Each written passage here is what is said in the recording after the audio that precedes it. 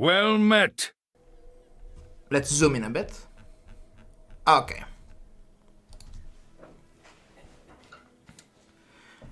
What do we do, man? What do we do? Man, chat is quiet. Speak up.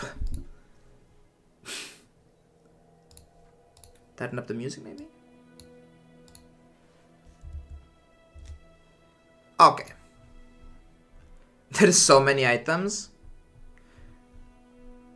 Let's start. I approve of tier list, yes.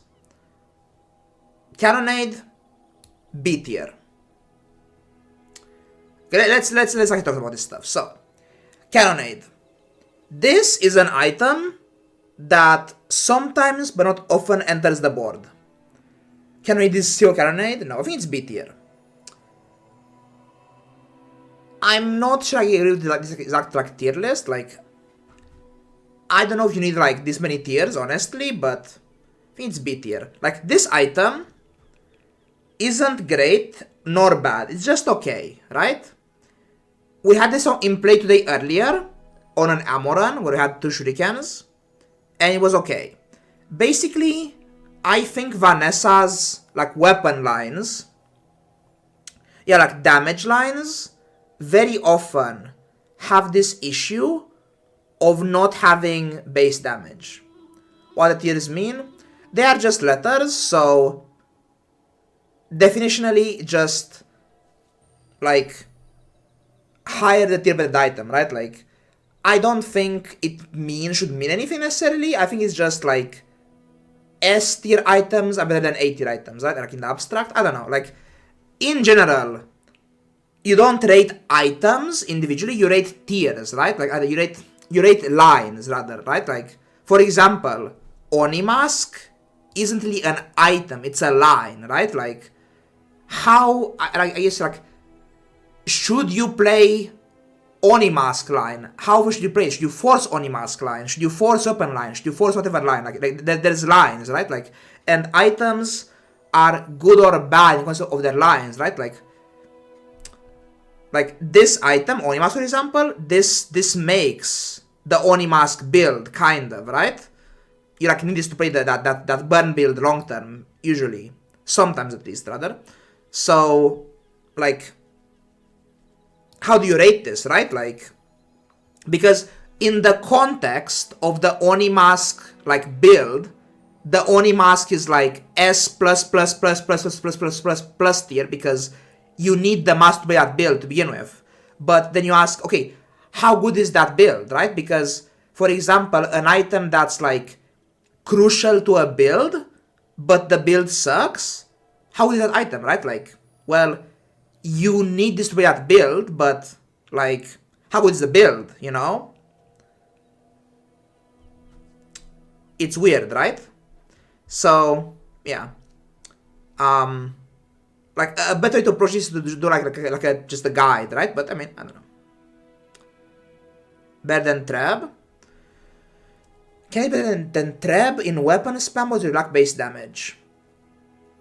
Against the current meta, I guess. We just wing it, right? Like, we just wing it. Like, we'll talk about items as they come. We'll put them in the context they deserve as we go to them. Like, this isn't like the end-all be-all, like, whatever. It's just like, the tier list is the catalyst for us to discuss certain items, right, basically? So, this is here for that reason, the Cannonade. Anyways, shot glasses. This is, I think, okay, I remember, Trump StarCraft, not the President Trump, but Trump, Hearthstone Trump. He had his own, like, when he did star ratings, he was doing the ratings, I guess, in that same way, right? Like, yeah, I guess a good item in a good comp is S tier. A good item in a bad comp is like less good. A bad item in a good comp is like also the same as a good item in a bad comp, right? For example, like that idea. So this item, shot glasses, is an amazing item in pretty bad comps and pretty bad contexts, right? Like this item, the most often I've played shot glasses was in elemental depth charge build, right? Basically, if you're playing weather glass or elemental depth charge and you get a slow charge burn or slow charge poison skill, this item is the easiest way to unload your slow charge burn or slow charge poison skill into the EDC, right? EDC stands for the depth charge, elemental depth charge. So I'd say this is like a moderately niche item in a moderately niche build. It's obviously exceptional in like, I don't know, like if you're playing Lighthouse, for example, it's insanely strong, right? Yeah, like it's good to Kusarigama sometimes. Not the greatest though, like it's not the weapon, right? Like usually you rather just have like nesting doll or a snapper to charge your resources. Like it is fine on Kusarigama ammo boards for sure, but I find that on those boards I don't need the glasses. Like they're fine, but there's better stuff somehow on those boards. Like you need slots for the Kusarigama, the pistol sword, or the ballista, slots for the dive weight, Zoar, Sid, Clamera, like too many slots you need, right? Like it's like fine. I want to say it's like C tier. Like it has a very strong effect, very fundamentally strong effect. It's very fast as well. It's start time sometimes. Just fairly niche. Like I'm trying to think, like, have I played this more often than Cannonade? Maybe. If you used to put this below Cannonade, actually, like, it's a pretty good item, but sometimes you are playing a Mantis Shrimp early game as you are entering the Onimask line, and you can just buy these for Onimask, like, as a temporary, like, transitionary piece. Like, you just have, like, Shrimp glasses as, like, a mini tempo play, and then you remove them later. It's kind of a bad item. It's a pretty good item in a bunch of bad builds, right? Well, yeah, roughly. I want to say it's B tier actually, like around here. It's fairly niche. It's pretty good though. Like it's just a good item in bad builds or a mediocre item in good builds sometimes. Rifle, it's D tier. It's not quite F tier because it's occasionally okay, but the issue is, even if you find the reload for it, like even with Powder Horn on day one, it's not that great. Because it shoots twice at 3-second speed, and then like you're done. Like after the first 2 shots, it just goes to 5-second speed. So it's like, well, yeah, you scaled your rifle, but now it's slow as fuck because you don't have like your captain ammo, right? So you have to like Zoar Sid the Powder Horn. It's a very awkward item. It's like it's a tempo item. I haven't never like played a full rifle comp in my life, like forever, like in like throughout the game. So it's like it's a tempo item that requires a different item to enable it, and then even if you have that item, it's not that great. Like, it's just fine. So, I'm gonna say it's D tier. It's not quite F, not useless, but D tier. Cannon, same thing, kind of. Like, it's not a useless item. If you have burn stuff, like, you never buy a cannon blind. You never, like, start with a cannon, right? You might buy a cannon. Like, let's say you have, like, a lighter, a snappers, or a writer's Zoarcid or something, and then you go to a medium shop, look for Onimask, and you roll the shop, and you need an item to fill your board for the day, right? Like, so you have like, you need items to fill your board on a burn line, day 1, you missed the medium shop, there's a cannon there, you buy it, lighter cannon, day 1, stack some burn, it's fine. Like, it's a fine tempo item, day 1, day 2 occasionally. But it's still like, it's a mediocre tempo item. It's temporary, so you have to buy it and sell it later. And then it's also like, even if you buy it and sell it later, it's still like not that great. Better than nothing if you need a filler board somehow, but it's like meh. So it's here, I think. Grappling hook. Same thing, kind of. Not sure about this one. Might be a C tier item, this hook item. It's a weird one. I sometimes grab this. It's a weapon. 7-second cooldown is actually fine because it does line up with Shark Claws. So like Shark Claws plus this is actually fine, like damage numbers. You sometimes play like a shrimp. Like if you ever go to a Colt on day 1, it's not uncommon to have like a start opening that's like you have a Mantis shrimp and a Bolas. Like Bolas are very strong on their own. So you have a Bolas, go to a small shop, you see a shrimp, you buy the shrimp, you roll, you see this, you buy it, and it's like fine, right? Like Quarta says this doesn't really matter. Like it's just okay. Like the slow is nice, but it's fairly low base damage, and 1 slow at bronze is kind of sad as well. Like better than these, I guess, but I'm not sure about that. It could be here, could be here. I'm not sure about this. I'm gonna put it here. Dock lines. So my instinct with dock lines is F tier. Like if I judge dock lines by how often they enter my board, then they are F tier. I never play this item, ever, basically. But realistically, they aren't that bad. Like, I suspect there was at least one time this season where I could have bought dock lines, and I didn't, and I should have bought them instead, right? Disruption is just like a fundamentally broken thing to do. Like, slows are broken. So, how can a slow item be bad? It's just so mediocre. They're so expensive, right? Like, you are never realistically playing a line. Like you are never meant to be on the slow Vanessa line. Like, yeah, but it gets you, yeah, like... Yeah, like, I think the slow builds are just kinda shit.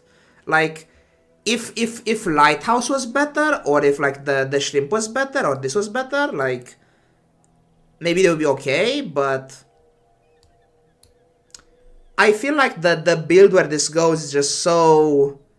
mediocre, right? Like, meh, like... They aren't that bad, though. I'm gonna say they are F tier, because I just don't buy them, I don't even consider them at all, but...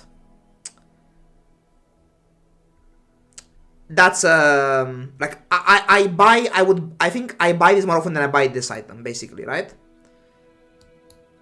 I'm gonna say they're D tier, They aren't that bad, they're just, like, mediocre.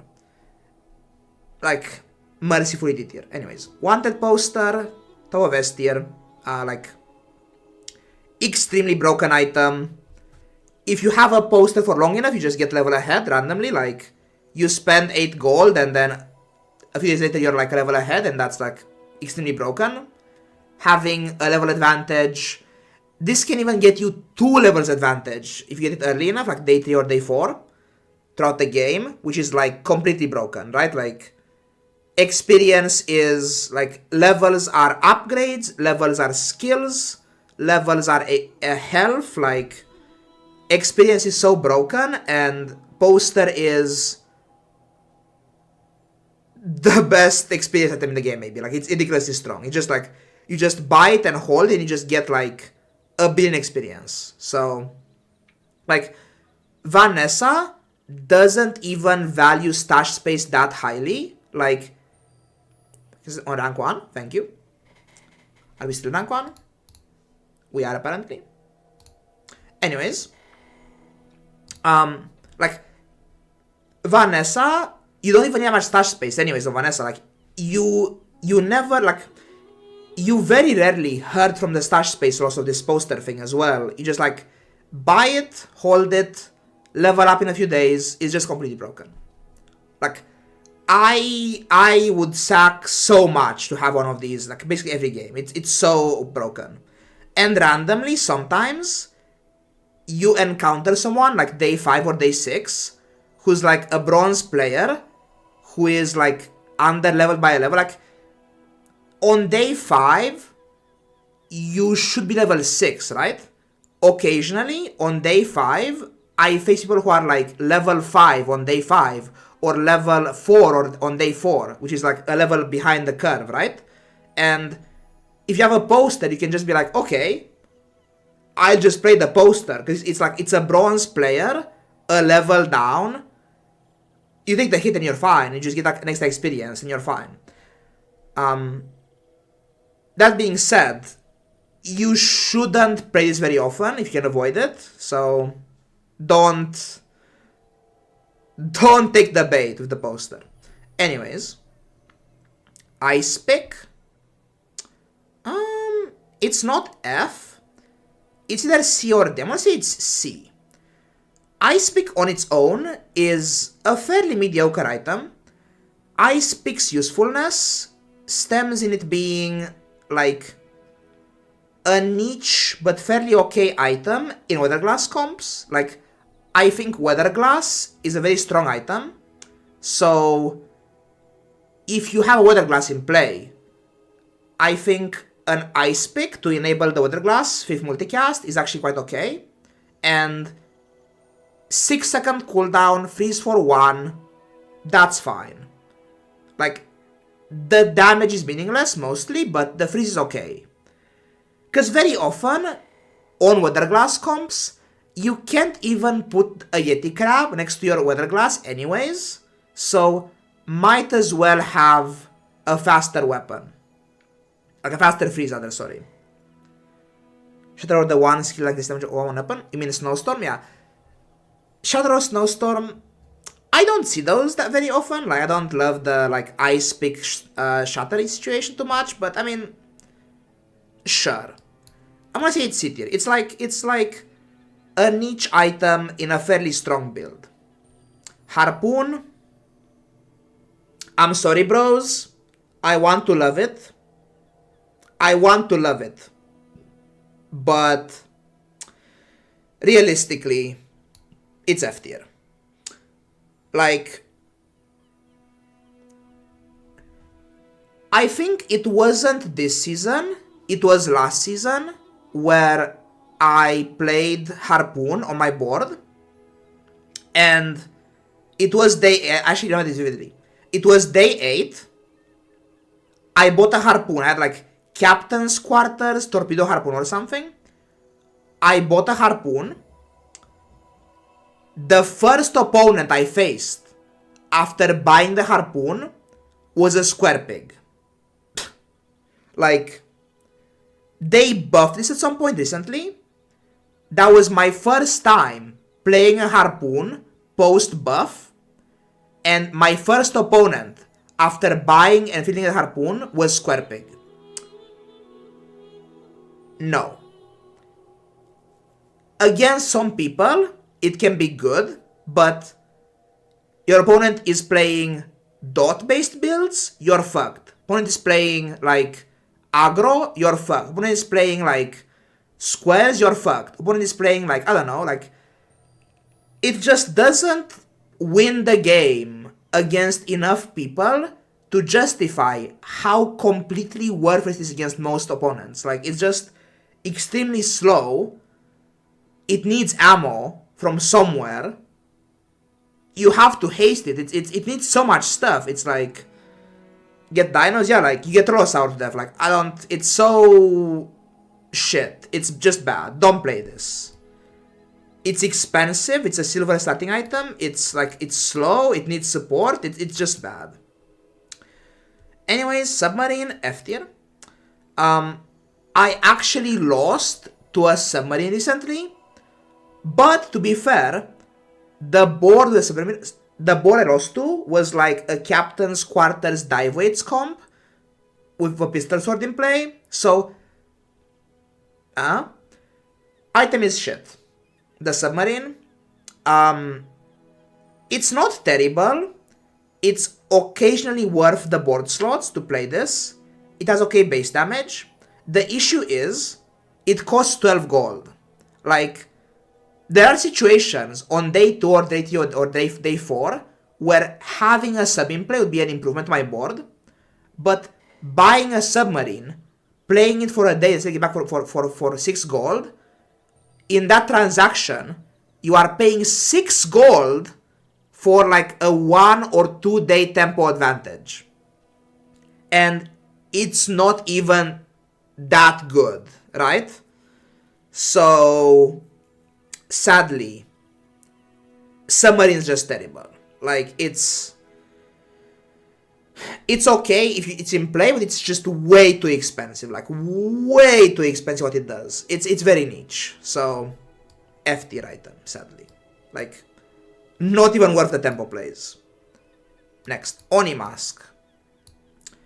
Oni Mask is one of my favorite builds.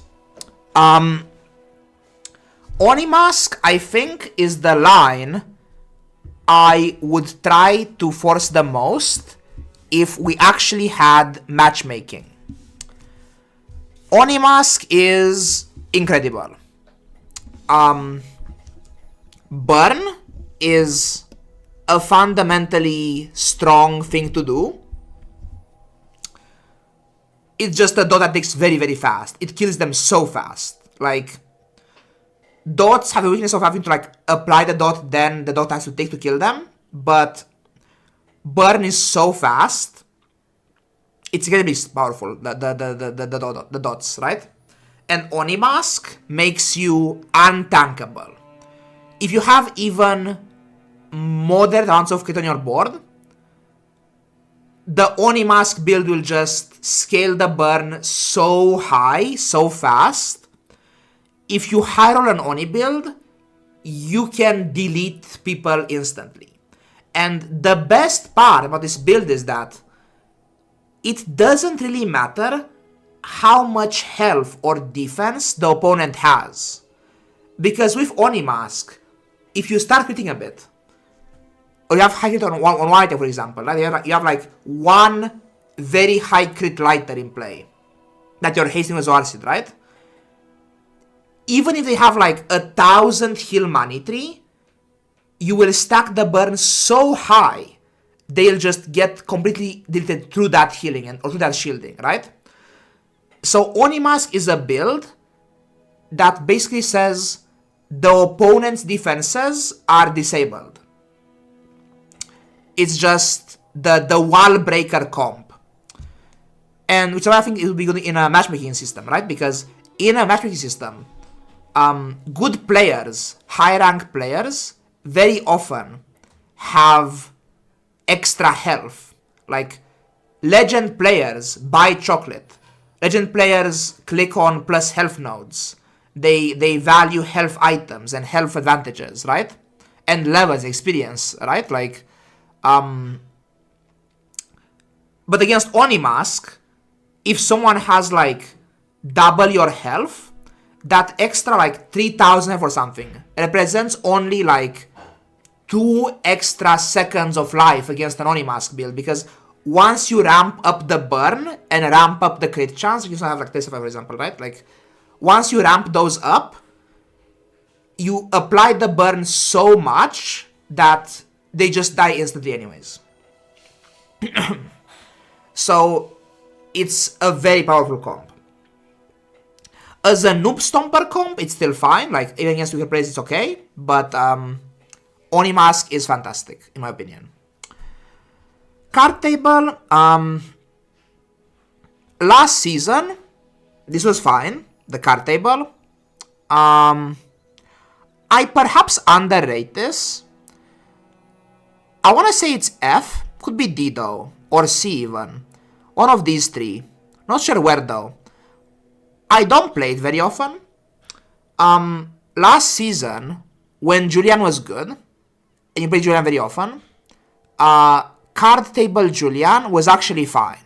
Like, if you had a small monkey, you would just sacrifice a few board slots for this card table item, and then you would multi your monkey, and then you're fine. Like, you get double the monkey value, essentially. Like, if you spend 2 slots on an orange Julian, might as well spend 2 extra slots on a second one, which is what the card table is, right? It's multi-cast on the Julian. So, when we're forcing Julian every game, it was fine, right? Is this good on Tortuga builds? Possibly. I haven't tried it. Maybe it's fine. Eel's Crow's Nest. I have not played Eel's Nest at all recently. I'm not sure it's a real comp. Maybe it's a real comp still, but I don't know. Like, I guess Eels have very high base damage now, huh? I have faced card tables Eels in the past recently, like, and it was strong. I mean, it's Caltrops, right? So I'm just worried that I guess it's a 3 tier, I guess.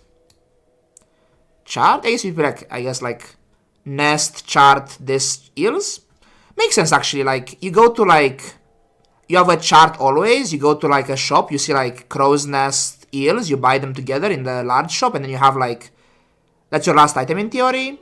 I could see it, I guess, sure. Yeah, maybe. I could see it, I guess. I'm gonna say it's D tier. It's like, it's a good item in very niche comps.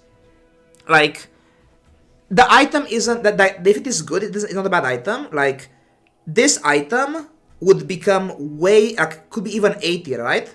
If the builds, where it goes into, were stronger already, right? Like, if you played Eels more often, if you played Tortuga more often, or Puffer more often, I would put this here, but because those lines aren't that strong right now, I'm gonna say it's D tier. It's like, it's a good item in a bad comp, basically.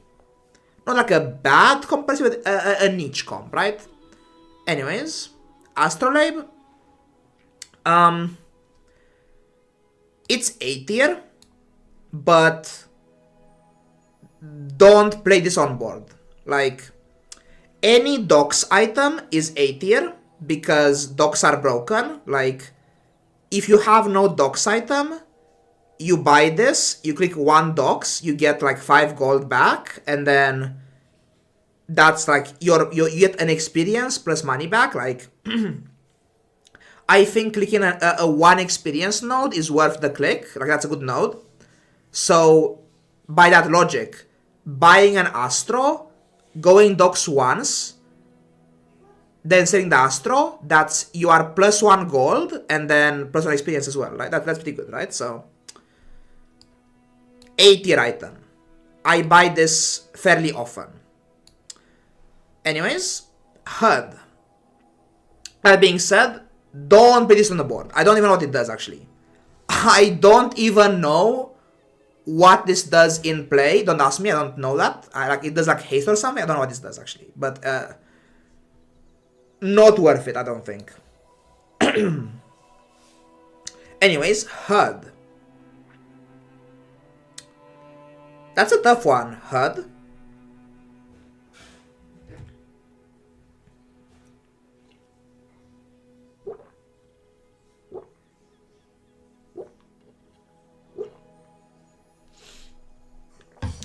HUD goes in the Onimask build, and sometimes the Other build as well.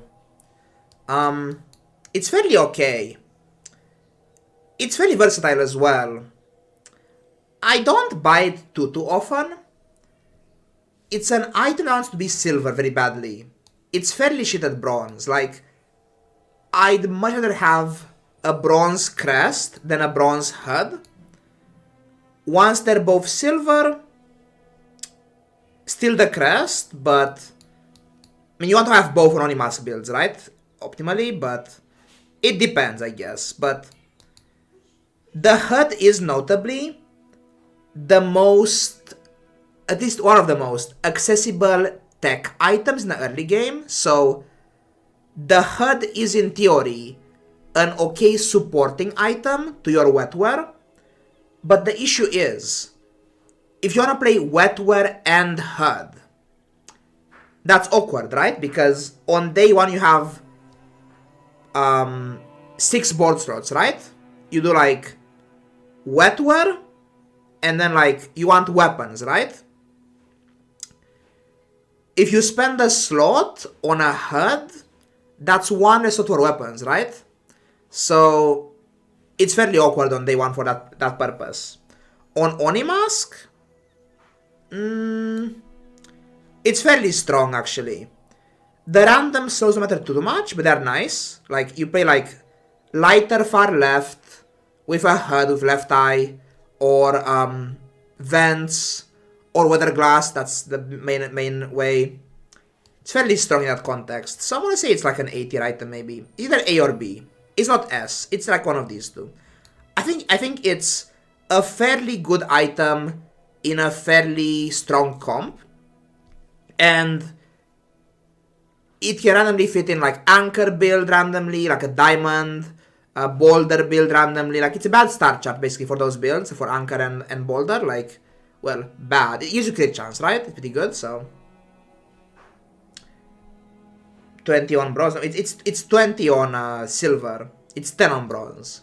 It's still fine. It's okay. It's fine. It's an 80 item, I think. It's not bad. It's not great. It's just good. It's just a fairly solid item in a fairly solid comp. It's not like completely broken, but it's fine. Anyway, star chart. This is like potentially the best item in Vanessa right now. One of them at least. It's up there. It's Arceus basically. It's a docs item, which this thing right here, like this tells you that an item with no text but it gives you docs, that's a tier item, right? This item opens up docs, but also it fits in like 5 builds randomly. Like you can play a silver star chart on an Oni board, it's pretty good. You can play this on Boulder, Anchor, Langshan, like any big bonk build, like single open bonk build, it's insanely good. You can just play this like, I don't know, like this, like whenever, like it's just fine. Like it's so versatile. This star chart item, it's extremely broken. Why is it broken suddenly? Well, it was not a great for most of the game's history, because they changed how CDR works at some point, and they never nerfed this item basically, the star chart, and now star chart is one of the best ways to stack CDR on items basically. Like builds like Anchor and Boulder and Langshan, all they want is crit and CDR, right? And this gives them crit and CDR. It's actually insanely good. Like it's very, very strong. Like it's strong on board and in the stash. It's kind of insane, honestly. So S plus plus plus plus plus plus plus plus tier. Next, Blunderbuss.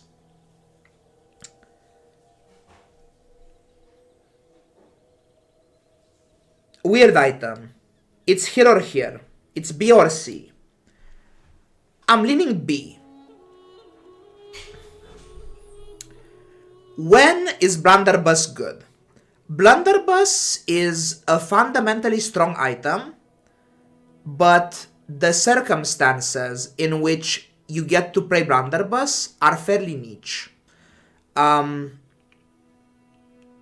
Basically, you need ammo for it, right?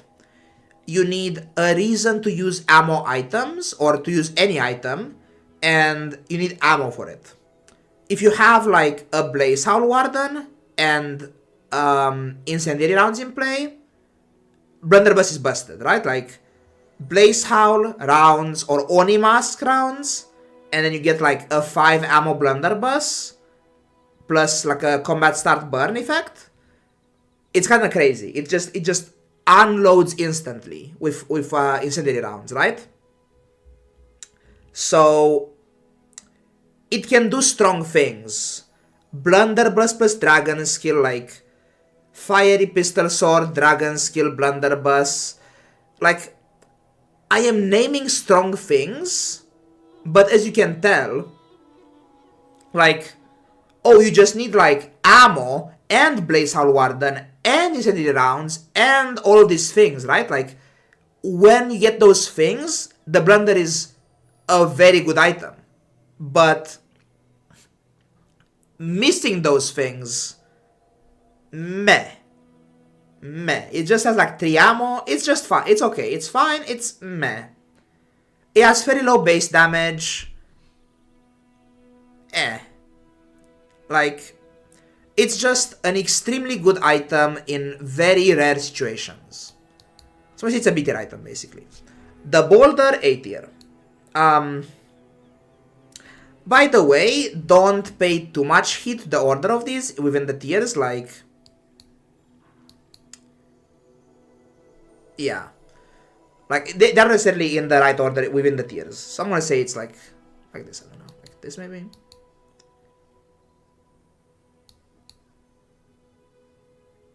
Yeah. Pinnacle Null Frost build? It can be. Anyways, the Boulder. Why is the Boulder good? The Boulder is a very strong item. Basically, you always want to have a star chart in your stash. So, you have a star chart, because you just do, because you play Vanessa. And let's say you lost the early game. You have like, you're on day 6. You're on day 6, you lost like days 1, 2, and 3 or whatever. You're on day 6, you have some money. You are expecting to lose more rounds going forward. At least one round, right? So, you know you are going to day infinity. You're going to day 14, right? At least day 14. Possibly 15, right? At that point, you need a build that can get you there, right? And on day 15, by that point, you are expecting to see at least one pig with a belt on the board, right? And possibly a pig with like a fort on the board, right? The Boulder is your answer. All the Boulder needs to do is to go once and kill them, right? Like, there's 2 elements here on the Boulder. There's crit chance and then there's speed. And you can kind of circumvent the crit chance with an enchant. Like, you get like Fiery or Toxic Boulder. You don't need to crit them always. You still want to crit them, but you don't need to crit them every time. Because usually the burn or poison can finish them off against most opponents. So you just need like fairly few things with the Boulder good. Like, you have like a Zoarcid, you do like Star Chart, Boulder, Zoarcid. Honestly, that setup can beat so many people just randomly. Like, it's just fine. And then, if you get some time, you can make the Boulder into a very, very, very strong ATM build. Like, there are certain skills available to you that make Boulder insanely strong. Shield Bash, Boulder is insane. Mixed messages, Boulder, insane. Just stacking loot CDR on the Boulder, ridiculous. Like, Star Chart, Feathers, Wings, Sea Shadow, insane stuff, right? Like, yeah. And this kind of build, like the one-shot build,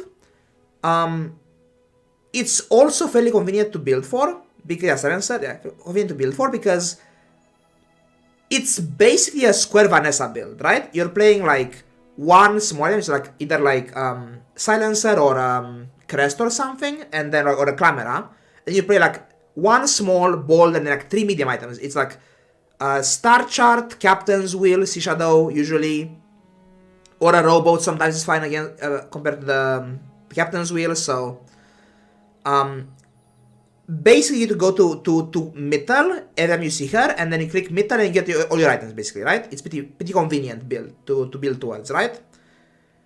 get to level 11, get Temporal Strike, you're kind of chilling, right? There's so many outs for this item, basically. Like, it's not that strong, like, from the get-go, but there's so many avenues to make this very strong that you will probably hit something, right? But the boulder's main, like, use is that the boulder is one of the best, cleanest ways to salvage losing runs, basically. If your run is going badly, bring on the boulder, right? Because you know the boulder, if you build correctly, the boulder has extremely high late game win rate. Because it doesn't matter if they have a billion health, the boulder kills them. The boulder farms all the annoying pigs, basically. So, I think the boulder makes Vanessa very, very strong. How often do I play the boulder? Not that often, actually. If you actually, the boulder is actually, I think, the friend of the intermediate skill player, in fact, where you are, like, wise enough to know how to build the boulder build. Like, it takes some expertise to transition from your, like, losing early game board to, like, a real boulder board, right? But also, if you are a very good player, in theory, you shouldn't lose the early game that often. Like, if you are adept at building a strong early game board on Vanessa, you don't very often end up needing to go to boulder anyways. So, I'm gonna say it's a good item, just not one I use very often, at least recently. So, yeah, it's good. Corzina Crest, I'm gonna say it's like top of A tier. Corzina Crest is a very strong item in the Oni Mask board. Yeah. It's just a very strong Oni enabler, but not necessary. It sometimes falls flat a bit because it stays at bronze. Like the Oni Mask build, you very often have to upgrade your Oni Mask to level 4, so it's a bit awkward to upgrade this usually. The Corzina Crest, because you want a Silver Crest optimally, right? Going to the mid game. So, even now, it's an 80 item. It's still good. Like, it's still a strong item on Oni Mask. It's like, it's nearly S tier, honestly. I mean, it's top of 80, I think. It's still very strong. It's also okay in, like, ammo boards sometimes, especially at high rarities. Like, gold is good on ammo boards, for example. Like, Crest, Kusari Gamma, Shuriken, Pistol Sword. It's kind of fine. Like, Crest on Ballista is fine. It's just an okay item. It's like, it's way less good than before, than pre-nerf, but it's still like a fine versatile item. It's just an okay filler item, basically. Very good for Oni Mask, for sure. The Crest. Tiny Cutlass can go down here. Okay. Not a real Vanessa item.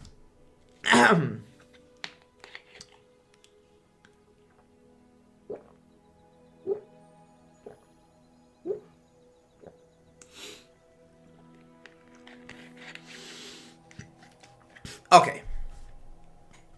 Seashell. I'm gonna say it's C tier.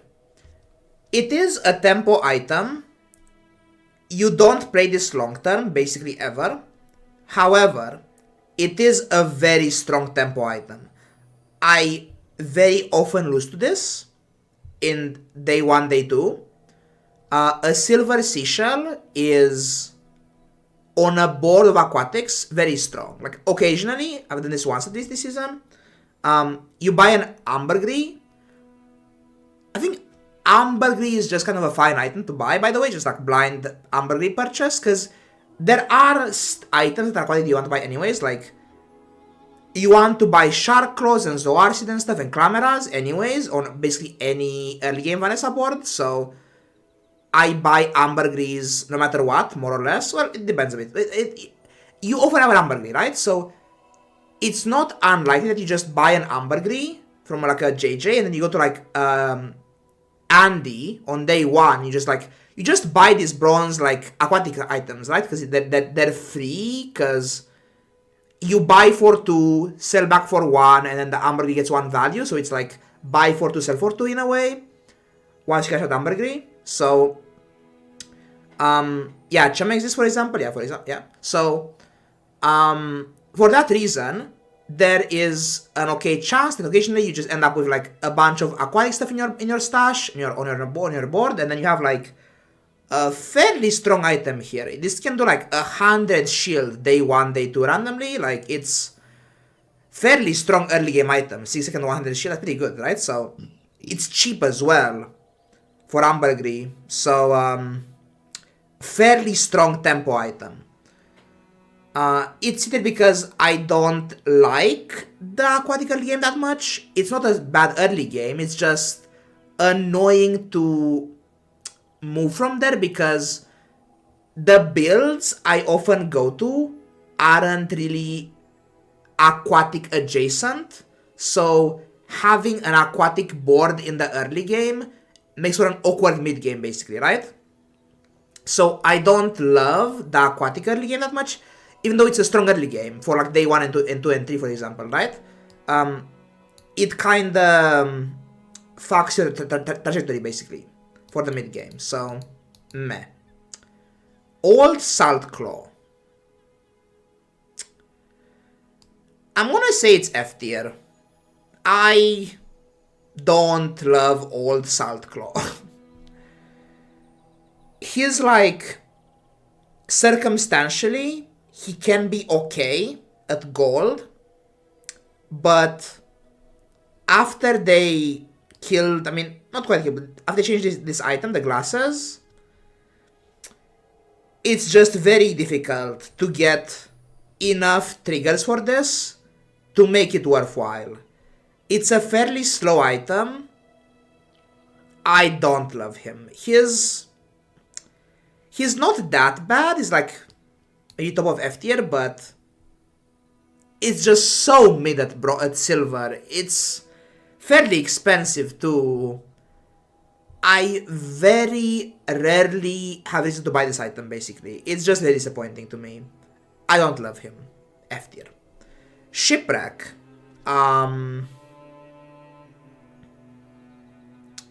Weird item. Shipwreck.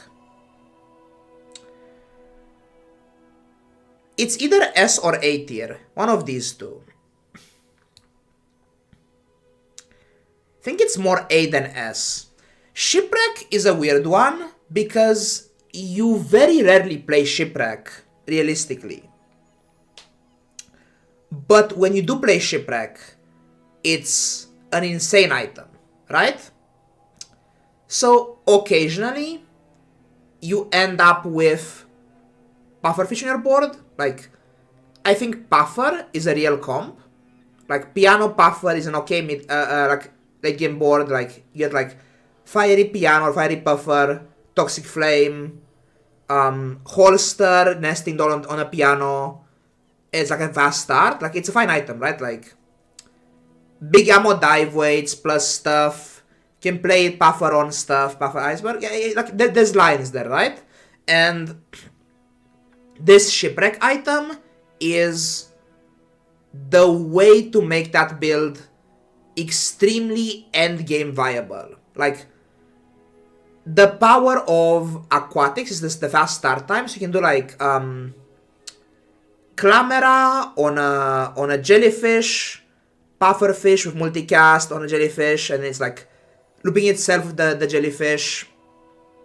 It's doing stuff, it's poisoning them. It's fast start, instant start, it's doing a lot of poison, it's multicast. It's pretty good, right? That's one use of the shipwreck. It also just has very good enchant, so if you're like if you aren't at death's door yet, and you can fields on your board and play it on your board, then you buy as you play it, you lose a round, go to death's door, get an enchant, and then shipwreck enchants can really bail you out. Like, really bail you out, actually. So, also that, right? But the other use of this item is with just Anchor, right? Like, I think at the moment, Anchor is a fairly strong item, like a very strong build. I very often play Anchor style builds, and Shipwreck is possibly the best Anchor item. Like, the Shipwreck gives your Clamera multicast and your Anchor multicast, so if your Anchor can crit them like once, they kind of just die in one go. Like, Obsidian Anchor plus Shipwreck just kills them, or like just max crit Anchor plus Shipwreck just kills them in one Anchor cycle, right? So Shipwreck is an insanely good like end game build with Anchor.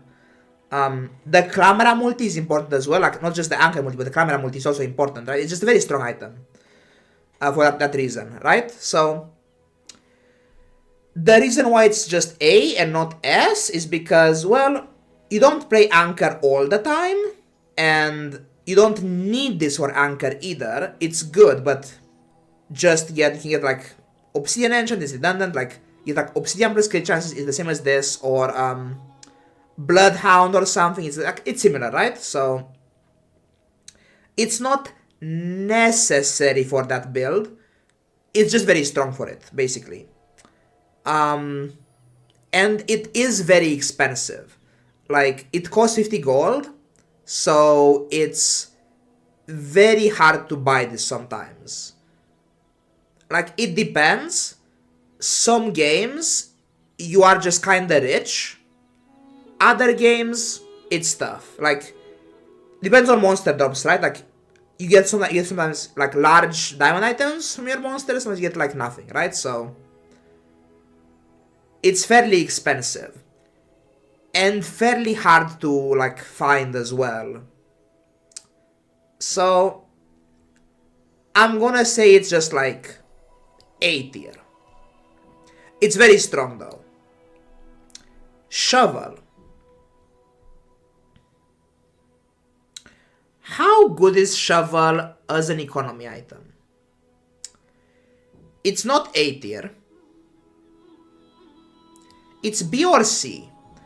I think the Shovel is potentially, it's one of the better econ items. A silver shovel actually has fairly good odds to dig up fairly okay items. Most of the time, the shovel drops are pretty bad.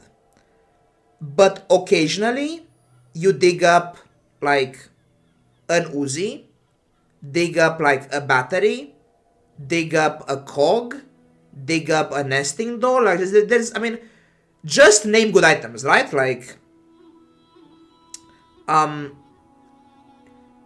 you buy the shovel, you are expecting to get usually just like a gold a day, and for that reason, not that great. Like, I am not a big fan of paying 4 gold and 2 stash space to gain back 1 gold a day, because it takes 1, 2, 3, 4, 5 days of shovel in stash to be positive on money. You can still shovel back, like, you can like, oh, I buy the shovel, wait 2 days, then I sell shovel back for 2 gold, right? And you have like your break even, but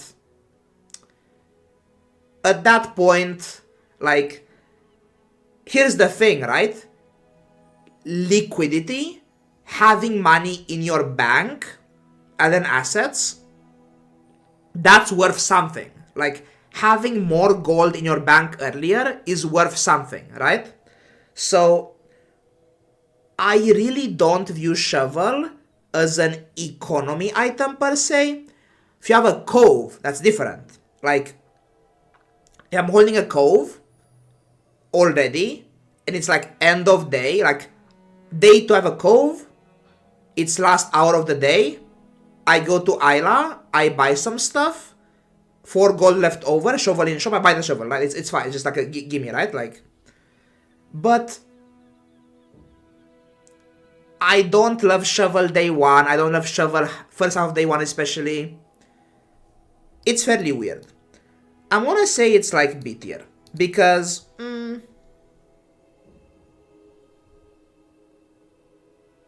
Yeah.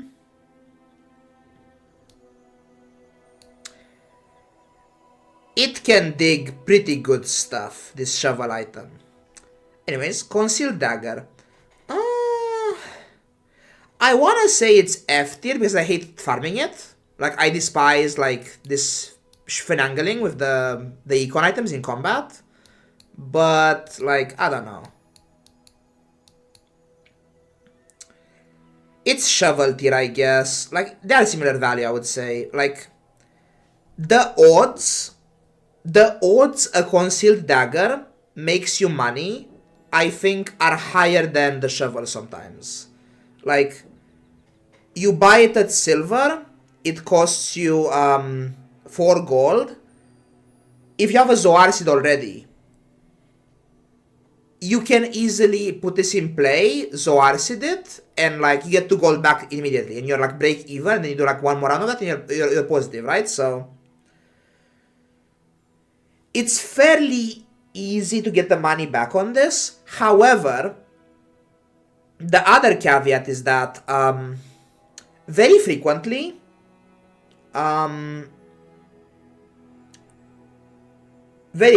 yeah, you can't play this on your board. Like, you see the 3 monsters and you're like, oh, I wanna fight the big monster.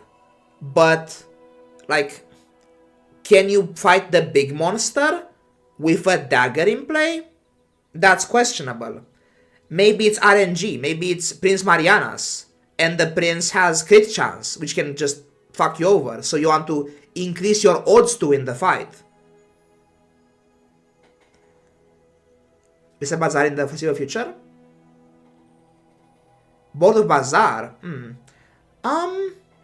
Mr. Zape or Zapek? Not really. My main viewer base is in Bazaar.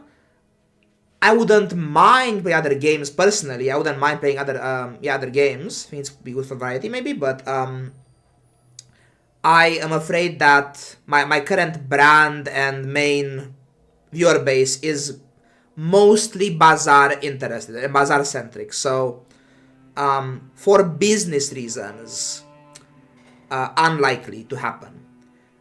In the far future, more likely. But in the near future and intermediate future, low odds.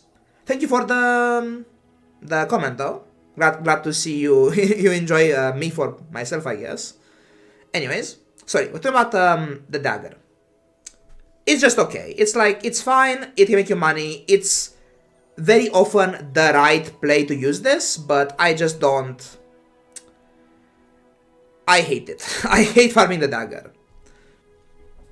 But yeah, you should probably buy this very often. This dagger item, it's fairly useful to you. Like, I'm not saying like 2 bit here. Like, it's a fairly strong econ item.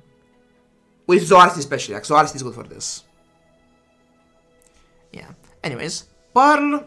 I'm gonna say it's D tier. It's a tempo item. Like, the potential. Yeah, like, I hate it. I hate to use this, but it's fairly easy to get the money out of this, I would say, so it's worth it. Glass is so high. We talked about this earlier.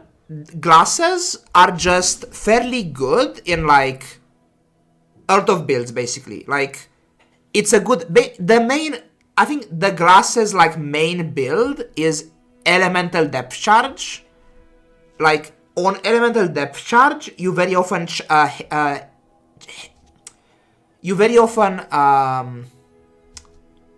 hunt. You look for the charge skills, right? The slow charge skills, slow charge poison, and slow charge burn. And glasses is like the best, one of the most accessible ways to get your slow charge poison or burn through, right? Like, if you have like Clamera plus slow charge burn plus glasses and diamond depth charge, you go at like 3 seconds in, right? So I've had that at least twice this season, and they are also just fine on other builds as well. Like, they're fine on Kusarigama pistol sword, they're fine on like yeah. Kusarigama pistols or Kusarigama plus ballista. Just ballista build is fine. Like, they're just okay, right? They're fine. They aren't like amazing, but they have a niche and they are fairly strong in that niche, in my opinion. So they are, I think, fine. Like, Wither Glass too, right? Like, slow charge poison Wither Glass. Like, they're fine there as well. So they are fairly versatile still, even outside of like slow based builds, right? Anyways, Pearl, D tier. It's a tempo item like this, but it's worse, so D tier. Seaweed, it's like seashell level, maybe a bit higher. Very strong, like early game tempo item. Yet again, if you get like a silver seaweed on day 1, day 2, very strong early game, like day 1, day 2, day 3. It's very, very strong. Mid game, meh. Too long to scale this, but day 1, day 2, it's very powerful, the seaweed. Clearly, like, wall people, can tank a lot of builds, like, very, very well, so strong tempo item, gets high C tier. Like your reasoning? Yes. Anyways, musket. Can I make a new tier below F tier? Am I allowed? Musket is Garbanzo miserable tier. It's horribad. It's extremely trash. Like, a silver grenade is this, but more damage and less slots. Like, what? This thing is horrendous. Like, what is this? It's 100 damage. It used to have 100% crit chance, but it lost it for some reason. It used to be like a fairly strong tempo item. It used to crit every time, and that was good, but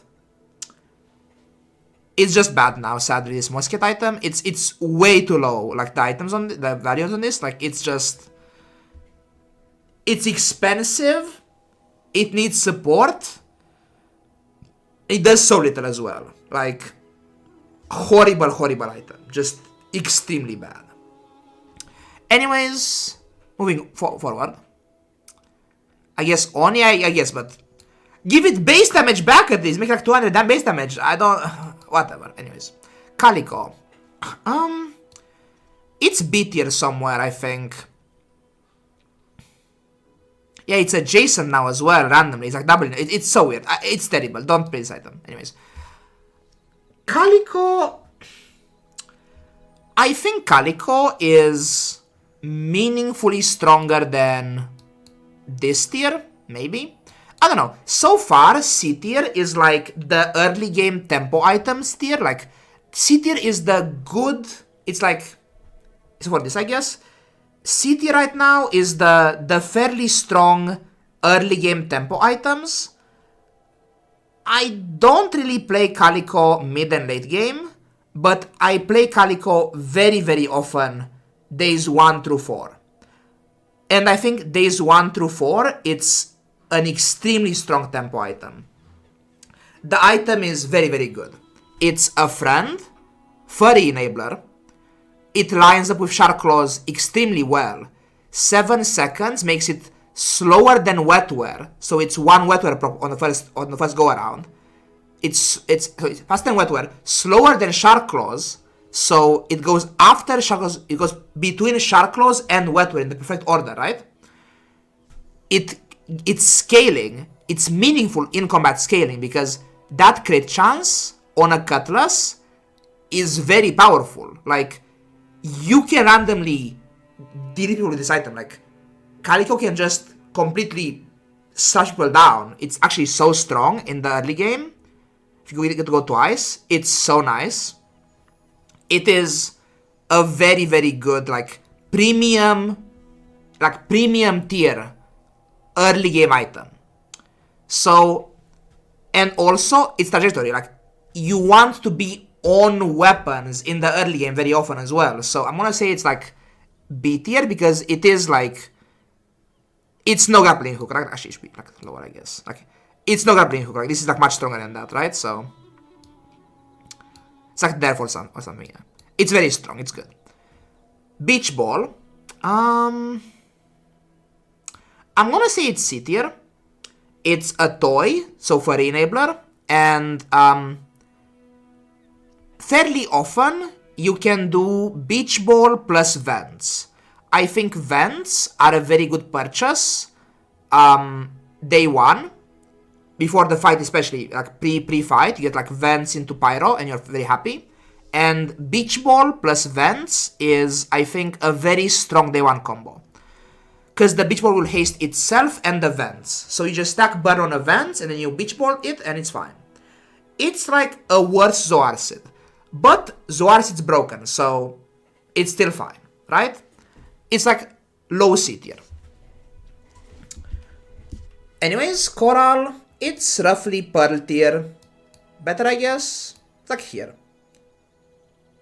Beach Ball Zoarcid. If I have a Zoarcid, I don't love playing the Beach Ball anymore because I have a better haste already, but I mean, it's just okay. It's an early game tempo item, it's fine. Not great, not terrible. It's just okay. Anyways, Coral is here. Coral is okay. It's like an aquatic item. It's fairly meh. Like, it's paradoxically, it's like an early game tempo item, but also needs like to get scaled. So it's like meh, but it has okayish base healing, so it's actually fine. Coral, like day one, it's. I mean, these items are good and they need aquatics in play to scale, so therefore Coral is also okay. It's just fine. These items are elevated so much by Ambergris, by the way. Like, the fact that Ambergris exists really justifies you buying like random bronze aquatic stuff, because you'd have no long-term money loss that way, right? Like, as before, like, you have an Ambergris in your stash, you can buy a bronze Coral for free. Not quite free because you use liquidity, but it's free long-term, right, in theory? Change Coral with them saying they want to change combat scaling. I don't know. I think an item like Coral is fine to keep that, because it costs you money to scale it, which is like an investment, and it's a defensive effect. Right? It's healing, and it's a fairly innocuous healing item. Like, they could buff it, and it'll be a problem, but I think like it's weak enough to avoid nerfs. I think I could see a rework into something else. Obsidian Coral, yeah. Anyways, Pop Snappers, A tier for sure. Higher, around here, maybe here actually. Snappers are very strong. The 3 ammo is an issue, but they have very high burn for a bronze item, and to play Oni Mask, which is a very strong build, you need burn items, right? So very often, like, the Oni Mask indicators, the prerequisites for Oni Mask are Snappers and Lighter, right? Like, I very rarely buy the Oni Mask first. I have to have at least like a Snapper or a Lighter first to even think about Oni Mask, right? Basically. So it's a way to start stacking burn early game.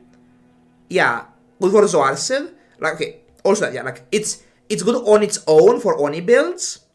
It's good for just like a burn win condition in the early game. And also, in the early and mid game, it's an ammo burn item. So if you have like Heated Shell as the skill, this still can represent 3 seconds, 2 burn procs, right? So you have like Heated Shells, Snappers, plus Revolver. That's 3 burn triggers at second 3, which will charge Zoarcid to full strength, and then the Zoarcid has to haste your stuff. So this can be a fairly versatile item, like supporting item in ammo builds as well. If you're playing like a Ballista, like I have like Ballista, Dive Weights, Zoarcid, Clamera, like Clam and Zoarcid flanking and Dive Weights. I just want to play the Snappers, like they're an ammo item, that's Ballista procs, and it procs Zoarcid as well earlier for alignment.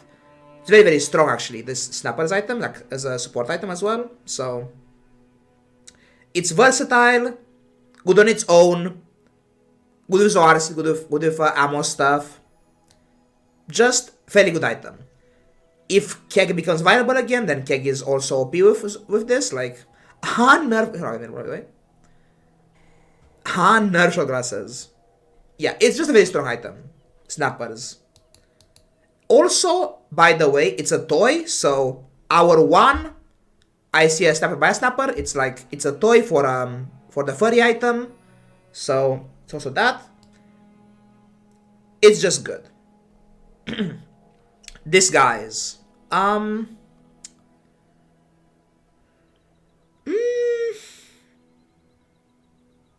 So okay, first things first. Not an on-board item.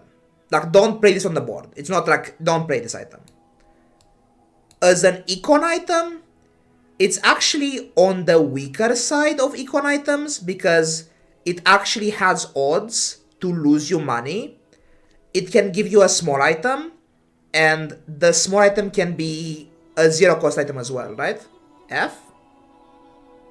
Is the stream down? Sorry. I never seen this on board either, these guys. The issue is that unlike Chum, this can lose you money, right? F tier?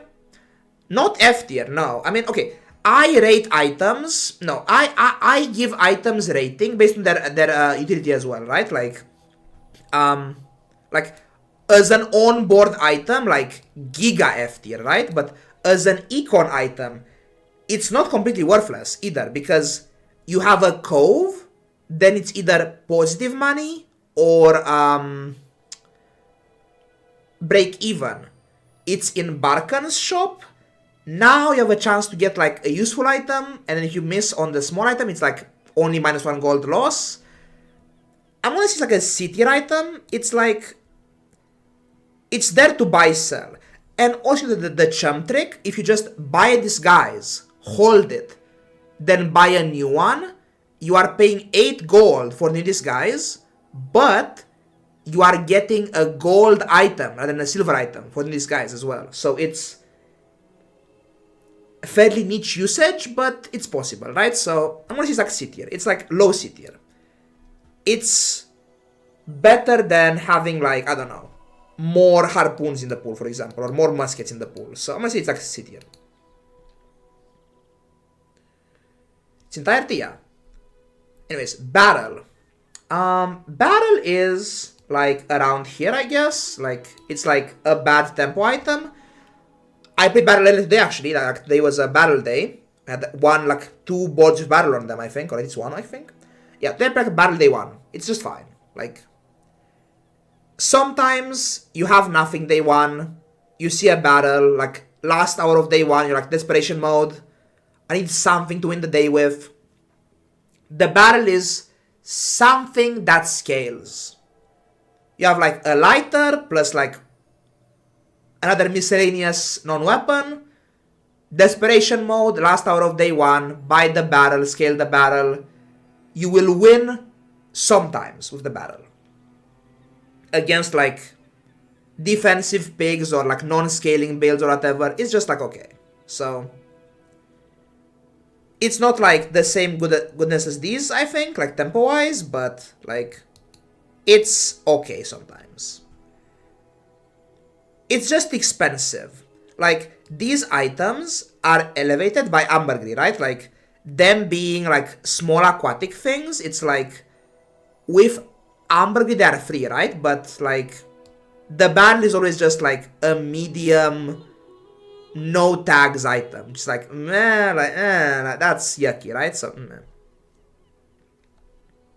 If you don't find press, I mean meh. Sextant. Sex is a weird word. Weird item, sorry. Sextant is a weird item. Sextant is one of those items that really suffers from how it upgrades, right? Basically.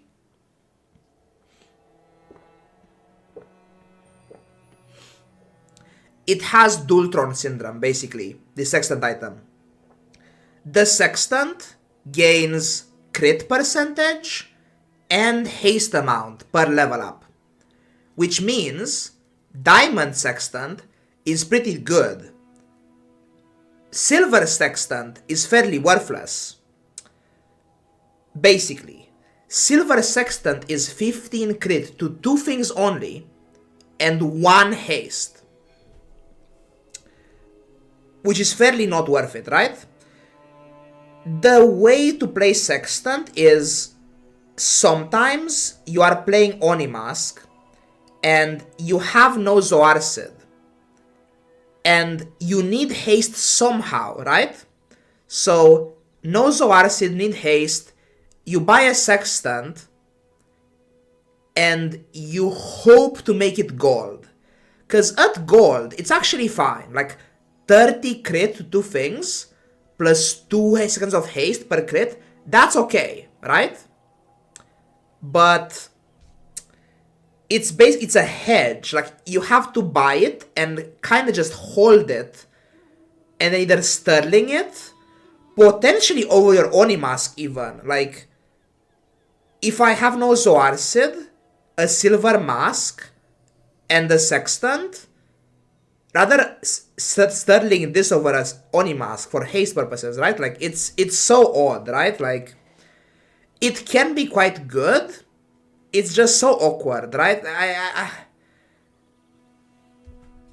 Also, very rarely you need like crit on a boulder, and it's like, okay, Diamond Sextant is like 50 crit for 2 shots on a boulder, and that's okay, but like, meh. Like somewhere in here, I guess, like C or B for sure. Like top of C, maybe? Feels C to me. Very awkward item, this Sextant item. Solo time? Yeah, I mean, it's like when you get a Diamond Sex from the Dunes guy, the Lord of the Wastes, it's kinda legit. But if you buy one from the shop at like silver or gold, it's like, meh, it's okay. Meh. Silver is just terrible, basically. It's just too bad at silver. Like, it's terrible at silver. Like, if it was just like 2 haste always, and then just like the crit scale, then maybe, but it's so hard to get entry into this item, basically. I don't like it, so. Throwing knives. Somewhere in B tier for sure. Potential here. These are very often not that great. They are a fairly poor early game item and mid game item. They're gold starting, right? They are fairly poor mid game items. The issue with ammo in the mid game is reach. Very often, you don't have enough ammo on your items to kill the opponent. It depends, right? Like, you are often stuck in situations where you missed on damage skills, like base damage skills and such, and it's fairly awkward to actually kill them, so you need like more staying power. The knives are like grape shot speed baseline, very low ammo baseline, and furthermore, to even have an advantage over a grape shot, they need to have crit chance as well. So, the knives are actually an exceptional late game ammo item. If you have like inexorable, like 20, 30-ish crit on your whole board, for example, and then like Kuseyama Pistol Sword, they're very good actually. Like they're like essentially, with enough crit chance, this is a second shuriken, right? Except they have 2 ammo baselines rather than 3 ammo baseline, so 2 shurikens is good. It's actually better than that, right? Like, shuriken has to like unload on its own. The knives, if you crit enough, these actually shoot faster than a shuriken would. Like, if you have like 1,000 ammo knives and 1,000 ammo like other items, the force use of the knives has no ICD. So you just unload them instantly, right? So they are like a late game ammo item where if you have like a lot of shuriken ammo already, you can put ammo here as well. No ICD? Far as I know, that's true, yes. Knives are instantaneous.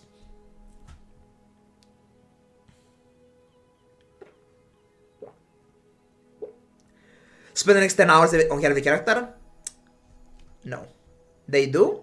Maybe they do. I don't know. As far as I can, like, from my in-game experience, these shoot fairly fast. Like, these unload very fast. Maybe I'm just blind though.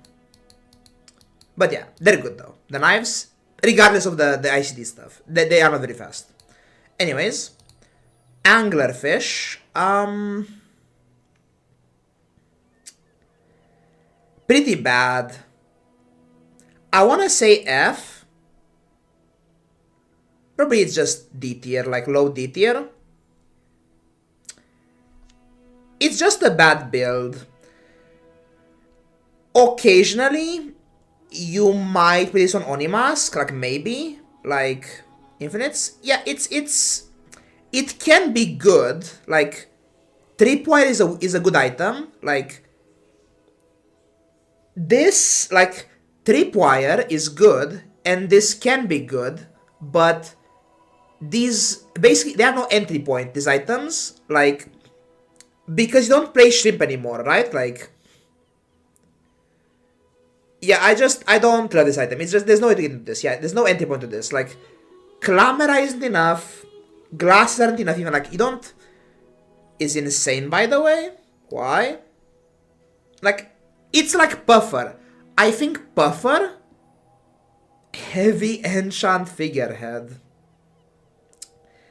You are naming lots of items there, mister. Like, figurehead, anglerfish, heavy enchant... Too slow per cast? Yeah, okay. If you get a slow enchant in your slow build, hell yeah, but... Here's the issue, like, the enchant happens on day 8. Explain you me, what the fuck you are playing prior to day 8? To where you have this in your stash... And the figurehead also sometimes? Like, I don't...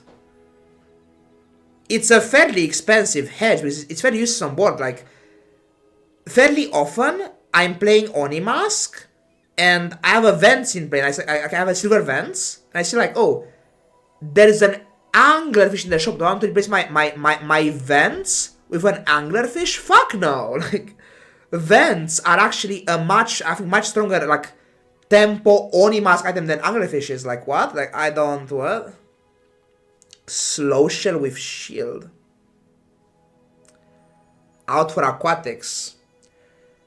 Aquatics suck. Caps much higher? I mean, maybe, but like... So does Boulder? Like, I don't know. Like, yeah, like... You need like an enchant? Are fine? They are fine. They are just not like... They aren't the main lines, the aquatic stuff. Like, they are not that great. I mean, they're okay, but I don't know. Yeah, maybe I could see it, but I just don't play them. Like, most play them. I could see, like, if you live in a world where aquatics is the main line, then that's cool. Like, that's a cool enchant. The slow 2-for-1 from the anglerfish, but. In my world, this has no entry point. I don't have stuff for this very often.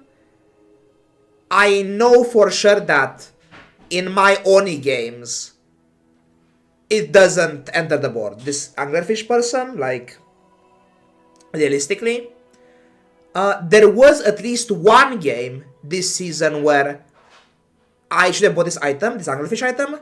I had a game where I had heavy piano. I had heavy piano plus pufferfish board. And I skipped anglerfish. Any reps? No. Not really. Like, I don't play slows on Onimask boards. Like... are insane, by the way.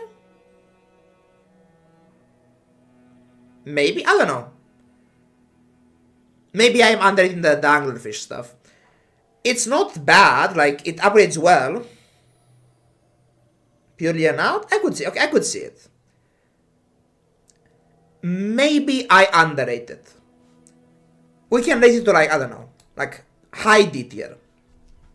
I am prepared to concede that I just haven't explored these lines enough, because I can accept that, like, one in like 30 games, you have nothing, and this is the correct play, right? Like just hedging the anglerfish stuff, just in case you get the enchant, right? So I want to say it's like high D tier then, sure. I can accept that, because I do agree that I think Tripwire is a very strong item, and it has a good throw enchant, it's true, so it's D tier. Anyways, Berg. Reactive? It is. It's pretty low. It's a pretty good reactive item, Tripwire. Dock Lines Angle. Few of reactive items. This is an Iceberg over here.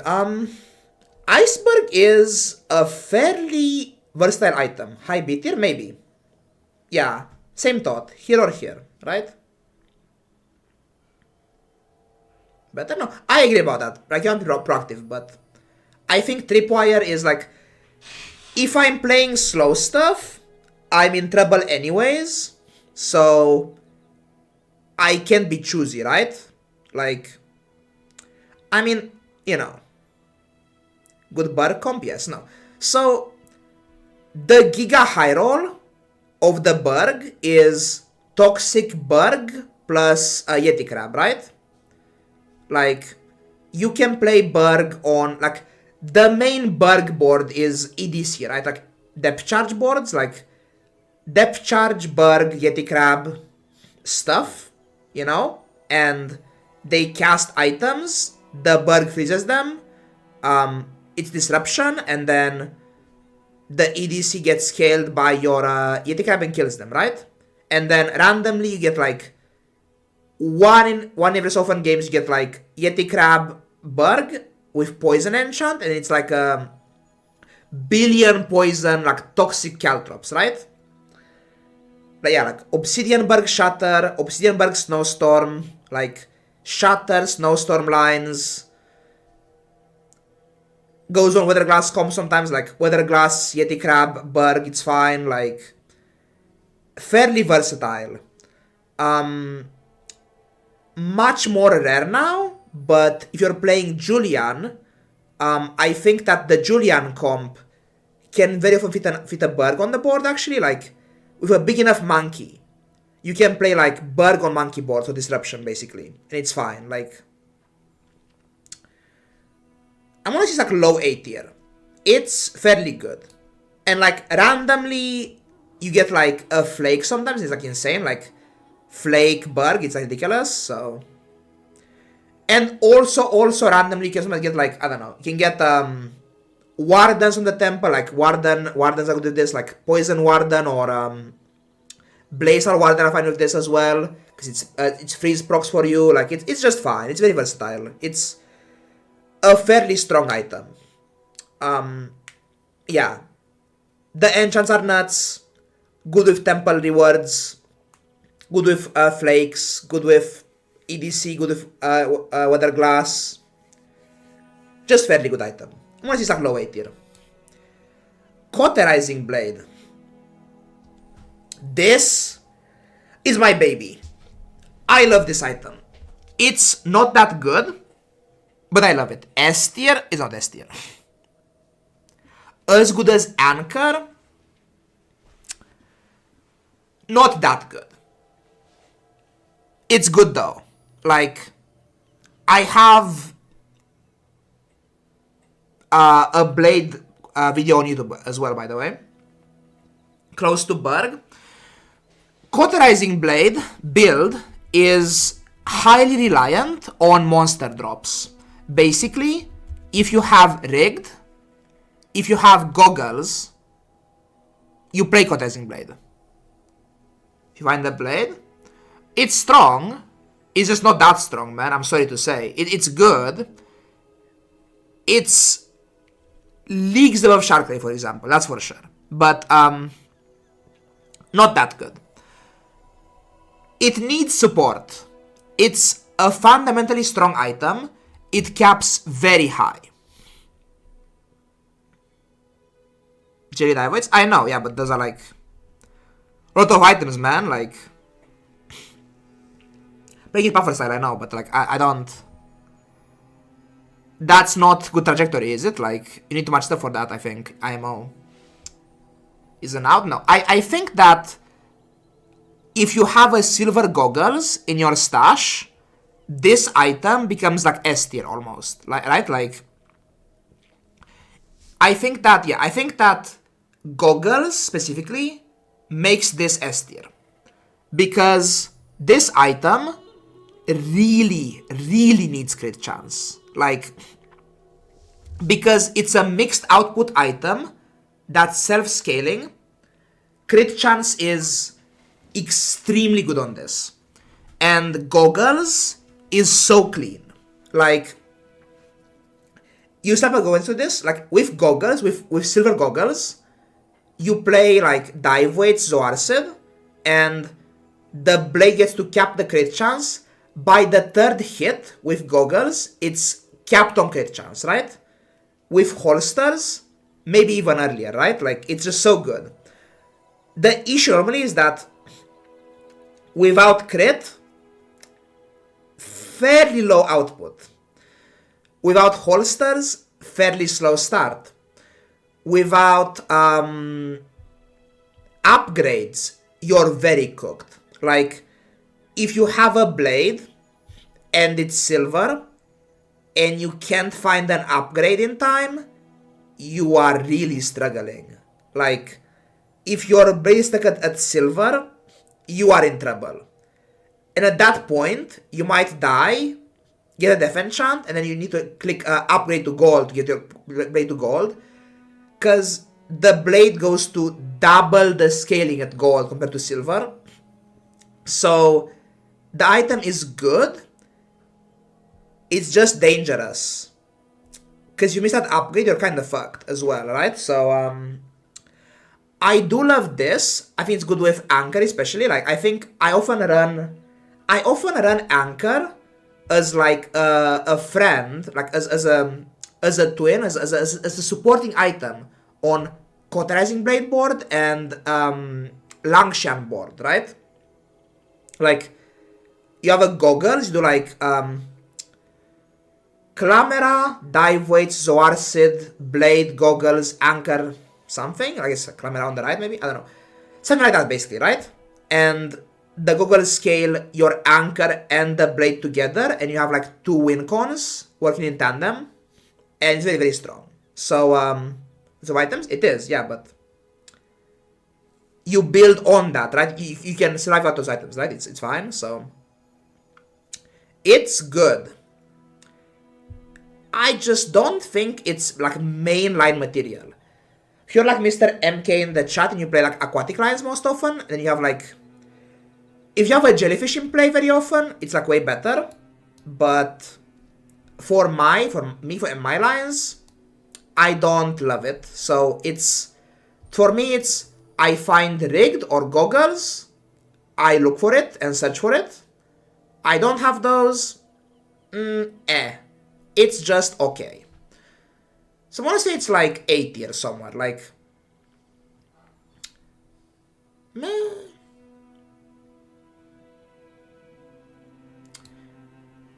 Around here somewhere? Around here somewhere, I would say. Like, it feels weird, rate this above Boulder, because Boulder is like very good, but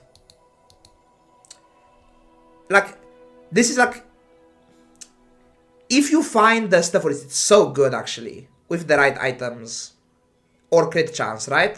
Like, it can be so nasty. It's just hard to get into it. Anyways, eels. I have no idea how good these are. I want to say D tier, like, we put the table here because of ills, basically, so I want to say it's like they're together, I guess, like, maybe C tier? Super good? I don't know. Underrated? Ills are at least B. Do you guys play ills? Come on. How do you play these? No? Good at 50? How do you play this? What is your entry into ills? It's so bad? They're so good? Prince Marianas? With Oni? Weapon? Okay, okay. As a drop from Prince, like, sure, you get like a free gold eels, and that's like cool and all, and you like play them for tempo, that's fine. But like, the earliest day you find this in a shop is day 6, right? The eels. So it's day 6. On day 6, 100 damage isn't that hot. Like, it's not bad. It's a fair value. It's good. It's okay. Not like that insane on day 6 though. Like, it's just fine. And then like, it's matchup reliant. It's 3 board slots. Like, they have to go so much to have like better average cast per second than like just 3 other random slots. Like, I don't know, man. Like, Julian Scope the Classic? I mean, sure, but that's like, even when eels were good back then, they had like an awkward like entry into the build. Like,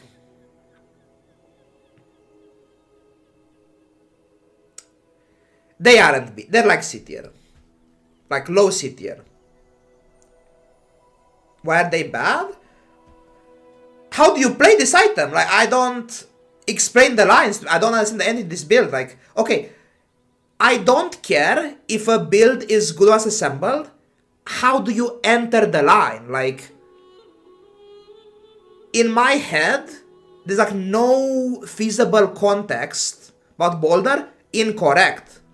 The Boulder, as I said earlier, the Boulder is good because you always have a start in your inventory. The star chart is like the Boulder's like most important item, right? Like, also, the Boulder is an Apex build. The Boulder doesn't have to be immediately insane to be playable, right? Like, the eel, I guarantee you, you will have to face at least one opponent before day 16 that the eel just can't beat. You will face at least one freeze pig or fort pig or like boulder style opponent, like Langshan style opponent, or like some counter comp, right, with the eel. So when you're playing eels, like full eels comp, you have to account for at least one free loss because of matchup reasons, right? Sarigama exists? So? Question mark? Like, I don't care. How many casts is this? Can't be that high. Like, I don't... No, I don't care. Like, it's no ballista. It's no pistol sword, man. I'm sorry. It's just, it's too many board slots. Like, no, I mean, sorry. No, it's just in the right matchups. Like, if you're playing Dooley and you queue into eels, it's like fucking S tier, right? When you're playing Vanessa, you have to queue into like everyone. It's like, well, it's good sometimes, but then like, it's gonna lose you at least one game. Like,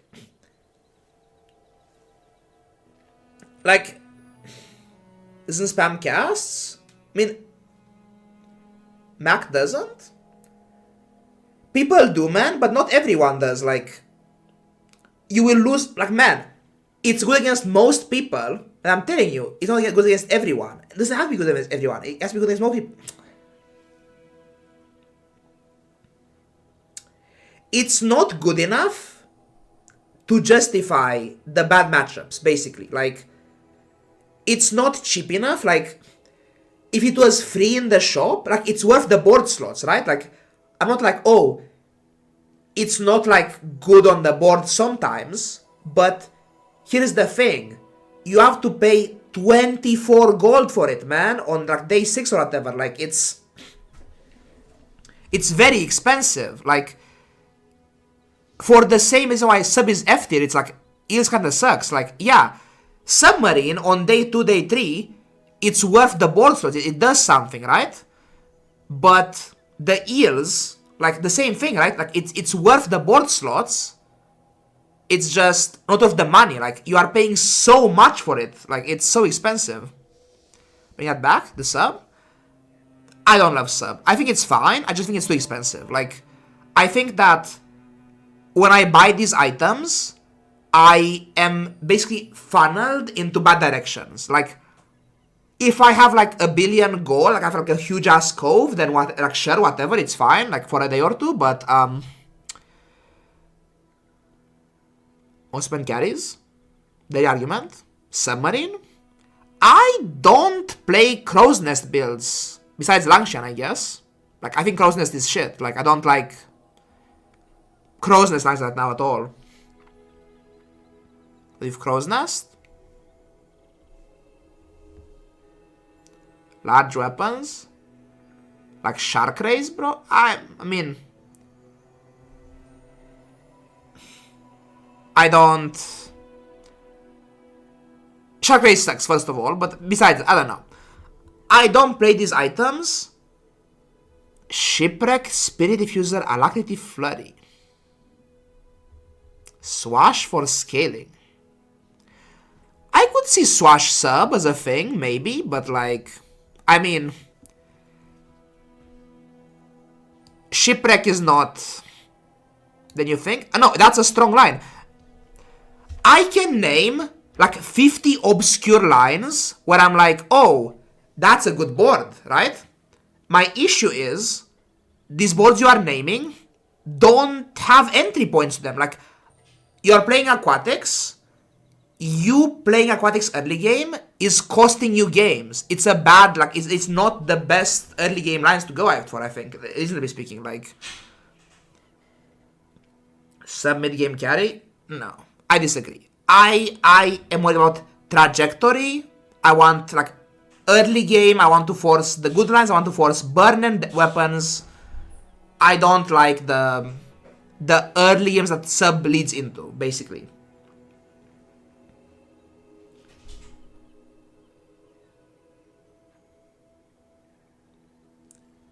Whether in depth charge?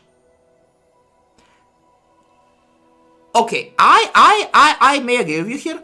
I have questioned myself that I might underrate the aquatic early game line, because I do consider that these items, these two, are extremely good early game. Like, these are fucking OP. Like, day 1 and day 2. So, I could see your argument that, like, it's okay trajectory, but I just don't have the experience with that. I just come back make an alt. I guess that's the issue that the system, by the way. Like, this ranking system, like the rank anxiety is that I am afraid to try new things because, like, you have to lose to learn, right? Like, maybe they're fine if you know the lines, but without the experience and the iteration, like, it's scary, right? When you're trying to climb, right? So maybe we need to consider that I may just be underrating that. Co-stream, maybe. Play free play, not the same. Get an alt, maybe. Anyways, let's proceed. So I'm gonna say it's C tier. I think that, like, in a perfect world, you get the stuff for it. It's fine. The ill stuff, like the ill table stuff. It's like, okay, I'll consider, okay, we'll say top of C tier, okay? That's my compromise, okay? I think that Crow's Nest ill, or even like ill as a tempo weapon, is actually fine. Let's say that's top of C tier. Anyways, Pistol Sword. Lobby. I'm gonna say this. If I knew more about this, if I practice this more, I could go like even as high as this maybe, but I just don't know it. Pistol Sword, yeah, this is over here. This is like, it's up here. I want to say here actually. I think these are too broken to be surpassed, reasonably speaking, but I'm gonna say Pistol Sword is stronger than Oni Mask in the sense that if you are playing ammo, you need this to win the game, kind of. Like, it's an out. Whereas, like, if you're playing burn stuff, like, if I'm playing, like, a lighter snappers comp early game, I don't need the mask. Like, I can just hit Weather Glass and play, like, Weather Glass Con Flag, and that's, like, a fine board. Like, a fine build, like, for the game entirely, right? Whereas you're playing Shuriken, you need this eventually. Like, the ammo lines, to not gas the fuck out, you need, like, a multiplier. And Pistol Sword is, like, a very strong one. Controversially, I might have this under Ballista. YouTube? This is YouTube video for sure, yeah. This is YouTube material right here. Anyways. It's up here for sure. Pistol Sword is broken. Anyways. Shoeblade. So far, these tempo items have been going into like B and C tier. In my opinion, Shoeblade might be like, it's one of the greatest Vanessa early game item. This item is insane to me. It's actually ludicrous to me what this item does. It's like here. Like, it's here for sure. Like, somewhere in A tier for sure. Shoeblade is ridiculous. You might say, what the fuck? Why is Shoeblade so broken? Let me explain. There's like 5 reasons or something. Number 1. Good timings. 7-second weapon that justifies its cooldown. That's good. Why? Said earlier. It's slower than Shark Claws, faster than Wetware. So, goes after Claws and post and before Wetware, right? So it buffs the Wetware and gets buffed by the Shark Claws. Number 2. It has very high base damage. 20 base. That's good. It upgrades well to, it goes to 40 at silver. Like, just playing a silver shoe on board, day 2, that's 80 damage. It's like, what? That's so much damage. Like, you get like any buffs, like strength, Shark Claws buff, that's just a huge chunk of health they just took off. So it's just like good on its own as a weapon. Yeah, it's better than Calico for sure, I think. Number 2, I guess more reasons. Number 3, I guess, number 4, whatever, reasons. This item, I call it, in my head, this to me, is the ventriloquist killer. This is one of the greatest Ventry killers ever. It farms Ventry so hard. The way to beat Ventry is that, you have to know this, the ventriloquist kills you, or you should expect to die against Ventry at second 15 exactly.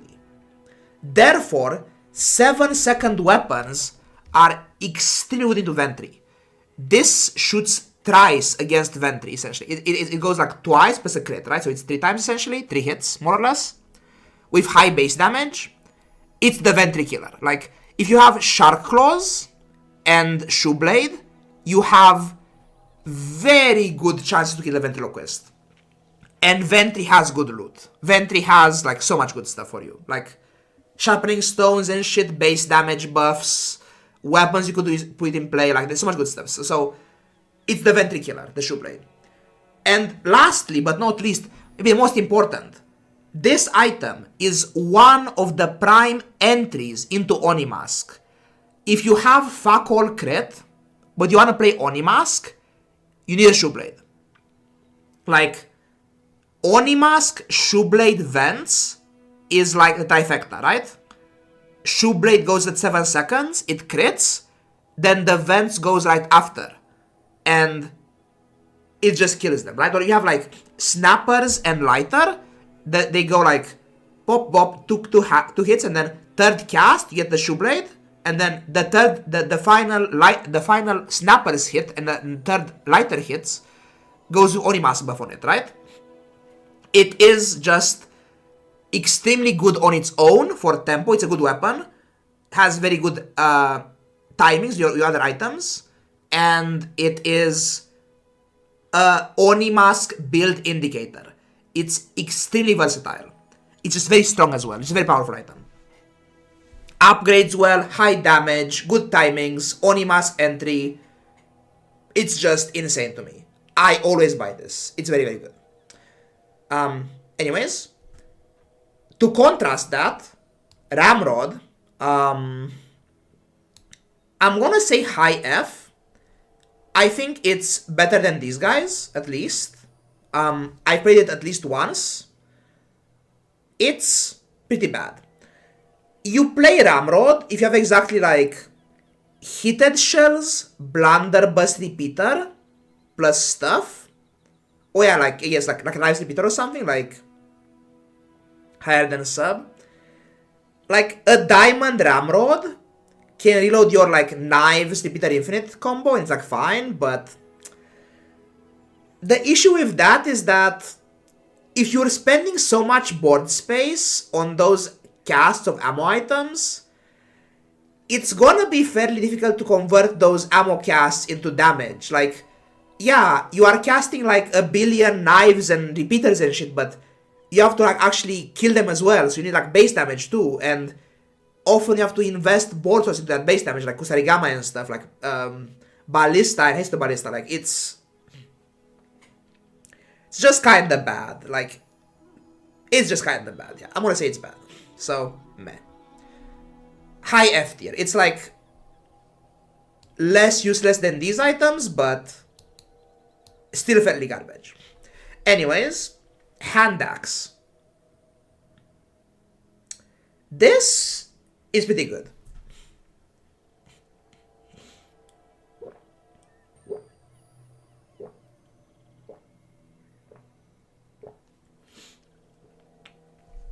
Mid B, disagree. It's one of the premier early game items.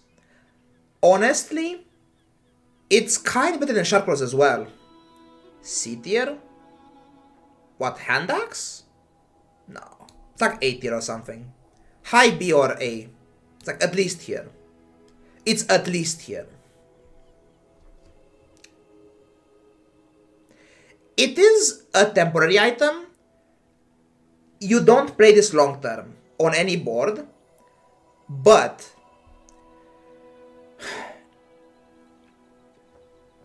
if you wanna play weapons, early game, you need base damage, right? You need base damage. Need something for that, right? Hand Axe is one of the strongest ways to get base damage. I'm gonna say it's arguably better than Shark Claws even. Like, Shark Claws, awkwardly, like, they take them to cast. Like, if you're playing a Katana, right? Like, you have the Katana in play. The Katana goes thrice before the Shark Claws go once, for example. So, whereas this is always active. Like, the claws miss some damage, whereas this is always active. You might be tempted to think of this as just like a figurehead, like a back figurehead. But remember, the Hand Axe also swings. So, like, you are only paying the difference in cooldown before, like, between a 4-second weapon and an 8-second weapon for that strength effect. Like, it's extremely strong. It's very, very good. It's like near the shoe blade, I think. It's somewhere here. It makes you so strong at game on weapons. Like, if you're playing weapons, like, I do think that burn is potentially like a better line, but it's very good. It's extremely strong. It's one slot. It's so tiny as well. It's hard to tell you why it's so good. It just makes sense in my head. Like, it's have enchantments. Like, if you miss your skill, if you miss strength or a left-handed, you have to have this to play weapons, basically. It's really good. It's weird for it to be here, but, like, I'm gonna say, like, it's around here somewhere. It's just very good. It's one of Vanessa's premier early game items. Like, hour 1, I insta-click this. It's ridiculously good, so. It's one of her premier early game items, yeah. It's like, you play this with Shark Claws, you play this on its own, it's just versatile, it's small. I think I cut Shark Claws before this, actually, very often. Like, it's very, very strong, so. Custom scope, like, for me it's here, but there's ills there, so I don't know. Like, for me it's F. Like, I don't play this very often anymore. Like, I don't value Crow's Nest comps. I do play Crow's Nest, just not this style of Crow's Nest comp. I don't play, like, fast katana or ills or whatever Crow's Nest. It's just meh. Like, it's not a bad item, like, intrinsically. I think that this could stay the same as an item, and you just change, like, the context around it. It becomes a good suddenly. Like, if you make the Crow's Nest lines more enterable and more viable, then suddenly the scope becomes like, oh wow, that's pretty nice actually. That's like A tier almost, right? Like, but right now it's like meh for me. It's like F tier. Anyways, Chum. Chum is like Astrolabe tier, I think. Like, to me, Chum is outstanding. Actually, it's higher even, right? Like,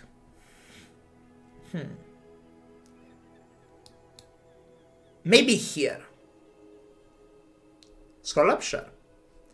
Chum is outstanding. Chum is one of my favorite items in the game right now, actually. Chum is insane. In what ways?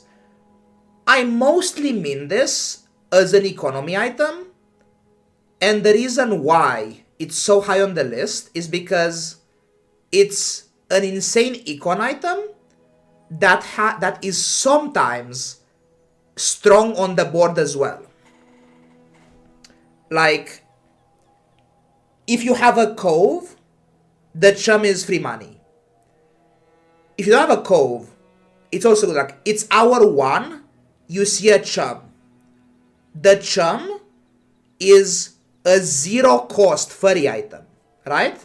Like, you buy the Chum, that's a Piranha. Piranha is a friend, that's a furry item for free. No cost, right? You buy a Chum hour 1. Go to a second shop on day 1, you have the Chum still, right? You buy a second bronze Chum, and you get a silver Piranha. That transaction, if you have the money, of buying bronze Chum, then bronze Chum again, you made 1 gold on that, right? Because upgrading the Chum from silver to bronze is worth a bronze Chum of money, right? But the Piranha you get is worth 2 gold. Like, you pay 2 for the bronze Chum, but you get a silver Piranha. So that's free money, right? You have an ambergris in your inventory. You buy a Chum, that's free money. Like, there's so many scenarios where the chum results in no downside money. You buy a bronze chum, you hold the chum in your stash, you go to Barcoon, that's free money. You buy a chum, you go to a Valpak, that's free money. Like, you buy a chum, get the Piranha. The Piranha is a friend and a weapon. You level to level 3. The level 3 reward is money for friends or money for weapons. The Piranha is a friend and a weapon. Like, the economy opportunities in the earning for the chum are insane. Like, insane value. Like, Cove, Valpak, Barkan, upgrade the chum, level 3 rewards. Like, Ambergris. There's so much there. And then randomly, sometimes you're playing Anchor. It's like day 13, you're playing Anchor. And suddenly you're like, wait, my Anchor needs crit chance. And you find a gold chum in the shop. And that gold chum in the shop is left of your figurehead on the Anchor board. And it's doing so much work for you. Like, that silver chum is giving you, that gold chum is giving you at least 8 crit chance, possibly 16. Like, by the second Anchor hit, it goes thrice. So, that gold chum on an Anchor board is like 8 crit on first Anchor hit, 24 crit on second Anchor hit. That's better than a crest on like an Anchor board. You're playing like, I don't know, I don't play Aquatics, but like you're playing like depth charge build, right? On depth charge build, the chum is pretty sick. Like, it buffs your depth charge's crit chance. Like, item is insane. It's so versatile. It's incredibly good. So, to me, it's somewhere around here. Like, yeah, it's actually also, yeah, what I was saying, like, early game, you're playing like this garbage, like your seaweed seashell stuff. You play like a silver chum, like, suddenly, like, how did the fight? Your random like 100 shield seashell and seaweed start doing like 1 billion healing and shielding. Like, it's actually, it's good on board. Not that good on board, but pretty good on board. And it's like one of the most insane econ items in the game. So to me, chum is like potentially S tier, honestly. Like, I'm down to go here as far as this actually. Like, I just said like a whole essay of why chum is so busted, right? It's insane to me. I'm gonna say it's still here because like around here, because to be fair, the upside of chum isn't like that huge. Like, you only gain like 1 or 2 gold here and there, and like it's not that great on board, but it's so versatile, it's very good. So I'm saying it's like high A tier to me. I love chum. Anyways, shark claws, around here as well. They're like hand axe level to me. I think they are just slightly worse than hand axe. Obviously, in longer fights, they are good. The shark claws, like against like fat pigs, they're good. But very often, my shark claws boards involve shurikens as well. And with a shuriken, they only go off once. So, like, they need upgrades. Like, also that, right? The shark claws needs an upgrade. Like, you have your bronze shark claws. They are fine day 1, day 2, but like by day 3, if they're still bronze, you have to level 4 them to be playable still. And then like, you have like your shark claws, your shuriken. It's like, well, I want a bigger shuriken as well, right? And it's like, well, nah, it's like, it's expensive. It needs resources to be properly used, the shark claws, so to stay on the board. To be fair though, it is pretty strong. Like, Vanessa does need the base damage. Like, it's very important, this base damage, so they are like a very crucial early game item. You go to shops for them, but they aren't that good. They are good though. I'm gonna say they're like a step below this hand axe IMO. Slumbering Primordial. Shockingly strong item. I'm gonna say it's like low B tier. Like around, more than Blunderbuss. Blessing Amnet maybe? Around here I would say. When do you play this?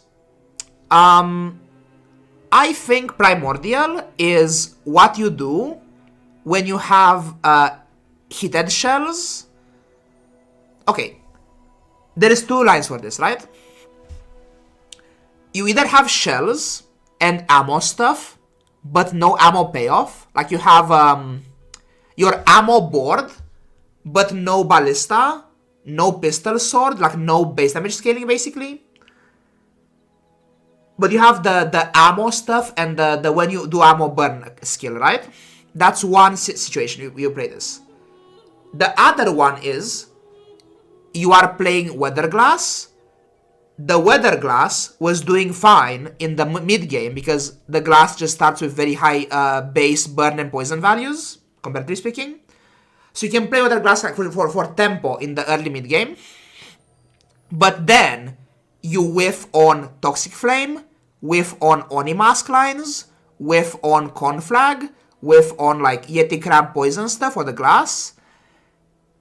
And suddenly, you are like, wait, I'm fucked. But then, the hero, the Octo Superman, comes in. And now you have like Weatherglass Primordial. And the glass is just a very efficient way to get your Primordial to go fast and hard, right? Basically. So, for that reason, it's not a build you go for proactively. You don't like search for Primordial lines. But there's two different builds where it can bail you out of losing the game, basically. Yeah, it's like keg style, basically, yeah, essentially. Like, yeah, before bailout, basically, yeah. So, it's not like fantastic, but it's fine. Like, get it on the board, you go like, you know, crit chance on it, chum, you know. It hits quite hard actually, so yeah. I said this earlier, like ammo lines plus hit shells, right? Like it's fine.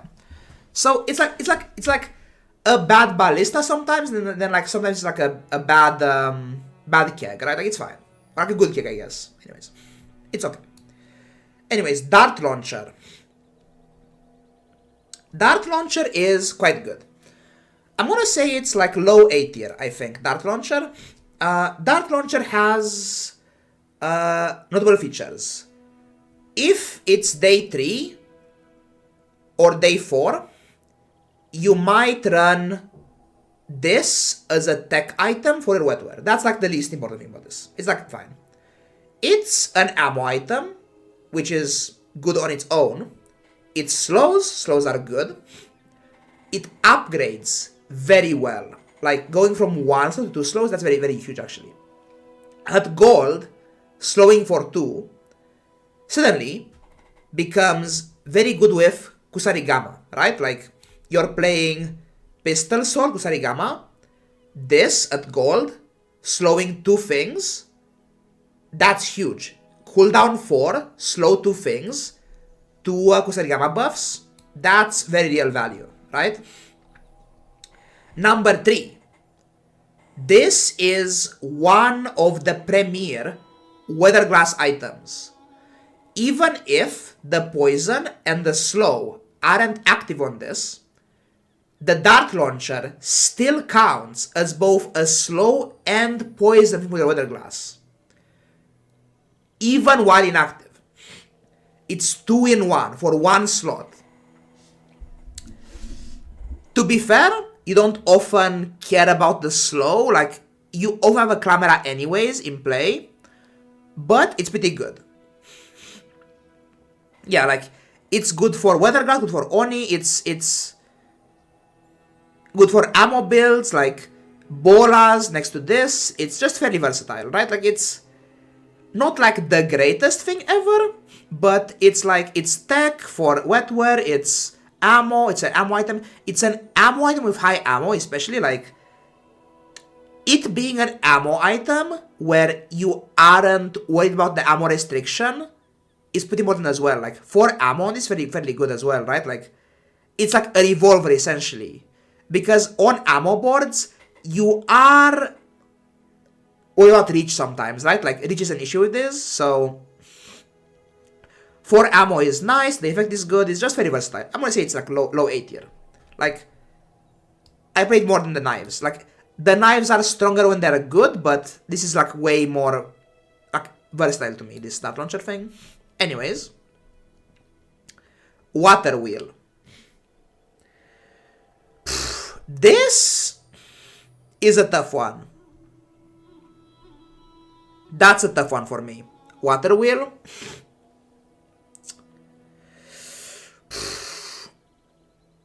I don't know.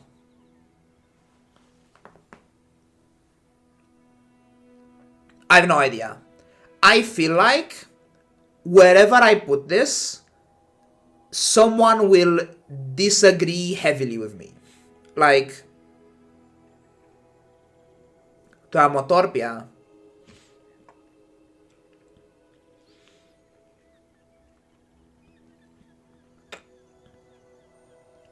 Need to think about this, I guess. It's a weird item. High D, low C. I don't know, man. So historically,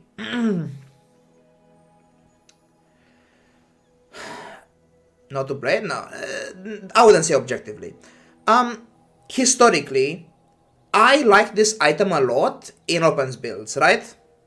Like, I mean, recency bias in that we just played like water wheel, like shiny fang trebuchet on like our last game here to get rank 1, but historically, I have been a fan of this item. When Arbalest was slightly better, I was more a fan of this at that point. When Torpedo, like a patch ago, as Tarvi said, had more ammo, likewise, like Torp with this was okay actually. But for me, the biggest loss for this is Julian. I used to love playing like Water Wheel Katana Julian. That was my like sweetheart build. Because Julian needs haste. And that's that, Julian needs haste. So the wheel was a nice way to haste the monkey and then haste the weapons buffed by the monkey after the fact, right? Nowadays, it's more niche. Zoarcid, being as broken as it is, makes this way less good. Like, Zoarcid kind of achieves what this means to achieve in the same way, like, yeah, it's basically, this is Zoarcid, like, if Zoarcid was like pre-buff version, like 7 for 1 or 7 for 2 at silver, then I'd rate this quite highly in that context, like Zoarcid being bad, but right now, Zoarcid hasting your like 2 biggest things that you want anyways, it feels so hard to justify playing this with Zoarcid. Like, you don't play this plus Zoarcid, you just don't play them together. They are mutually associated in my head, right? These 2 items. Like, you don't play this plus dive weights or this plus Zoarcid. Like, maybe you're playing like Blade, I guess, but meh.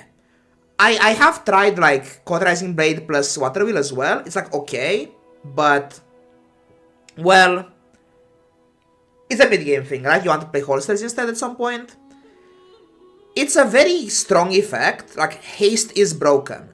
If you don't have haste, eating haste is very good, but doesn't go on Oni boards because Oni doesn't have enough space for this. Like, on Oni boards, you need crit items in play. So not an Oni item, I don't think. Doesn't go on ammo boards because shuriken has only one go to go, right? Like shuriken is only one time use, so ammo water wheel is meh. Zoar Sid shadows it so hard, like it's such an okay item. It's just so like the context is so bad for it right now. Like it's so good, but it's so bad as well. It's weird to say. Like I feel like next patch, like this item can become like super broken, but I don't know. It's weird. Anyways, I'm gonna say it's like I don't know, like here somewhere, maybe here, like more than the glasses, maybe potentially. Like I don't know, here, around here, I would say. Don't nitpick this. I don't. It's not like a huge like meaningful placement here, but like instinct say it's here. Anyways, easy one next. Let's go over there. Sniper rifle. Worse than musket, right? Is it? I think it is, yeah. At least I can play this on a real board sometimes, but this is like completely unplayable. Like, rifle seems shit to me. I don't know. It used to be okay, this rifle item, but it's just that the context is so bad for it, right? Because Zoarcid is so broken, any item that can't go with Zoarcid is so meh. Like, the rifle has a similar damage profile to Langshan, except you can't Zoarcid your sniper rifle because it has to be one weapon only, right? So it's like you have to play it Crow's Nest style, except Crow's Nest sucks right now because it's like bad entry points into it. Like you just can't force it very well right out of the Crow's Nest. And also can't play Zoarcid. It needs base damage randomly. Like it's a big bong and it's base damage. Like what the fuck? It's like crit and base damage and haste and CDR. Like, what? It's like out of like the Anchor Boulder Long John trio, it's like leagues. It's trash. It's bad. Don't play this. Anyways, Switchblade. This is kind of crazy. It's like around here somewhere. This item rocks. Like I adore Switchblade. Maybe less high, but it's very, very good. If you have a Katana in play, Katana Switchblade is extremely bonkers early game. Better than Claws, right? Like, when you have a Katana in play, the Katana represents like... Okay, put it like this. More than half the time, like very often, it's much more likely you have left-handed, right-handed, rather than strength exactly, right? With left or right-handed, you wanna buff your fastest thing, right? Switchblade lets you target your damage buffs to your most important items. Basically, it itself is moderately fast, as Chad is pointing out. So like, Switchblade plus Shark Claws is good because the Shark Claws is buffing the Switchblade, and the blade is like a moderately fast weapon as well, which is not bad. And you are funneling your buffs into your Katana. If you have a cloak, like you have Cloak Katana, in my opinion, Cloak Katana is kind of overrated. Like, I don't love Cloak Katana that much. Except with Switchblade. If you have that combo of Cloak Katana, you add a Switchblade, now you are strong. Like, silver Switchblade on that, that's insane, right? It's just so good. It's small, it's versatile, it isn't about the shuriken either, by the way, like, it's fine. It's just so nice. It's insanely good, honestly, this Switchblade item. Because here's the thing as well, like, on day one, very often, playing Shark Claws on day 1 can be so awkward as well, right? Like, you have like Katana, Shark Claws, and then like, you can play this with Wetware as well, like Katana, Switchblade, Wetware. That's like a such insane day 1 opener, right? Like, it's so good. It's less than these, maybe? Like, I don't know. It's just like, I think it's my favorite, like, buffer, maybe? It depends. D? Nah. I can stay there. Like, this is like here because it's like good on its own, Kusarigama sometimes, but like meh. Like meh. Because you can't scope the card table anymore anyways. It's like, it's too high cooldown the first cast. I think it is fine. Don't worry. Maybe it's here. Maybe it's here, but like, I don't know. I'm gonna, okay, sure. Let's say like a low D tier, sure, whatever. It can be there, that's fine. Anyways. Again, I love this item. I think this has the longest staying power. Like, it's good day 1.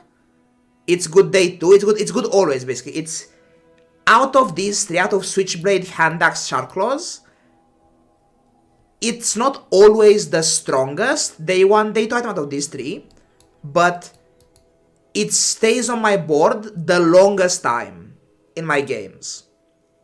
Like, these are all like potentially comparable day 1, day 2 power, but I keep the Switchblade way longer than either this or this, basically, on my board. It's like, you're playing Captain's Quarters Shuriken, the Shuriken is on the Switchblade. You're playing Katana, Cloak, whatever, or just Katana in the abstract, you're playing on the Shuriken, like on the Switchblade, sorry.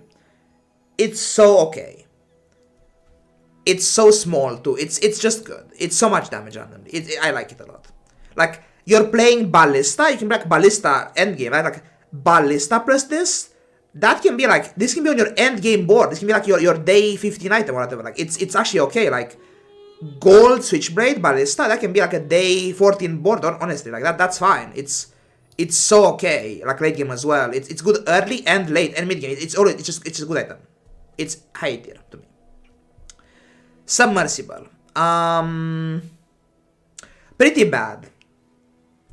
Pretty bad, yeah.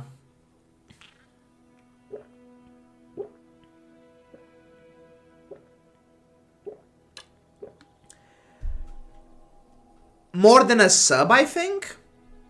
But pretty bad, I would say. Submersible was fine in the Crow's Nest era. With Cloak or whatever. Because of the sustain, but... yeah, like... with Julian and Captain's Wheel or whatever, it was okay. Like, it's a vehicle, it's pretty important, but meh. Very meh. In the current meta, my greatest fear on Vanessa right now is sustain-based builds, basically. Like, my nightmare opponents are pigs with fucking fat healing. Like, at least on weapon lines, right? Like, I'm playing ammo stuff, like Shuriken and shit. I hate facing, like, AFK pigs. The Oni lines smoke them, but meh. It's a very meh item. I'm gonna say it's like high D tier maybe. It's very meh. Cannon tier, it's very meh. It's fairly expensive, fairly low impact. It does some. It's not like the worst thing in the world. It's like it worth the board slot sometimes, but like a bad katana almost. Like. I don't love paying 1 cooldown for shielded on my katana, right? It's like, it's fine, but like, conditional 3 seconds for shielded on a katana, I don't love it currently. It's fine, but not that great. IMO. Honing Steel, same deal, kind of, like, around, like, this, like, it's like the worst of the damage buffers. I sometimes play this on like a katana day 1, like Honing Steel Katana day one, it's like, it's okay. Like, Honing Steel Shoe Blade or whatever, like, Calico or whatever. I sometimes buy this like hour one if I like roll into something. It's meh. It's sometimes on the board on day one. More than these, I guess, maybe. Like, around here, I would say. Like, it's about here, yeah. Honing Steel, meh. Fishing Rod. Where's Shovel? Right there. Fishing Rod is actually, I think, near Shovel. I think it's slightly better than Shovel. And here's why. To recap, why is Shovel here? Shovel is not really an econ item, but it can be plus money eventually, even if it's like just a bit of plus money with Cove and such. And it has odds to dig you up like a good item. The Fishing Rod is similar. In what ways is the rod better? The rod can dig you a Zoarcid, that's good. The rod can fish you an Ambergris, that's good. That's mostly it. Like, a Yeti Crab is okay, a Jellyfish is okay. Like, Yeti Crab, Jellyfish, these are items that you don't need every time, but I don't mind holding a Jelly or a Yeti Crab, because like, the Jelly opens up the Cauterizing Blade line, the Crab opens up Weather Glass and EDC and such. Like, they are fine items to have, right? Just in the abstract. And also, sometimes I have an Ambergris in my stash already, and suddenly that's a cheaper fishing rod, right? Because now the rod is also aquatic, so I can have the Ambergris, buy the rod, and now I get a 1 gold buyback on my Ambergris for this fishing rod purchase, right? So that's like a cheaper rod in a way. And also, the main reason why it's higher here is that I sometimes play it on board as well. Like, you can play Catfish plus Rod day one. That's an okay day one. I think day two, Catfish Rod is like, eh. You can play Fishing Rod plus Vents on day one. Like, you get like Mittel, get like Vents plus Fishing Rod. Go to Pyro, get plus Burn, like Burn skill or whatever. And then you get like a 5 Burn Vents with a Rod hasting it. That's okay day one. Day 2 as well sometimes, right? So the Rod has on power strength, possibly, and can fish you good stuff. It's an Ambergris activator. It's just like fine. So I'm gonna say it's like about here. Roughly. Yeah. That being said, it's still fairly expensive. I don't recommend you buy this like very early in the day, especially on day one. Like, it's kind of a trap item as well. Like, you don't buy this all the time. It's like a niche thing. Buy it like end of day or with Vents or with Catfish. Just don't buy it like whenever, right? Anyways, Cannonball. Weird item. Cannonball's main attractive features are that it harpooning F from Mr. Waste. Cannonball's main attractive feature is that it has cool enchants. Turbo Cannonball hastes adjacent items on combat start, interestingly enough. So you can hold Cannonball in your stash for level 10, and then you randomly land on Turbo Cannonball, and it's like, okay, right? Like, you can turbo your Shuriken combat start, right? The issue is, the haste amount is fairly low, it's only 2 seconds, so it's not like you can do like Pistol, Sword, Kusarigama, Shuriken, Cannonball, because, well, I'd rather put Zoarcid there, right? Like, I'd rather put like, yeah, Zoarcid in that slot, basically, more or less. It's like pretty meh, like, the fact that it's 1 ammo at silver, it needs adjacency to the ammo items it uses, like, on my shuriken, I want to have like Zoarcid for haste and Kusarigama for scaling. Like usually you do like, the combo is, as I said before, pistol sword, Kusarigama, shuriken, right? And the adjacency requirement is very awkward. Like, that's my Zoarcid slot, man. I don't want to put the cannonball there. It's like, it's very awkward item. Like, it's so meh value at silver as well. Like, it's not common to have two good targets either. Like, basically, you can't use this to ammo up your dive weights either because, well, your weights need to be next to aquatic items as well. Like, I want to do like, next to my, okay, yeah, basically, the items which want ammo also want other things next to them as well. Like, my shuriken wants Kusarigama Zoarcid, my dive weights wants Zoarcid Clamera, like, it's meh. Like, the effect is like okay at diamond or whatever, but like, it's so meh. I'm gonna say it's like, I don't know, around these guys, but like, I don't know, like around here, like around Dockline's effect, I guess. It's like around these homies. Anyways, butterfly swords. Meh? Meh. Not an ammo item. Being ammo is important right now. Being ammo makes you enable logistics, makes you enable pistol sword, ballista, like, when I'm playing weapons, I'm angling for ammo usually, and this item is so meh at silver, like, meh. Cannonball starts? Shells, yeah, like, it's a weapon, but like, if Zoarcid the WhatsApp, I need haste Zoarcid, yeah, I don't know. Anyways. They aren't terrible at gold, this butterfly swords item.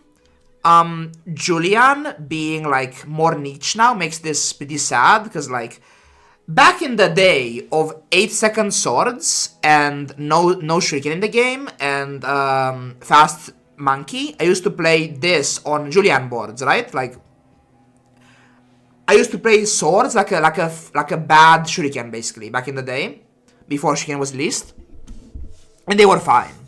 But now, Monkey is out, Treb is out, Cannoid is meh, like, when you're playing weapons, ammo is your out, so like, they come in too late to be useful, like, it's like bronze shuriken at gold, more or less, it's kinda just bad. I'm gonna say it's like, I don't know, around these homies, like, in this neck of the woods basically, it's around here, like, it's like cannon rifle tier or something. It's like, here I guess? I don't know. In this neighborhood, basically. Swashbuckle. I'm annoyed. I don't know how to put this. I underrate this item. I don't play this enough at all. This swashbuckle item.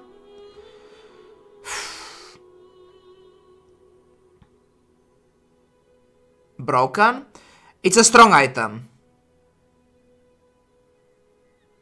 What waste is saying precisely? Like, it's a good item. People play it and like it. I just don't really play it very often. Swash Gat. I have. I've done that before, yes. I've done that. Google plays it. It's a good item. It's a good item for sure, but...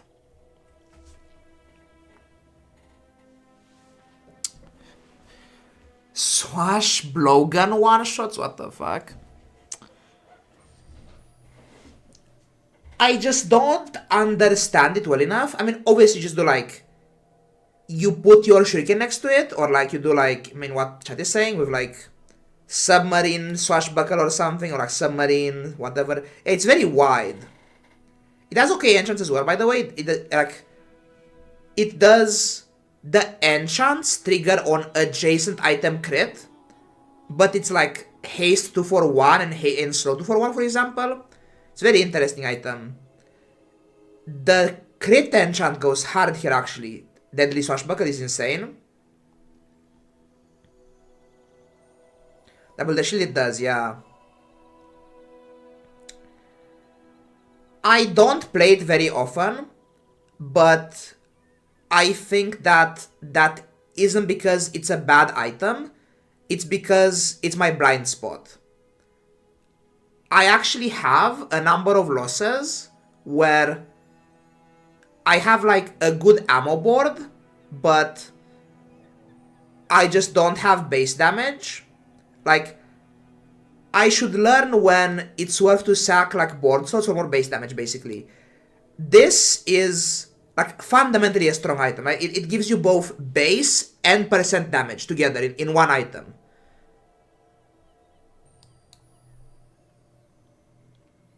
I'm gonna say it's like around this neck of the woods, like maybe like low A.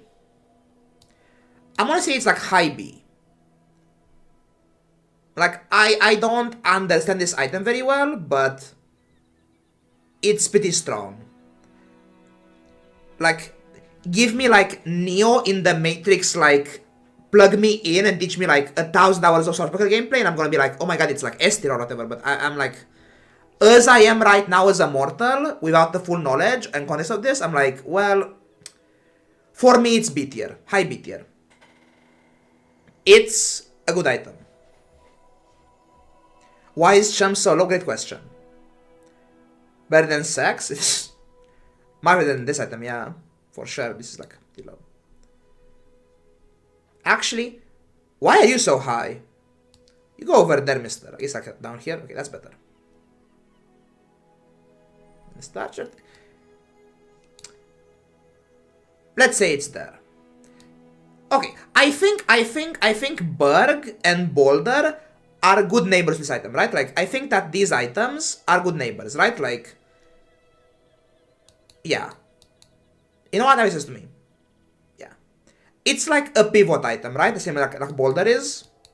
Like, your board sucks.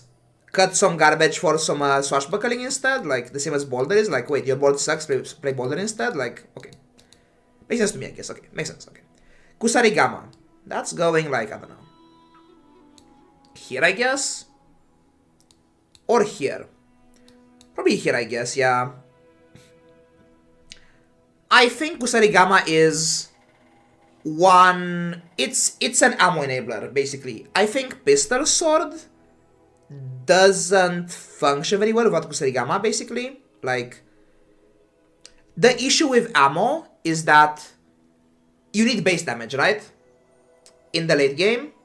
And Kusarigama is one of the premier ways to get, like, enough late game reach, basically. Like, the only way, if you're playing, like, Pistol Sword comp, right?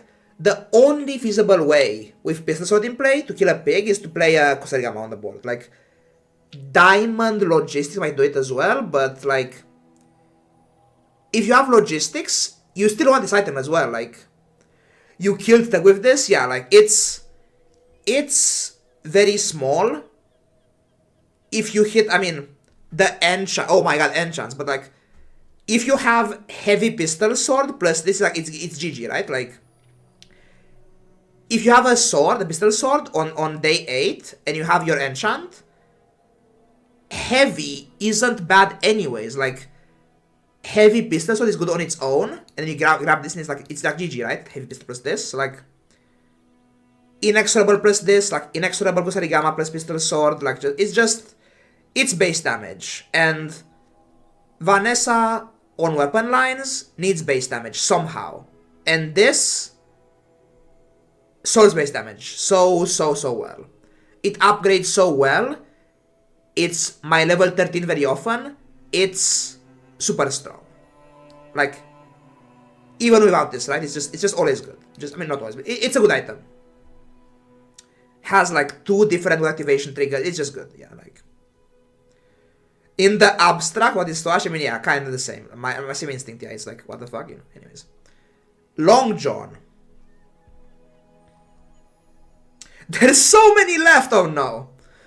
Anyways, Long John. Where the fuck do we put this? I am fairly Long John pilled personally. If you're up, yeah, I mean, we go till we stop, by the way, like, there's no stopping here. You are probably, like, around here. Like, low A. So, I think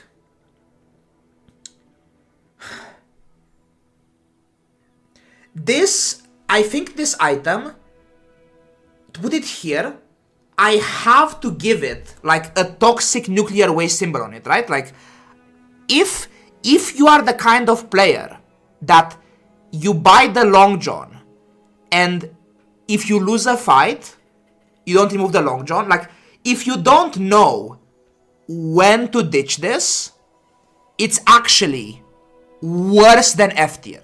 Like, if you don't know when to lose the Langshan, it's like negative F tier. Like, it's like below F tier. Because if you don't know when to ditch this item, it's like the greatest bait in the world, right? Yet he made it into Long John. Like, if you don't know the rules of the Long John, the rules of the spear, I think that this, like, thinking it's a good item even after losing, like, the key rounds in the early game, that's hazardous to you. That's gonna decrease your win rate significantly, right? I think that if you have a good understanding of the spear's powers and the spear's context, I think it's like low A tier. Very, very often, you buy the spear, hour 1, hour 2 on day 1, go to a fight, 8 damage spear, 80 damage for 2 slots, might go twice on day 1, that is an A-OK item. And then go from there, right? Interaction world advantage.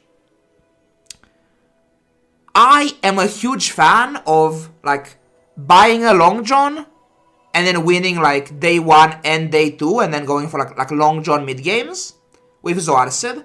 I think Zoarcid being very good makes Long John very good as well. Like, basically, you play a Zoarcid next to this, it's 8 seconds now.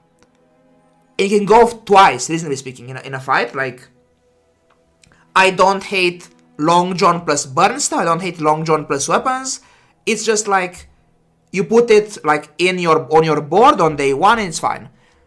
Never buy this after day 1 PvE. Never use the drop from the Kyber drone. Don't fucking use the 40 damage Langshan. Don't do that. That's terrible. You have to have an 8 damage spear, day 1, and then, like, some other okay things next to it as well. Like, you have to have a strong board besides this as early as day 1. Like, never ever. Don't play fucking spear. It's good. I've had so many games this season where I'm like, I buy the spear hour 1, I win the early game with it, and then I'm like, okay, now we have, like, a pretty big fucking chunk of meat here that can do stuff in the mid game. Like, the thing is, I don't tunnel on the spear. Like, don't think of this as, like, old school closeness logic. It's like the spear, the Langshan, is like a slow katana. Like, it's like, it's a katana basically. It's just like, it's a big chunk of damage. Like, don't tunnel in on the Langshan build. If you find the Langshan elements, then sure, right? Like, you'll have a star chart, you'll have a Langshan, you are, like, nearly there, right? But don't go too hard on it. But as, like, an early game, like, thingamajig, it's kind of good. Like, it just, the numbers are fat on it. Like, 2 slots, it often does, like, half their health for 2 slots. Like, it's pretty good, I would say. So I think it's, like, fine if you get it, like, day 1. Without the Zoarcid, it's kind of awkward as well, by the way. It's pretty slow, but if you just grab it and then snowball it, I think that's fine. And it can go pretty well. And the way it converts is you can play either, like, Crow's Nest with this later, like Crow's Nest, Sea Shadow, like you CDR stack it with Sea Shadow and stuff, and give it Captain's Wheel. Or you can play Langshan Anchor. Like, you start chart the Anchor and the Langshan, and then you play both, right? I've done this like multiple, like at least times this season. I've played, yeah, at least as I've played like Langshan Anchor boards. And then you can eventually just cut the Langshan altogether. Like, you use the Langshan as like your transition into either Anchor or Boulder, right? Like, more or less. Or you just play for tempo, like play like tempo Langshan into like either like Oni mask lines or other grass lines or like whatever, like just weapon lines, ammo lines, like it's fine. Like, it's a tempo item that maybe sometimes becomes like a build, right? Sometimes, right? It's versatile. That being said, toxic waste nuclear sign on this. Don't bait by the, don't keep this if you lose a fight. Like, okay, not any fight, like, if you have like a pretty big spear in like day 5, then like you can lose a fight against the player, that's fine. But like, if you lose day 1 or day 2, fucking sell it. Like, don't use this. Anyways, Javelin. It's around here, I would say. Like, high C tier. Same usage as these guys, basically. It's like moderately expensive, but the damage is so high on it. Like, 120 is fat, and it's big enough to Zoarcid it. Like, you go like Javelin, Zoarcid, and like the Zoarcid haste makes it reload, and it's like a infinite ammo, like fat damage item. It's okay. It's temporary, not the greatest. It's like pretty bad for like future ammo. Like you don't play this in like end game ammo boards, but it's like a, yeah, day 2, day 3, like high base damage, okay tempo item. That's like worth the asking price for what it does, basically. Treb. Treb's around here. These are brothers. These two, roughly. Treb is kind of okay, by the way. Treb's okay. Shockingly, it just has fairly high base values. So, if your board has stuff like dive weights, like, if you see dive weights in a shop, you should buy them, right? Usually, like, basically, no matter what you're playing, you see weights, you buy weights, more or less, I feel like, because weights are just broken. So, you can have, like, Zoarcid dive weights, and suddenly it's like, well, it just goes on cooldown, the Trebuchet, and it's just fine, right? So, I don't play for it, but it's an out sometimes. Like, I guess earlier we had a board that was just like Water Wheel Fang Treb or something. I mean, it was Shiny Fang, but you know, like, we're playing Water Wheel Treb earlier today as well. Like, it was like, we had like some like dubious boards to fill, and we just put the Treb in there, basically. Like, it's a way to convert haste procs and weapon procs into damage that has good base values, right? Like, very often you are stuck with just like a bunch of tiny like poker things, like just like small tiny hits. You have like very good hits, very good hits basically, but low conversion to damage. Like, you have like 7 ammo dive weights, 8 ammo shuriken or whatever, but it's like, oh, 8 ammo shuriken with like 20 base damage, like, it's nothing, right? So you need like one of these guys to convert it into a damage, and that's one of those things, the Trebuchet, so not bad. Also, Holster plays this, like Holster Treb is a good combo, like fast start, like speed can make up for low damage sometimes, so that's good. I'm gonna say it's about here, yeah. Tripwire. Low B tier. Like, for me, same house as like this guy, for example. Like,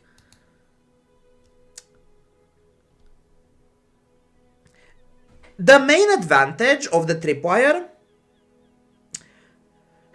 we like this, okay? I've played this recently, especially off stream. I played this out actually. I sometimes play Tripwire on Weatherglass boards, and I mostly only buy this when I am heading to the temple. If I am going to the temple, I will buy this because it can enchant quite well, right? Like, the slow on its own isn't that great, but it has very good enchant timings, so it's an okay hedge. And also, it's not terrible on its own, it's just kind of mediocre. Like, being a reactive item makes it, like, dubious, because every once in a while, the opponent is like, I don't care about your reactive items, I just have, like, I don't know, I just kill you in one go and I'm fine, so it's like, meh. I think it's an out. I think you can easily make a pretty strong board with Tripwire, basically. Like, I've had fiery Tripwire with Onimas and stuff. It's okay. It's occasionally fine. Not much sample size here, but I sometimes use this item. Like, actually, we had the cool high roll yesterday with like the Coronduli. I nearly died to freaking femur Tripwire from a Vanessa. That was terrifying. Anyways, Lockbox.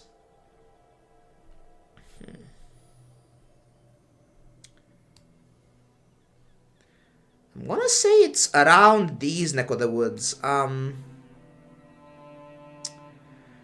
think Lockbox is a few steps above. It's around here, I guess. It's a few steps above these guys as icon items, basically. I personally... Bad icon item, what? No, it's a good icon item. This pays for itself very often, easily, like... If you buy it, win a PvE fight, and need your money back instantly, it's break even, basically. Enough to matter. You should always buy this item. It's like chum level of clicking item for me, I think. I click this very, very often. Like,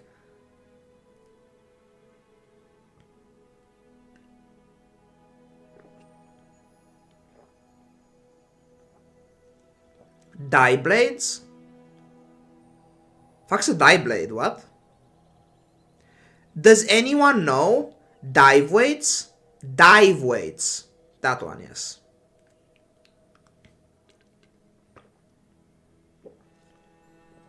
Ah, yes. Sorry, I am a bit tired. I mean, I've been yapping for a while, I'm sorry. Anyways, yes. Dive Weights are broken. Anyways. I'm German, it's fine. No, I'm Romanian, it's fine. No, it's fine. Don't worry. You aren't stupid. Lockbox. I think it's here. I basically never feel this. I don't play this item at all, basically, on the board. I think it's like a bad on-board item. Not bad, but it takes so much work to equal a figurehead of damage. Like, I think figurehead kinda sucks, by the way. I think the damage on figurehead feels power creep to me. Like, yeah. I think even figurehead as like a damage source feels kinda bad.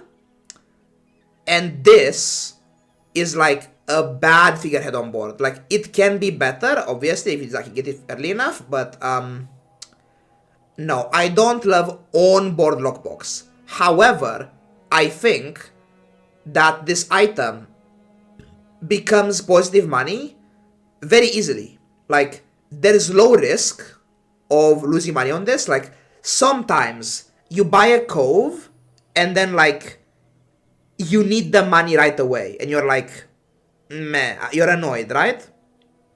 Or like other econ items, like show or whatever. Like, these items, if you want the money back from the cost of buying them, you are kind of fucked, right? Whereas Lockbox, you buy it pre-PvE, you win the fight, the PvE fight, obviously, or you should at least, and then it's like, you are already break even on the value of that, right?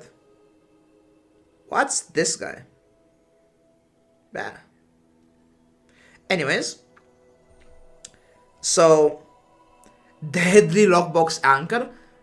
Also, I think Deadly Box is the one way I would actually play this on board. Yeah, I think Deadly Box is pretty OP actually. Sorry. So yeah, I'm gonna say it's like, for me, it's a very strong equal item. I'm gonna put it here. Piano. Another weird one. It's a strong item in a very niche comp, I would say, the piano. Piano has saved runs for me. Item is quite strong. So piano. It was trash? No, piano is good. It's a very good item, the piano. Think of it this way, first of all. The piano is two cloaks back to back, right? The piano is two bronze cloaks, right? So, if you have no Zoarcid, like, I'm playing Weatherglass without Zoarcid. The piano represents a cloak. So, it can actually haste two things just fairly easily. Like, I rate piano as a haste item higher than freaking Sextant, right? Like, I have higher odds to play this than, yeah, till first cast. Well, you often can get Toxin Injector or Quick Burn, right? Or there's the skills that give you haste on poison and burn stuff on combat stat, or like on item use, I guess, with Clamera, like 2 seconds of haste, like Diamond Glass plus 2 seconds of haste. It's like, it's nearly full uptime in theory, right? It's close. Good enough, right? Like, yeah, no, you are correct. Like, Puffer, no. The main piano line is Puffer, right? Like, you play like, you have like Puffer on your board randomly. It's like, Puffer isn't bad. Puffer is okay, right? Like, Puffer is, haven't played Puffer much in recent times, but Puffer is good. Puffer is not a bad line to pursue, I think. So, Puffer is fine. And the piano caps your Puffer haste triggers basically on its own. Like, you play like Nesting Doll Piano, Pufferfish, and the Puffer hasting itself is so much haste. Like, this capture fish so easily. The piano. And then the piano enchants are insane. Like, heavy piano, fiery piano. If you have like a warden from the temple, like barb spike warden, toxic piano, like insane stuff, right? Yeah, like fiery piano only. Like, this item has insane enchants, right? Like, yeah, like it's super OP. Fiery piano, like all the piano enchants. Like, fiery piano is like incendiary rounds plus all your other friends have burn as well, right? Like, it's so OP actually. Like, I don't play it that often, but like, if you have no build, it's an out. Like, you can make a good board out of this so easily. Like, it has so many ways to get it, to get the job done. Basically, it's so versatile. It's good for the haste, good for the enchants, good for the like the procs for the bufferfish. It's just kind of like, it's just good. Like, it's like around here somewhere, like low here, like maybe below Langshan, maybe like somewhere around here. Like, it's like low A tier is where I put like all the outs, right? Like, these are your outs, like Boulder, Iceberg, Swash. Like, these are outs. These are how you rescue like a shit run. Like, your board isn't coherent, you are struggling, you aren't doing enough, you haven't hit your skills or whatever, your key items. These are your like hedge these, buy this and hold this for like the situation, right? Like fiery piano puffer, toxic flames, stuff, things, like it's an out. I'm gonna put it here, I think. Yeah, okay. Like, so are these, but they are less good, I think. These are less unique than this, for example, so. Revolver. Very strong vanilla item. Weirdly enough, you might think, oh, revolver, it's like the premier ammo item, right? It's like 3-second ammo weapon. That must be good, right? Like logistics, pistol sword, like etc. But then in practice, like I'd rather play like dart launcher and bolas for the slows and spend like my board on like die weights instead, right? Like in in theory it seems so broken, like 3 seconds weapon, but then like with my grape shot, holy shit, like I don't know, like it's in theory it should be so good, but in practice it's like, wait, 3 seconds. Nesting doll exists. I can play nesting doll. I can play like. It's just so mid. Like, I'd rather play this than this on an ammo board. Like, if I have like the combo, like this plus this, because I can play pistol sword. I'd rather play this thing instead. Like, I'd play just like more slows for my scaling, right? Like, what is this? Like, it's good early game. So, like, for early game purposes, maybe it's like around here, like Shark Claws tier, like Shark Claws stuff tier, like it is like a very strong day one weapon, like early game weapon, like Rev Switchblade, Rev Shark Claws, like they line up, like second cast gets the Shark Claws buffs, like it's good with wetware. It's about here, I would say, like it's A tier, but like it's an early game A tier, not a late game A tier, right? Like it's around here, I would say, yeah, it's like here. Anyways, grenade. It's like around here, I would say. Maybe higher, like, I don't know, like here, I guess. Like, it's neighbors with Calico, I guess. It's weird. It's very weird. The one ammo is very weird. The issue here is that bronze grenade is kinda worthless. Like, if I can't reload this, 50 damage for one slot on day one ain't even that high. Like, this can't juice my wetware. This only goes once, not twice. Like, it needs reload to be playable. It's like, what? Like, it's so mid nowadays. Like, it's actually like near like Javelin tier, actually. Like, it's pretty okay, I guess, but like, I don't know.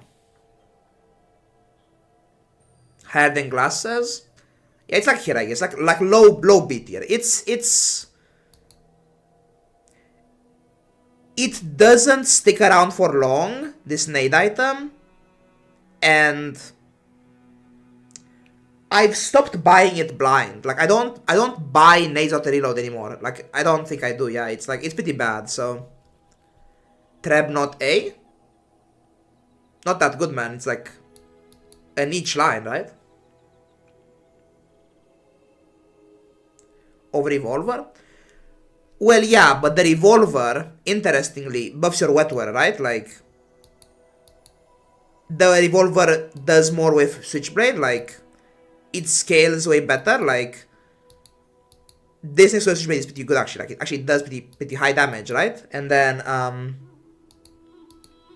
it's a wetware proc, it's like, it gets buffed like this, like, it's, fast proc is important, right? So,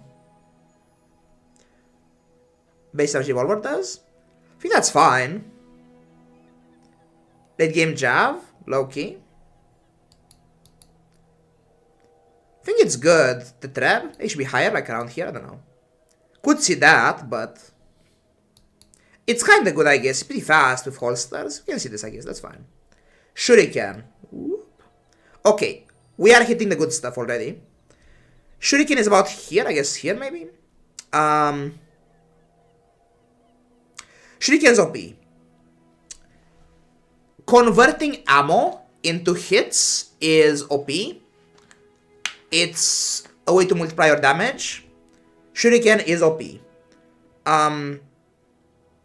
It's higher than Pistol Sword because I don't think Shuriken needs the Pistol Sword.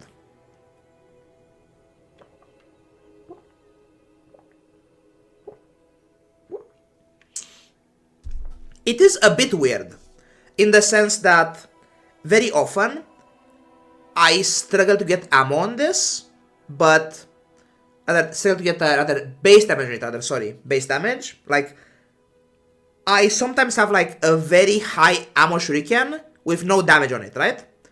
And at that point I need like either Kusarigama or like a ballista or something, right? So it's good though, it's good. It's a strong item. Early game, into silver, like day 1 it's bad, but like day 3 is where you start playing this really, like you're like silver shark or silver shuriken, like silver this and this, and then this buff is 20, and then it's like 20 damage buffed on like an Uzi cast per second style of situation. Like it's pretty good, I would say. So S tier item. It's like it's the crux of the ammo build, basically. The shuriken item, it's very strong. Anyways, Clamera. It might be here. My soul says this. My brain says like maybe lowest tier maybe. My soul says this. Clamera is an item that I never skip essentially. I don't remember the last time I saw a Clamera in a shop, or I saw a clam and I skipped it, or I sold the Clamera. Like, I don't sell this and I don't skip this. I snap buy this and I never sell it. Like, unless I really have to, I never sell this. Like, as I really have to. But why the fuck is that? Why is Clamera so good? In summary, slows are good. And not only slows are good, but speed is good. Clamera is the most versatile, accessible way to get initiative on the opponent. Occasionally, like, the Clamera is an item, right? Just for its own sake, as like an effect. Occasionally, your Clamera will slow their key item, will slow their Uzi, will slow their missiles, will slow their Langshan, their Boulder, their money tree, their main condition, right? Randomly. Combat start, no disruption. As the challenger, by the way, it is actually impossible for the opponent to deny your camera cast. Even if they have like an icicle and the icicle hits your camera, if you are the player and they are the ghost, the camera goes first, right? If you are the icicle user and the ghost is the camera, you can icicle the camera, but that's different. So, as the player, the camera is always going to cast no matter what at combat start. The slow is good, number 1. Number 2, it goes in one of the strongest current builds, which is Anchor. I think Anchor is like an A S tier build right now. Anchor is very strong. It's a very strong pivot as well. And Clamera is a key item in the Anchor build. You go like Clamera next to the Anchor, and the Clamera haste the Anchor combat start, and you have speed that way. So it's combat start Anchor cast, Anchor proc rather, Anchor haste that is. If you're playing Weather Glass, and you have like Toxin Injector, the skill, that when you use an item, haste the poison item, that's combat start haste for your Weather Glass. You're playing whatever build you have like Oceanic Rush at gold. You play like Clamera plus Oceanic Rush. You are now hasting your Zoarcid and your dive weights. Speaking of which, very often you want to play dive weights on a non-aquatic board. Your non-aquatic boards very often have a Zoarcid. Like, you are playing Zoarcid on every board already, and you don't mind Zoarcid the dive weights. So you have like Zoarcid dive weights, but you want there to be 6-second cooldown. Like on ammo builds, on like haste-based builds, you really want fast dive weights. And what is that second aquatic item you usually run? Well, sometimes hoverboard, but if you don't play hoverboard, you play like pistol sword version, right? It's a Clamera. Like, it's Zoarcid Dive Clamera. I played that 3-card combo so fucking often, actually. It's insanely strong. It's good for its own sake. It's good for, like, boulder build. Like, it's, like, boulder messages. Like, it's combat stat. It's disruption. It procs slow freeze. It procs any combat effect. Like I said before, like, it's so busted. It's so busted, Clamera. The initiative is so insanely strong. It's just the effect of just combat start, use an item to proc your skills is so broken. So I buy this and I never sell this. And I don't think that is an honor which any other item has here on this list, potentially. Glass, not yet. It's coming up right now, actually. It's like right here, actually. So, it might be the, like, supreme item here, potentially. We'll see. Could be, like, I mean, I could see this, because, like, they're broken as well, but with Clam, yeah, no, it's also, like, it's a glass proc as well, it's, like, your slow weather glass item as well, like, it's good, like, it's good. Good on the Oni build, like, it's fine, it's good everywhere. It's just a good item. Like, I played on ammo board, Kusarigama buff, I played on ammo, burn, any build, anchor, boulder, Langshan, I played everywhere. OP output solvers. This is like, it's everywhere. It's on every board, man. I played on every freaking fucking board. It's everywhere. This Clamera item. It's too broken. I feel like, I don't know. I think it's high. It's up here. It's everywhere for me. So hard to not put this over here. IMO. Anyways, weather glass. It's about here, I would say. So, if you gave me a choice, start of game, what build do you want to play? I would choose a burn-based comp, like a dot-based comp, over an ammo-based comp, like every time, basically. If I had a choice of a build to force every single game, I would have this item in play basically every time. Weatherglass. Weatherglass is actually, in a way, even more resilient. Not necessarily stronger, but more resilient of a comp than Anchor and Boulder are, in my opinion. Why is Glass so broken?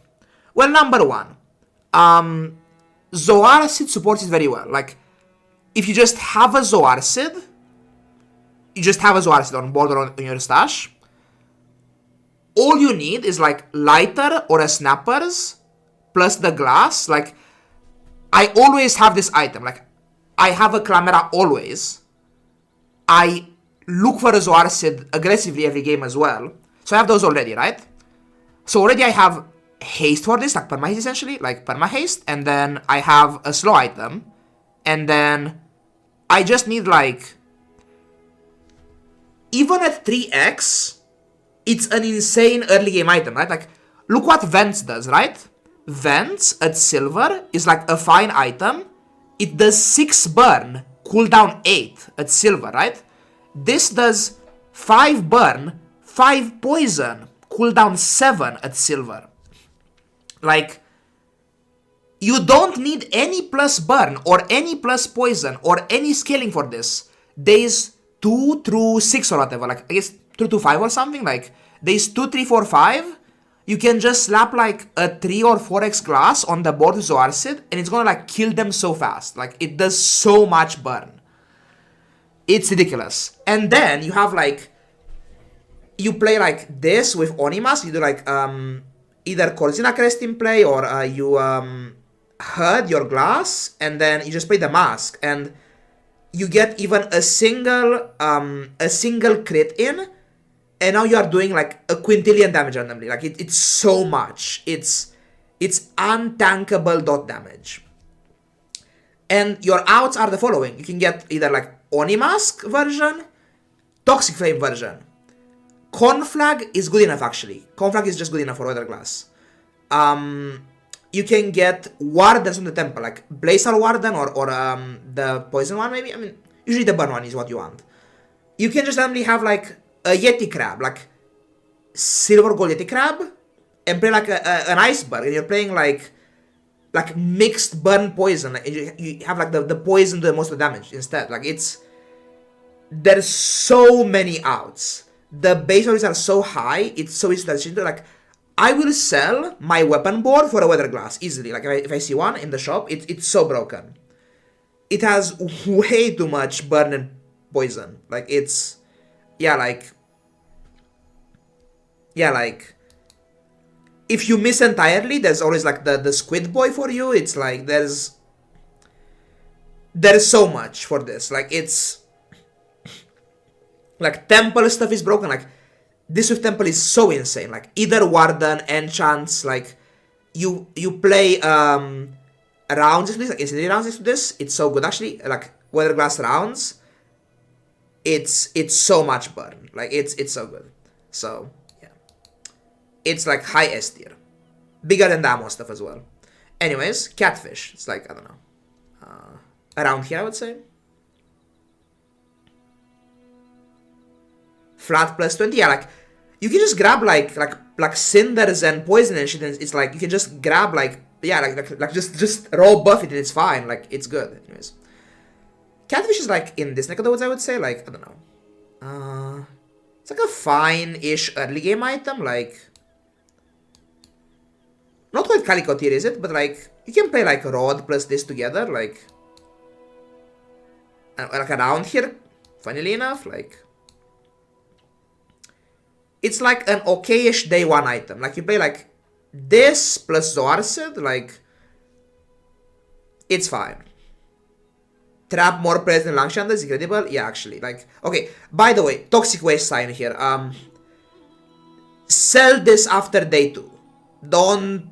It's not like. It's like a day 1, day 2 item only. Don't sell it. Keep it for your Weather Glass, but like. Don't play it for its own poison. Like, ignore the text. This is here for day 1, day 2 only, and then afterwards it's just a multi on this.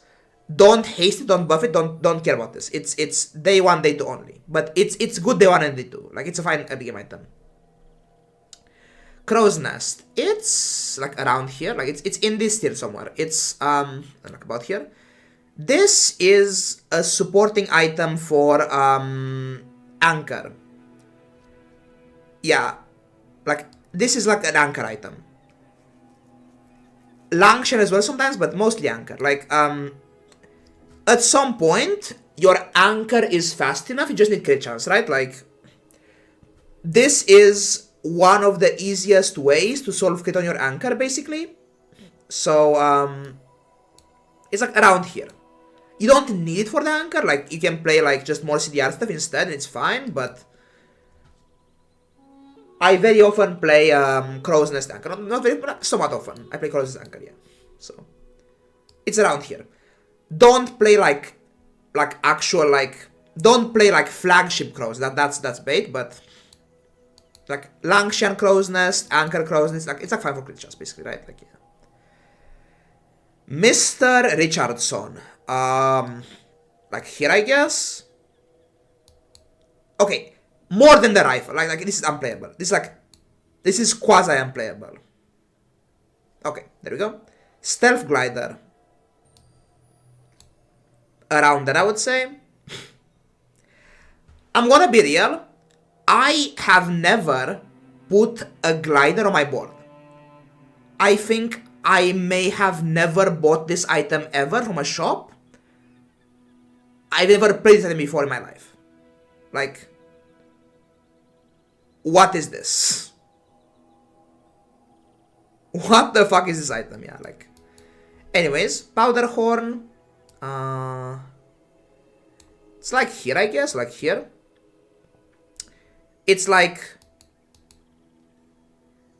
it's weird, right? Like, this A tier is confusing, right? Because A tier includes both like strong early game items and like strong late game like pivots, this piano, right? This horn thing is like just okay, right? Like it's like down here, it's like I blind buy this day one, the powder horn, because I can find like a grenade or a double barrel or like whatever and play it with that, like it's fine. It gets cut fairly early, like, yeah. I don't know, it's like maybe here, I guess. Okay, that makes sense to me. It's like what's in Calico, I think. Yeah, it's about it. Holsters. Okay, not quite, but like around here, like somewhere in here, right? Like somewhere in here. Holster is busted. Combat start haste is insane. We love speed.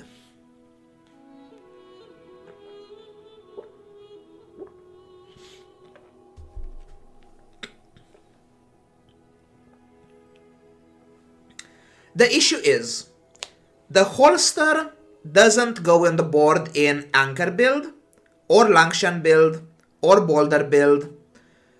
It's hard to fit in depth charge build. It's not bad on glass build, but it's hard to fit. I'd much rather have like Clamera plus a combat start, like a haste, poison, or burn skill than a holster on a glass board. Zoarcid, well, we're not there yet. It's right here, so yeah. Anyways, it's still, this is the to be rated items right here. Is aren't rated yet. Anyways, it's less good now. It's good on ammo boards. You are the goat. Yeah, meta is weird. Like, if you are playing Oni without glass, like personally, I mix glass and Oni very often. Like I know you can play Oni with just like rounds, incendiary rounds, and just lighter, and it's fine. Like you do like Zoarcid, lighter, rounds, snappers or something, or like nesting doll on the other side, and it's fine. And you can play holster in that, like just holster there, but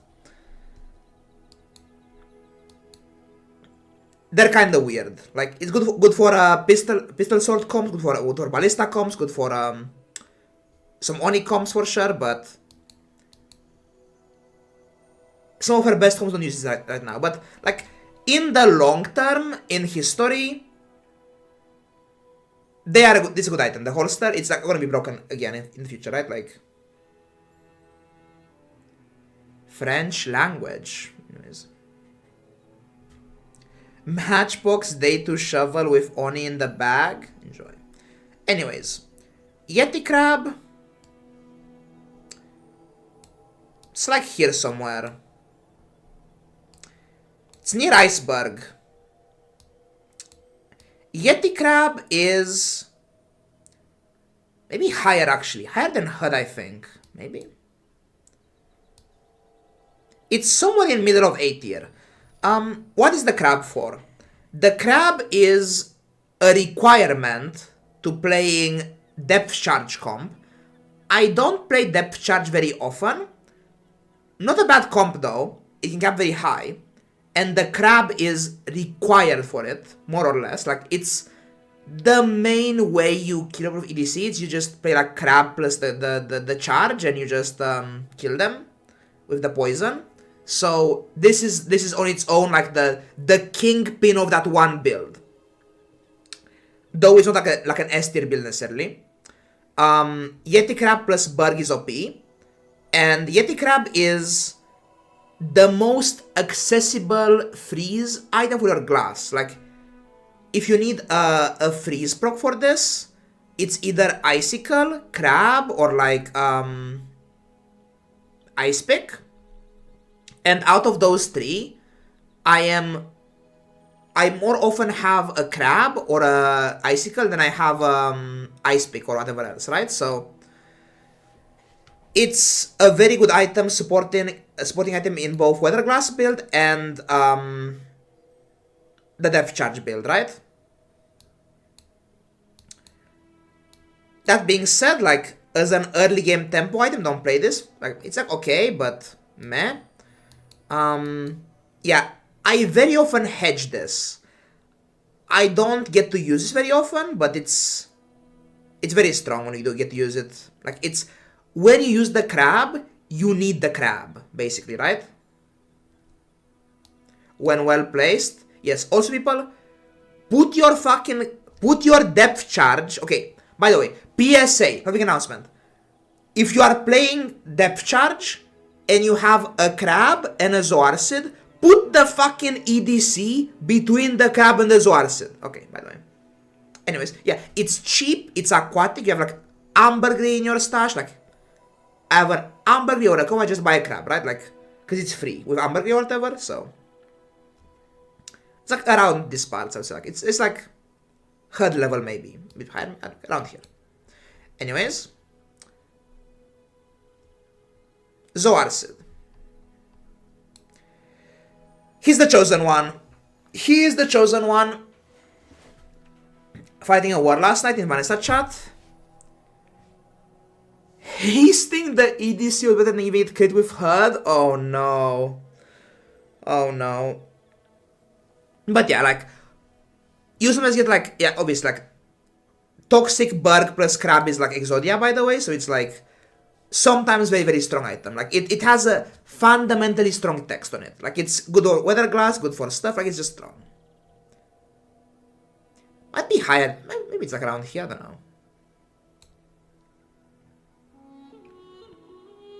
Maybe here, I guess, I don't know. It's gonna be weird if I rate Crab higher than EDC, but, like... Anyways, Zoarcid is the chosen one. The king of all Vanessa items right now.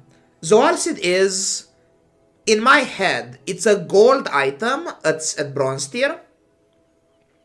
Why is Zoarcid so broken? If you removed the text from Zoarcid, the charge text, it would still be like an insanely strong item. By the way, like, having access, it's cooldown 6, 4 seconds of total haste on cooldown 6 on a bronze item, right? Yeah. Think what Power Sander does. Think about what, like, Levipad does. Think about what, like, any other classes, like, haste stuff does, right? Like, Zoarcid, in a burn comp, like, you're playing Weather Glass, or you're playing, like, ammo with the ammo burn skill, after it goes off once, you will have full haste uptime on 2 items of your choice. You can give 2 items of your choice full haste with 1 board slot, essentially. It's also a weapon. It's a weapon with somewhat high base damage. 15 isn't nothing. Katana has 5 base damage. This item, I would play it without the damage it does. But for some reason, it does 15 damage, which isn't nothing. Like, when you're playing burn stuff, it goes a lot. Like, it's a 4-second opener. Like, on a lighter board, like lighter Onimask board, it goes as much as a switchblade or like a claw or whatever, right? It's fairly fast, high base damage. It's a weapon. It gets, like, with no charge, it syncs up with Shark Claws perfectly. It goes like Shark Claws, then it goes, so it gets the Shark Claws buff. It it's a weapon for your wet wear. It gives your wet wear plus shield. It does like it's so much. It hastes your Langshan, like it makes Langshan playable because it makes it faster. It can haste your katana. Like you have like katana switchblade, you can haste your katana. Like you improve the scaling as well. Like it's double dipping like on the stuff. Like you can sandwich your weapon between like the switchblade and the Zoarcid. It's so much. It's so good. It's ridiculous. It's an aquatic for your dive weights, haste your dive weights, haste your captain's quarters, haste your whatever you are playing. It's good in that comp. Like no matter what, basically. Like the only boards where you don't play this are like end game, like boulder, like end game boulder anchor boards. But like you might be playing the Zoarcid on your transitionary board going into those builds. Like you might play your boulder with a Zoarcid initially, right? Like until the captains will be basically, right? So item is just so broken. It's especially broken in like glass and Onimask boards, but it's also good with no support, just no burn for it, just raw on the board as an aquatic activity for your dive weights and for the haste. It's so much haste for a bronze item. It's a ridiculous item. This on its own makes Vanessa's early game insanely powerful. Like it's haste procs for like your haste synergies. Is like it's everything. It's haste procs, weapon. It gets charged. It's everything. It's insane. Once they nerf this, Vanessa will feel much weaker. Like put in context, I am searching for this bronze item. Like some games this season, I was searching for this item on like day 11 or day 12. Like I had access to like I would much rather have a bronze Zoarcid. Like give me a bronze Zoarcid over a gold sextant any of the week, man. Like it's insane. Like it's start time too. Like you can charge a Zoarcid to get your haste in earlier as well. Like it's so broken. It's so broken. It's insane. I can't praise it enough. It's ridiculous. Anyways. Vents. I'd say vents are like around here. I am a huge fan of maybe here.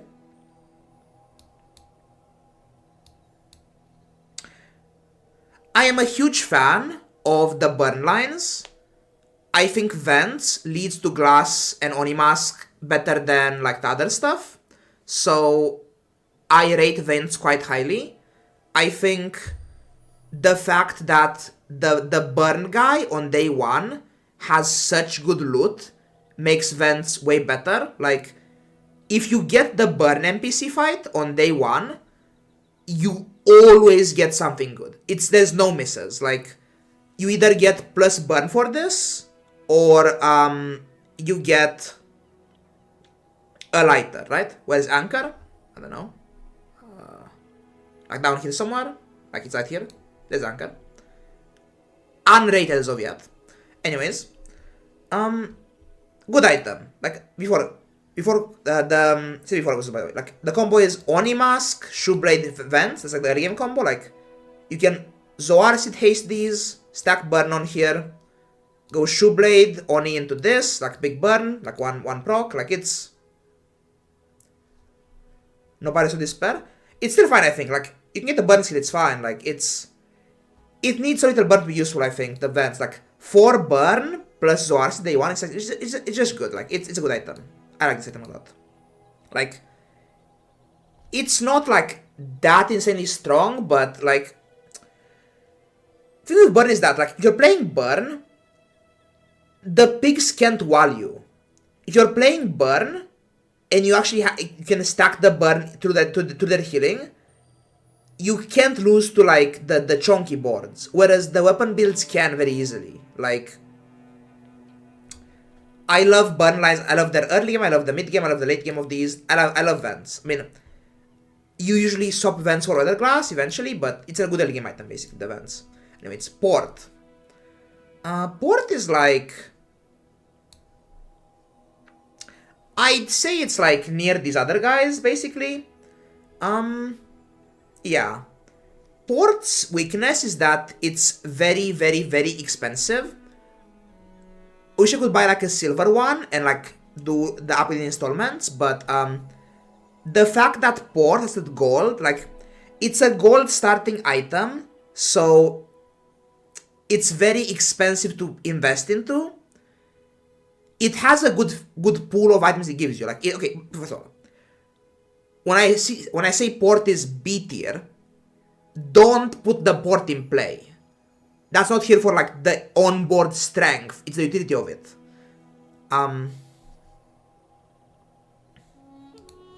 So I am rating it here as like a shovel, basically, right? However, it's a very good shovel because digging up ammo stuff is good stuff. Ammo stuff is Uzis, nesting dolls, dive weights, like I mean, all your good ammo stuff, like shurikens and stuff, like it's all your normal Vanessa good ammo stuff, but also it's sometimes like good ammo dually stuff like battery and Uzi and such, right? So it's fairly expensive, but if you are rich, like if you have like a bunch of losses and you are rich off of a temple and you can buy this, is actually fine, like fine value. Anyways, DB.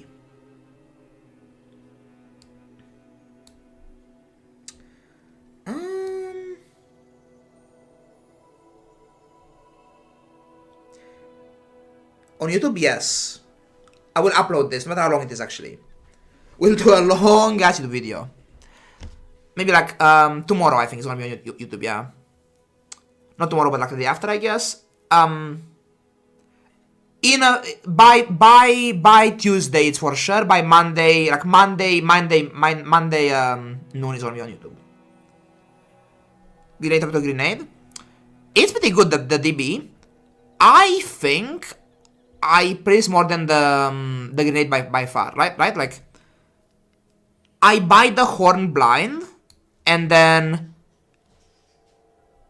I buy if I find the horn, right? Basically, like it has much higher base than a katana and it actually upgrades meaningfully. Like bronze to silver DB is actually quite fine. To win a 10 shot, I mean, yeah. It's not like plan A. I'd rather have like base on a katana instead and just go with that, but like in a pinch, like horn DB, that's a fine day one. Like horn DB, put like either a Zoarcid or like switch next to it. It's actually fine. Like it's okay. It's like a wide katana or something. It's a wide katana with base damage. It's okay. Like, and then occasionally you go like into Captain's Quarters mid game and you cut the powder horn and just play like high base katana with reload with Captain's Quarters, like fine, so it's like an okay early game item sometimes. Yite. High F. Like it's pretty useless, but it's helped a lot by the fact that it's like a small slow item, so it's like not completely worthless. Yeah, it's like high F. I don't play this, but like, if you had to play any of these, this hurts the least, right? Anyways, Tortuga. This is a weird one. I'm gonna say it's here. I think Tortuga is an underexplored build. I think Tortuga is actually quite legit. Genuinely. With Tortuga, I have like, I think I have exactly one Tort game this season where I had the Tort like on final board, I think. I had like a piano puffer Tort board before. This season, like to the end game. It won the game for me as well.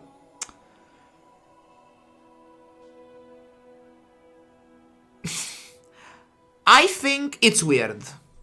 It's very weird. Maybe it's like here. You know what? I think that's a good Tortuga home. I think it's an out. less often than this is an out, but more often than this guy is, maybe. He's not great. This Tort guy. Yeah, like, you don't play the game intending Tortuga them, right? Like, you don't hedge for the Tortuga, like. But sometimes this puffer item might be in play, right? Like, I think if this guy is in base puffer item, like, basically, you can get this puffer guy, this puffer comp, compact enough that you could fit this as well for extra damage. Because, honestly, if you have, like, instant start puffer on, like, a piano, you can just add this in, and it does, like 1k a swing. That's not bad damage. Like, that's respectable. So, I'm gonna say it's, like, okay-ish. But the entry into it is not easy at all. Like, the lines that lead here elude me, basically. But I think I will play Tort more often than, like, Eels, for example, right? So, anyways, Jellyfish. This is a premier support item. Either, like, high B or low A. It's around these neck of the woods, basically. Why is Jelly good? Any comp where haste procs matter, Jelly is, you want it, basically, right?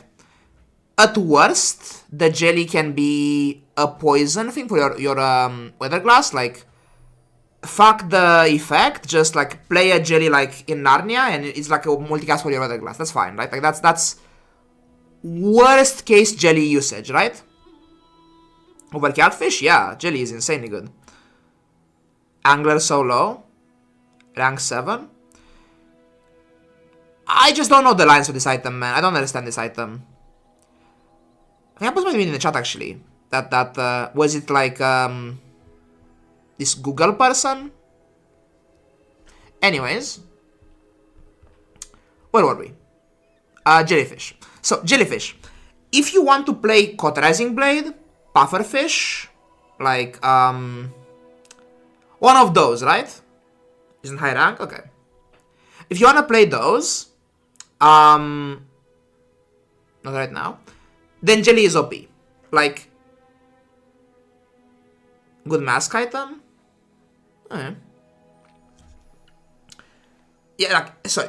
Let's focus in. So, I don't love Jelly on board early game. Like, it's fine, by the way. Like, on board in the early game as, like, tempo item. It's like, it's fine. Like, you play, like, stuff next to it. It gets, like, you whatever your Zoarcid haste as aquatic, you just put, like, aquatic thing, Zoarcid, and then, like, other side is a Jellyfish, and it's fine. So, that's one use of it for, like, in the early game. But, I mostly buy this and hedge it for either, like, a Cauterizing Blade situation or Puffer situation, basically, right? And it's just okay. It's fairly cheap. These small bronze aquatics are fairly easy to hedge because you have, like, Cove, Ambergris helping you, like, you can fish them out with Fishing Rod. They're, like, okay, right? So, good for a Weather Glass. Like, it's not great. It's just a very, very, very cheap item at bronze. It stays bronze too. Like, the effect on this, like, bronze Jelly is equal to diamond Jelly. Like, all the Jelly is haste triggers for you, for your comp, right? So, your bronze Jelly can stay bronze with no worries. Like, you don't have to, like, the crab, for example, you kind of want to up it, right? Because if you play depth charge, you need, like, a silver one, for example. The Jelly, you buy it bronze, it stays bronze, no more thoughts after that. It's just, like, it's cheap, it has very high potential to get you somewhere. Like, if you find this guy, if you find, like Pufferfish or other stuff, it can do a lot for you, basically. So, I'm gonna say it's, like, high B tier. Also, like, Trebuchet, like, they're brothers, actually, like, you have a Jelly, you have a Dive Weights, play Trebuchet, like, that's fine, like, yeah, like, a Dive Weights next to a Jelly is, like, infinite haste procs basically for your haste based items, right? So high B tier. Lighthouse. No idea, like D tier, low D tier.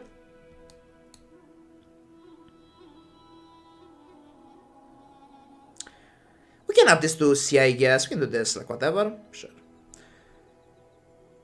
Around here somewhere. Like near docklines, I guess. They rhyme. Like fundamentally, it isn't bad. Pro boss is a good item. Like pro boss is a good item. And burn better than damage, I think, sometimes. But it's very expensive. And slow procs are fairly rare as well, so it's like, meh. Like, it's hard to scale this. It's hard to proc this. Like, can't really play Oni Mask and this, realistically. Like, it's kind of tough, so I'm gonna say it's like around here. Yeah, it can't crit either, which is like, well, if I'm playing Mask, I want to crit them in the face, right? So, anyways. Cutlass. Cutlass is like around here, I would say. It's like pretty bad. You just buy this if you really need a weapon. Like my plan A very often is weapons on Vanessa, so it's just like a very bad. It's very bad. Questionable. Here's the thing. Cutlass is bronze. Submersible is like silver. So, like, there are scenarios where on day one, I am desperate enough to buy this, right? Like, I have support, I have like shark claws, and I have like, or like a switchblade or a shark claws or whatever. I have no weapons to buff with that, right? So I just got this to buff it. Like, it's a very bad katana, like it's a very bad katana, but occasionally better than nothing, right? Like, it's something to fill your board with sometimes, so it's a weapon, it's fine. Like, low C tier for me. Same as these guys, like tempo items, right? Captain's Quarters, very good. Like high A, around here maybe. Captain's Quarters is one of those like best of the temp items right? Like, I very rarely have a quarters in play like end of game, but I very, very often have a quarters in play mid game. I think quarters provides your shuriken base damage, very important. The Captain's Quarters, importantly, can haste your dive weights, right? So, if you have a board that's like dive weights plus hoverboard, the Quarters goes at 4, haste your weights, and then the weights go off at 5, right? It's actually very, very good haste timings on that.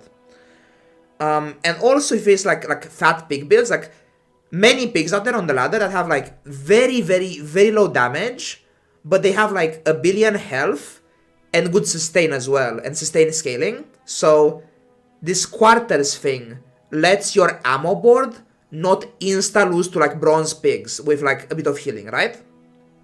Because it's base plus reload, yeah, together. So I value this, by the way, on weapons boards way above Figurehead. I think Figurehead kinda sucks now on weapon boards. This, however, is very strong. The quarters. It's like up here. Somewhere at least. Might be here actually, I don't know. It's very strong. Pufferfish. No idea. No idea where you are. You're like around here somewhere. I don't know. Puffer is a weird item. Puffer suffers from being a very bad, well, not very, but quite bad silver item, right?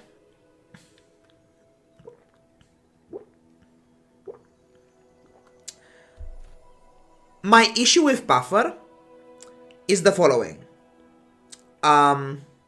It's below here, I think, for sure. It's below this item for sure. Here's the issue. Poison is a fairly bad effect. Poison ticks very, very, very, very slowly. So your poison stuff better be poisoning hella to be worth it, right? This homie at silver, it's 10 poison. Meh. Even if it goes early and often, it's not that great mid-game. When do I play this? The most common puffer like entry points is like hoverboard. Very often I have a board that's like Zoarcid, dive weights, hoverboard, and then the other slot can be like a katana or whatever. And the katana ain't that great. It's like, it's fine, but it's not like amazing. And very often you have like left or right-handed, and you would like a non-weapon on the far end of your hoverboard. Like you want like non-weapon, hoverboard, dive weights, Zoarcid. And you can't have the dive on the right because you want like the Zoarcid to haste it earlier. So it's like, it's awkward, right? And I think the buffer goes in there for sure. Like you're like that situation where the hoverboard and you put the buffer on the other side. That's okay. The other situation is you play like aquatic early game, depth charge in. You can play like buffer with depth charge in theory, but because the charge would buff both the buffer and the itself with the Yeti Crab is the idea. Interesting item for sure. It's worse than the blade. Like if I can spam haste at the blade then pufferfish for sure, but it's like around here, I guess. Not a great weather activator either. It's like fine, but these are friends, the piano and the pufferfish. It's an okay hedge. It's fine. It's not great. Anyways, wetware.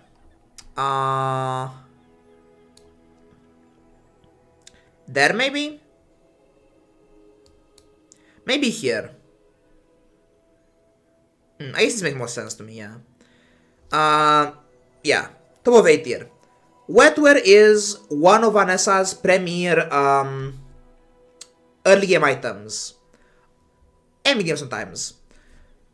Basically, days 1 through 6, if my opponent is a Pygmalion, days 1 through 6, I play this on my board. Like, I might consider playing like a bronze wetware against a gold or lower rank day 6 pig. Because a bronze wetware would win in fatigue against like a big money tree, basically. Pigs in particular tend to run very defensive setups. And this just out-defends them. The pig can tank you forever, but if you just build like 10k shield, which this can do by the way, you're just chilling, I think, in fatigue. So this is the pig killer. Furthermore, days 1, 2, 3, well, against anyone. Mac is the most annoying one, days 1 and 2, because Macs, half the time, well not, there is a chance when facing Mac, their board is just poison stuff, basically. Like, there is like a 1 whatever odds that your Mac opponent is playing poison. They aren't meant to play poison, but like, the lower the Max rank is, the higher the odds are of facing like Nightshade and poison shit on your board, right? So, if the opponent is a Mac who's playing like poison regen stuff, you're kinda fucked. Because it's hard to kill like a poison regen guy if your board has like 2 slots of random shielding stuff, so like it's annoying, right? And even against like non full green Max, it's like they will fuck you up with some burn and they will poison you afterwards, right? So yeah, like but against most people, against like most stealths, against most dualies, stealths, pigs, other Vanessas, like you are good to go. Like this just scales so hard and so fast.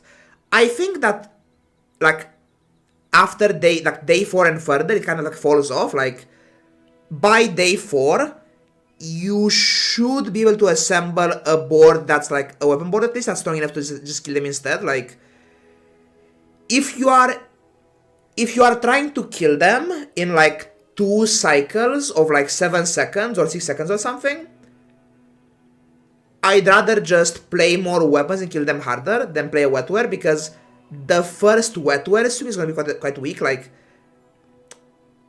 as the mid game sets on, as the mid game begins, the fights get shorter on average. So your first wetware proc will be pretty small, and then the second is quite mediocre. Like I don't care that much. Like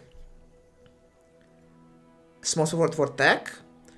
Not bad. Like it's a play to play. Like I've played before Cyber Sai on my board for wetware. Like you can play Cyber Sai on your board for this very reason. Like it's like a wide fang, but like put it like this.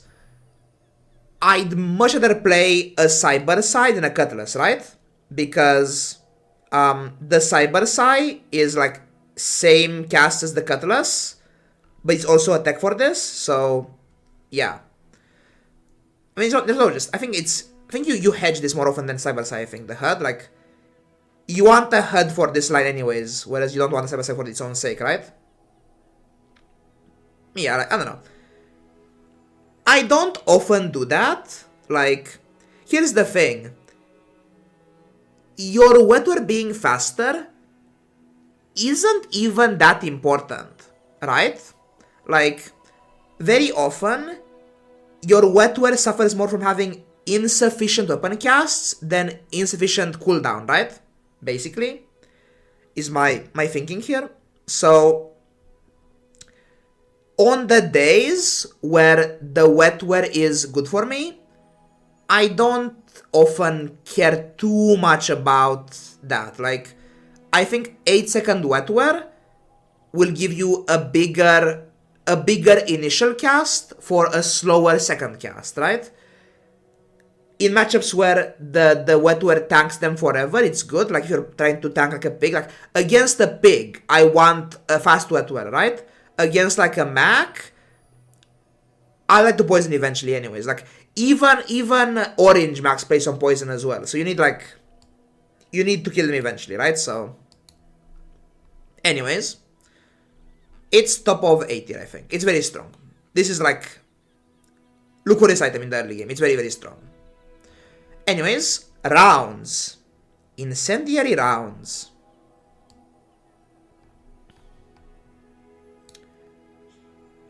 Probably here. Rounds is very strong. Yeah. It's like, it's the best possible burn item for Weatherglass, because very often you get the silver version of the when you use an item, haste the burn item. Middle S maybe. I could see this for sure. Plus shield. Yeah, anyways. I could see this, yeah. So if you get, it's called quick ignition, right? If you get that skill, you will want a burn item on the board for the glass to get the multicast, but you will also want no other burn stuff in play to get your ignition on.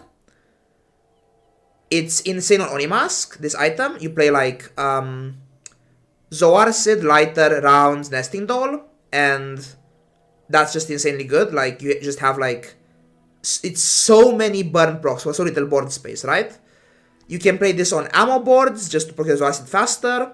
You can play this with like, you can just have this going to, like, if I'm going to the temple, right? Like if I'm going to the temple, like basically, I have a ticket I'm down to just buy a rounds like day 7 or 8, pre-temple, and then get like a warden from the temple, and it's like just it's like a one item build basically, like just faster next to this, and it's like with warden it's just GG, right? So good with glass, good with Oni mask, good with like on its own temple stuff. It's just like very busted. Good enchants, like versatile, many builds it goes into. It's just good. Shield healing enchant? Nah. Anyways, Illusoray. Around here I'd say like this is the woods I would say. Yeah, down here. Like you have a shrimp randomly, like you buy a bolas from the ammo guy. Okay, you go to Colt. There's like a bolas in the shop. You buy the bolas. Bolas are good like okay. Bolas are good on their own, right? You buy the bolas. You're in Colt's shop. There's a shrimp there. You buy the shrimp. You go to Andy. There's this guy there. You buy this guy for day 1. Like it's sometimes in. Is it good? Meh. It's okay. Like shrimp plus this, like day 1. It's like not the best, but like in a pinch it's fine, right? Like if Tortuga was a main line, like if you play this all the time, it would be insane. Like on Dooley, things OP, right? The slows are good as well. Like multicast 3 on this, it's a good item. It's just that the context for this isn't great right now. Like we don't love this Ray guy at the moment. Like it's good, it's just the things around it aren't good. Like Tortuga isn't there very often for you. Like the shrimp lives fairly early as well. Meh. It's just okay. Torpedo.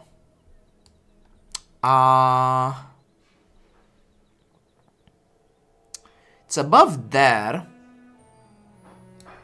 Around there, I would say. Torpedo feels much worse after they stole its second ammo. Very often, it's very awkward to make the Torp actually kill them in one shot. Like, days 2, 3, 4, that's doable to one-shot them. Day 5, it's like a toss-up whether they have like healing or something. As early as day 5, the Torp is fizzling out. The Torp is a way to convert ammo casts into damage, which is meaningful. Like you have like a nesting doll or like weights or a shuriken. It's okay.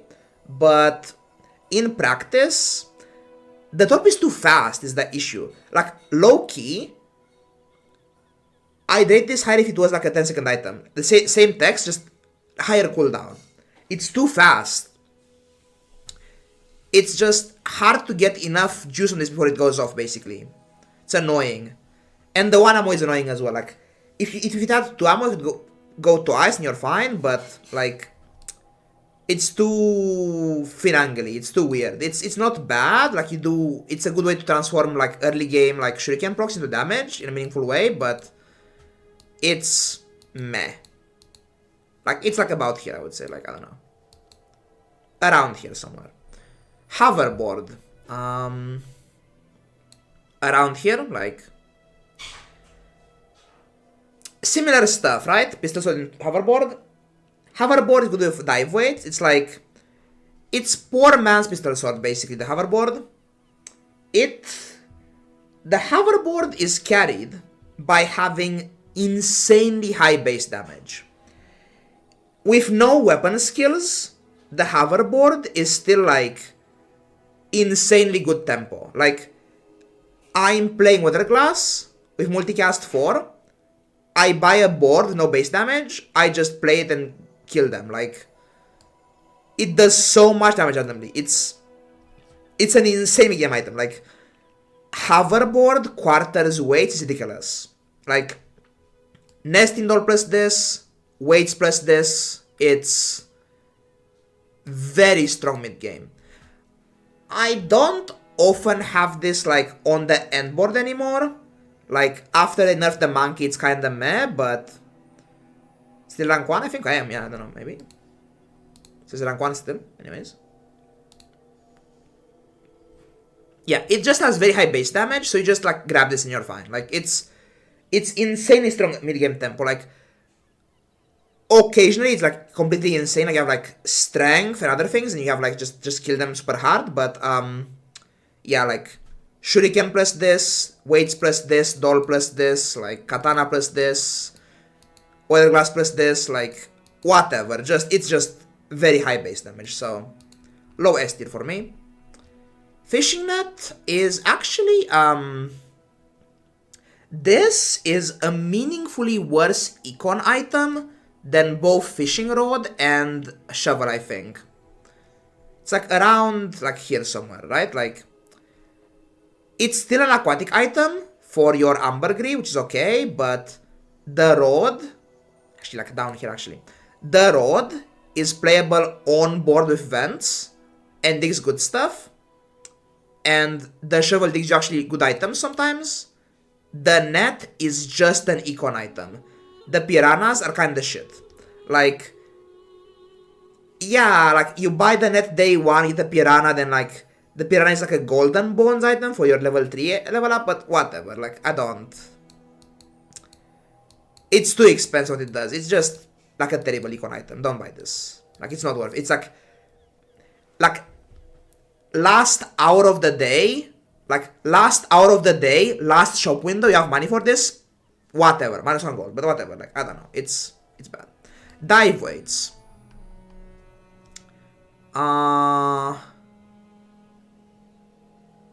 Around here, they are higher than the shuriken, but lower than glass, I think. Is that true?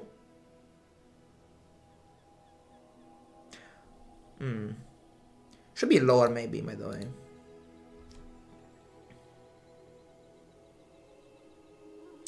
Dive weights are broken. Dive weights are the best ammo item in the game, in my opinion. Basically, yes. Why are they so good?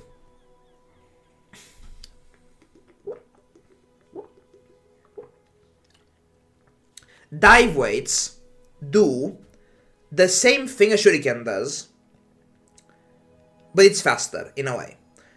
The shuriken's damage on its own is meaningful and important. The shuriken can crit, the shuriken can get buff by Kusarigama. Like you play like pistol, so Kusarigama plus this, and it buffs both this and this. So in that sense, it's good. The dive weights, on the other hand, have so many more advantages. The dive weights, number 1, they don't fully unload on the first hit. This means that ammo on the dive weights is super powerful, because every ammo you add adds an extra cast to every subsequent cast of the dive weights. It goes, instead of like 5, 4, 3, it goes 8, 7, 6. The dive weights are a haste item. The hastes are random, so very often it's hard to quantify how good they are, but at gold, genuinely, these are actually very powerful. Like, the big synergy is ballista plus this. They are fast enough that your ballista can get the full value of them before it goes, but also they can haste the ballista as well, which is good as well. Like, they are so broken. Like, you just stack ammo on these, you play the medium with hoverboard, like you play, this is an aquatic item by the way, so you play like this, weights plus stuff, good with pistol sword, good with, like, if you just buy these and just run into like level up loot rewards, or like you just get random ammo on this, like if you have like a big enough ammo dive weights, you can just like, on whatever comp you are, like whatever, like whatever, you can just enchant these with like fiery or like heavy or something, and they're like fucking broken. Like it's so many triggers or whatever. Like it enables pufferfish, enables blade, enables like all the haste stuff, basically like all of these things. They are good in depth charge comps, like they're just fine in there. If you have like enough ammo, you can put them next to rounds in a pinch if you need to. Like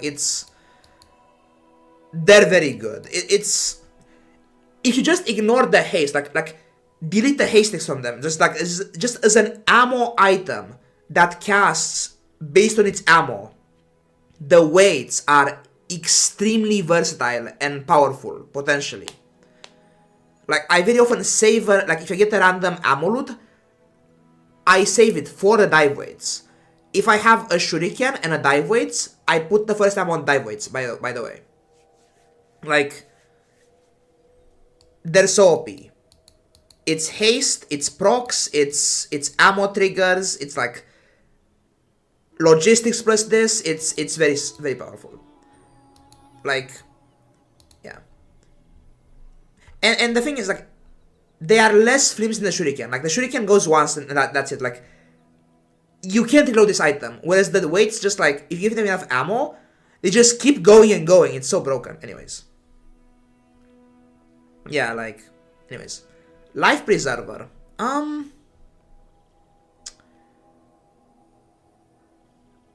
It's around here, I would say.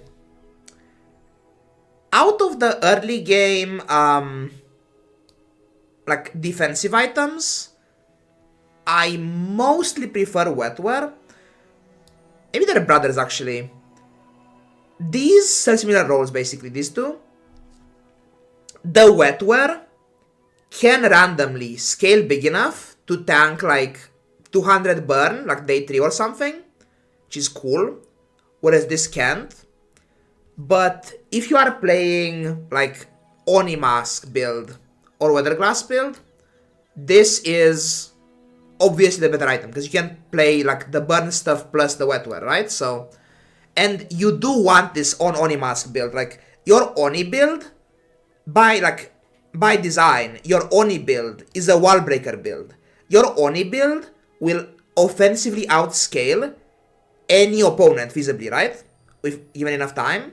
So you do want defenses there. And the Prez, a silver life preserver on day 3, like, I suspect that silver Prez is like the strongest day 3 item in the game, like, potentially, right? Like, I think day 3 Prez buys you so much time. It's insane. Like, it's 2 health bars, because on day 3, your, like, default health is 600 health, which is what the Prez does for you, right? So it's random shield proc, it's like, it's that 2 lives. When you res, you cleanse yourself, by the way. Like, by the way, this item at silver, you can beat Flame Juggler with a silver Prez basically solo. Like, once you res against Flame Juggler, you have like 20-ish burn left on you. Like, you're fine. So, yeah. Farms Juggler, like, if you're playing a burn line, you want the Preserver in play, so it's like very strong. Maybe less than this, actually. I don't know, like, around here somewhere, I think. Maybe here, I don't know. Around here. Anyways. Elemental Depth Charge.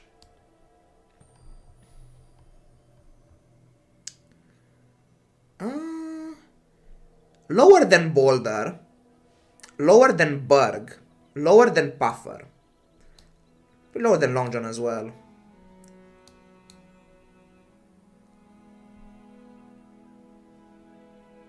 Around here, I guess. It's like a fairly niche comp, this depth charge item, but maybe like top of B, actually. Okay, makes sense to me, actually. Is that true?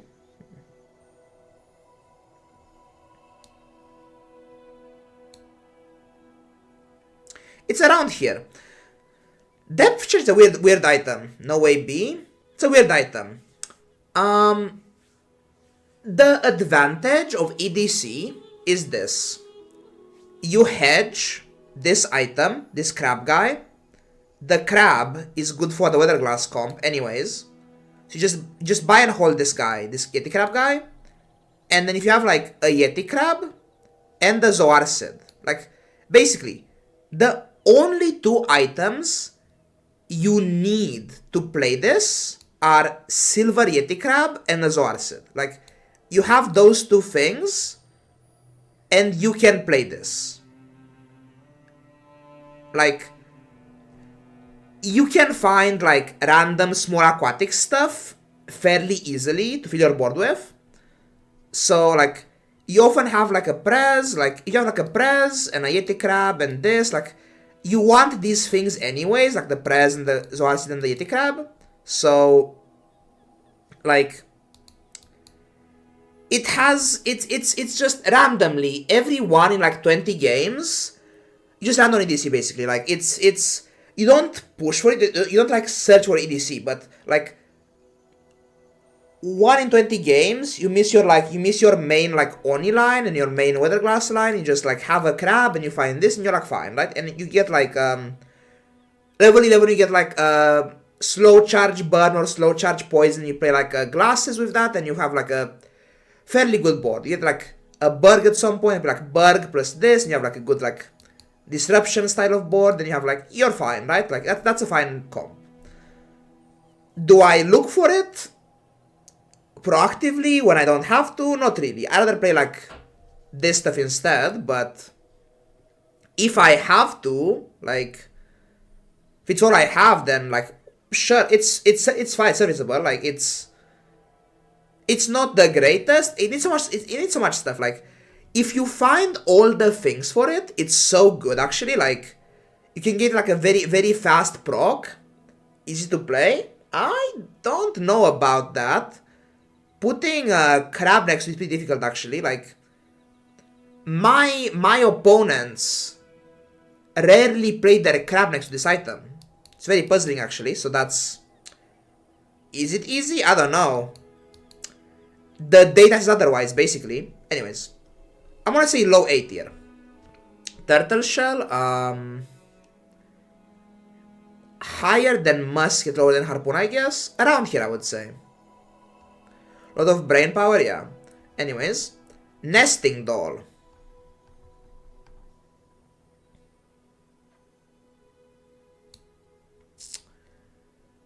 I'm gonna say it's here. Is an F, it is an F, don't worry. Am I nuts? It's F. It's bad. Is it not F? It's F, man. Then Salt Claw. Much better than Salt Claw. Okay. There we go. No, even... Okay. This. Is I'm 1? We're tied? My, we're tied. We can both be 1. It's fine. Anyways,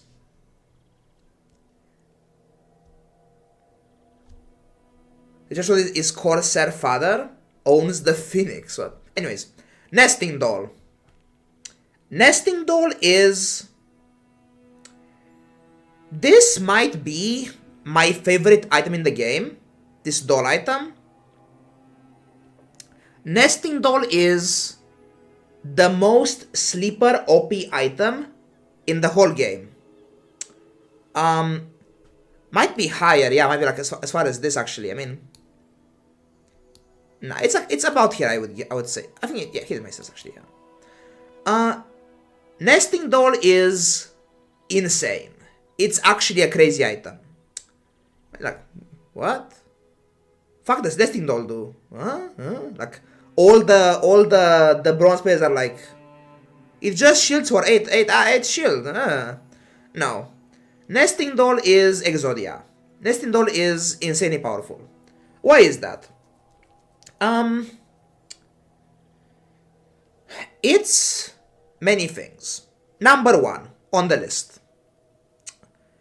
Nesting doll is an ammo item that doesn't care about ammo. Functionally, 8 ammo is a billion ammo. Your nesting doll, even at base ammo, against most opponents, never runs out, even when hasted sometimes. Additionally, the doll gains ammo as the game passes, so like, usually your nesting doll has like as high as even like 12 ammo sometimes, right? And 12 ammo is like a billion. That's way more than enough. That's like a Diamond Uzi. That's enough. So your nesting doll has infinite ammo. Number 1. Number 2. Casting an ammo item has very high upside. Why is that? What does casting an ammo item do? Casting an ammo item, any ammo item, does the following. Procs logistics. Procs hoverboard. Procs pistol sword. Procs incendiary rounds. I mean, that's any item, I guess, but that as well. Procs... What else? I guess bullet time, but whatever. It procs heated shells, actually. So if you have on ammo use, burn, you play a doll. Your doll goes twice, burns twice. Your Zoarcid gets to 4 seconds, right? Like, the combat starts, doll goes twice, burns twice. Zoarcid goes to 4 seconds, then it gets 2 burn procs, right? Skills Ballista, Torpedo. All those things, yeah. It's Ballista, Pistol, Sword, Torpedo, Hoverboard, proc, like, it's everything. Additionally,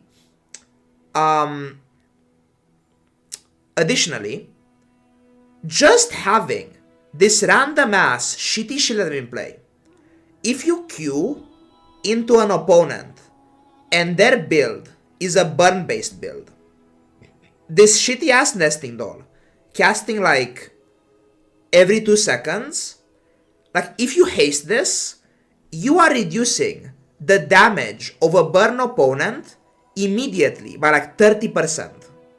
Like just flat. Like if you are in a burn mirror and you have similar burn amounts, your nesting doll having their burn like every 2 seconds, that one tick is so annoying. Like if I'm playing Onimask and they're playing Onimask and they have a doll, I'm fucked, right? Yeah. It's just a very versatile, random, like, fast proccing item. It enables everything. It's insane. Yeah, like, yeah, it enables the Guardian shield skill randomly as well. Like, it's, yeah, it can, if with Onimask, you have, like, an Onimask in play, you have, like, a Corzina Crest or Inexorable in play, you just have, like, a random, like, 20 crit here. It goes every 2 seconds. Like, every 2 seconds, 1 in 5 gives you, like, 6 burn or something, right? It's like, what the fuck? Like, it's just sleeper broken. It's insanely good. Like, also you get, like, if you get this early enough, like day 2, day 3 nesting doll, and it grows in your stash, and you get, like, the loaded fury, right? It's the, your items have damage based on your ammo. It's, yeah, it's loaded fury. You can have, like, a 14 ammo doll.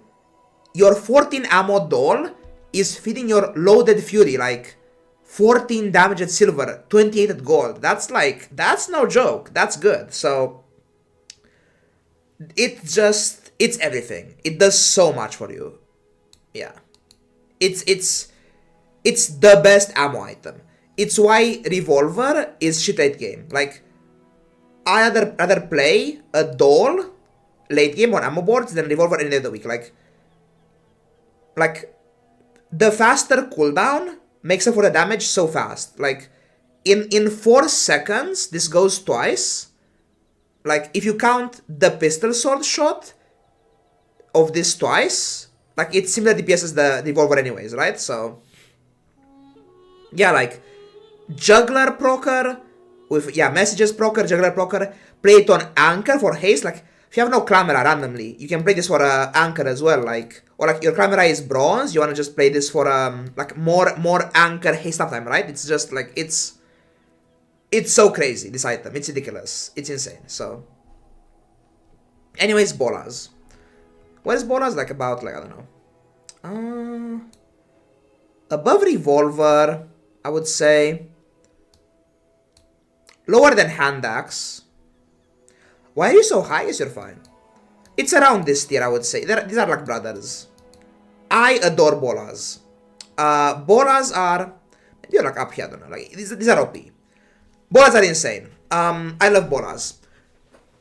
Against half the opponents on day 1, 2, 3, 8 seconds like the whole fight. Like, yeah. With a coherent ammo board, like damage board at least, in the early game, you can just like 8 or 12 seconds burst them down. The Bolas is an ammo item. Being an ammo item is useful for later, for like, you know, ballista, pistol, sword, etc., logistics and such. But also, in the early game, it has high base damage. When you don't have strength, when you have just like left or right-handed, items base damage matters a lot. And Bolas has good base damage. Like, I'd much rather have on my board a 20 damage Bolas than like a Fang, right? Like, a Fang is like premium speed, but has 5 base damage, right? Whereas the Bolas comes with like a hefty 20 damage, even at bronze, right? Also, 2 seconds slow at bronze. 2 seconds is a very long slow. Like, you don't notice it very often. Like, it's hard to quantify the slow's value, but if you pay attention, you will find out that your Bolas randomly slowing their shit is carrying you super hard. Like, for the same reason Kramera is OP, Bolas in the early mid game can do so much work. Like, randomly. I value these very highly on my early game boards. Like, 2 shots is like maybe 1 less than optimal, but yeah, it's like, it's a weather glass proc, it's just good. It's like I value this very highly on ammo boards. It's a Kusarigama trigger, it's an ammo item, it's a long ass slow. It scales as well, like it scales the damage and the ammo as it level ups. Like Diamond Bolas is a 5-second slow. What the fuck is that? A Silver Docklines does 6 seconds of slow total, their whole board. Like that's, a Silver Lines is 6 seconds of slow. Your Bolas is a 1-slot item at Silver. 1 Bolas shot is half a Docklines. Besides the damage, it's so much disruption. It's my one of the disruption actually. Like, yeah, and randomly you can play like with the buff to it. You can play this plus Mantis Shrimp, like early game, like day 1 and day 2. That's like a fine early game package. Like Bolas, Shrimp, Camera. Learning more? Glad to hear. Anyways, Powder Keg. Powder Keg is filing a lawsuit to the Tempo devs for removing Obsidian from the level 10 rewards. I actually think there is a case to bring back Keg to old Keg because of the Obsidian removal, actually. Keg feels sad. So, back in the good old days, Keg was the nuts. Keg was broken before. Then, they shifted up 1 tier. Like old silver is new gold tier on Keg. But then, it was still alright. Because occasionally, I would find an obsidian keg in Isla's shop. Or, I would buy a keg and get obsidian enchant at level 10 as well. And at that point, obsidian keg with some crit chance, that was still fine. But now, well, let's review. Obsidian gone from level 10. In the temple still, but meh. Isla can't sell you it with obsidian anyways. And like, if you're playing Oni Mask, it's kinda redundant anyways. Because if your Oni Mask build gets to go with enough crit chance to kill them, like, you do like 1,000 burn anyways, so it's very hard to assemble like a keg board where the keg like makes sense. It's still pretty good though, like, I think that on many weather glass comps, you can get the board compact enough to where it's worth playing like a diamond keg to do like half their health randomly. Like that's fine, I would say. So I want to say it's like, I don't know, about here. Hedge Radiant Keg? Maybe that's okay, Radiant Keg, but I don't know. It's around here. It's like, okay. Yeah, it's very slow as well, like, the cooldown is fucked as well, it's 24 now, so like, even if it goes like, even if like you start the comets like on ICD getting charged, it's like, getting 2 cast off is like, well, that's a long time to get those 2 casts through, I think, so, like, meh? Yeah, meh. It's just like fine, but anyways, figurehead. This is an item where star chart. I guess. Anyways, I guess what you need is like a snapper is in an nesting doll and you're fine. Like holster snapper, like 4 slot is enough to get it on ICD, I guess, with the ammo burn skill, I guess, or whatever. Sure. Figurehead.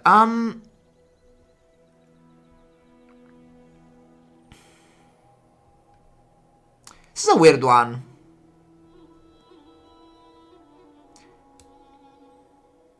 So, this is temporary situation, by the way. Where do you go? Figurehead's current main purpose is above Tort. Meh. Figurehead's main purpose currently is that use the left side. Use the CDR side. Figurehead ammo. I have had very bad experience trying to play figurehead weapons. I think that the damage this gives you feels very power creep to me. Why does it say 2? I didn't play. I don't know, man. Didn't do anything myself. Anyways. Nuclear waste. Yeah, like, you don't wanna play this for damage. Like, it's fine. Like day 3, day 4 at silver, it's okay, right? Like you have like your shuriken and your stuff, it's fine on day 3, day 4. Day 5 silver, nada. That's too little. That's shit. You are in danger. Day 5 gold, that's fine. Day 6 gold, you're okay. Day 7 gold, you're in danger. Like basically, you need like an upgrade to this to get it in order, right? Like I think day 7 gold figurehead. Start of stream.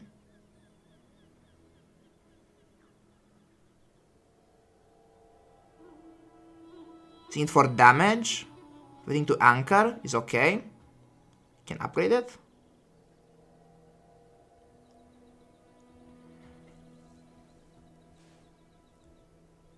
I am afraid of this for damage. I've tried it before. It's just like okay. It's if you have to do it, like it's an out for damage, but it's a bit scary for me, this figurehead item.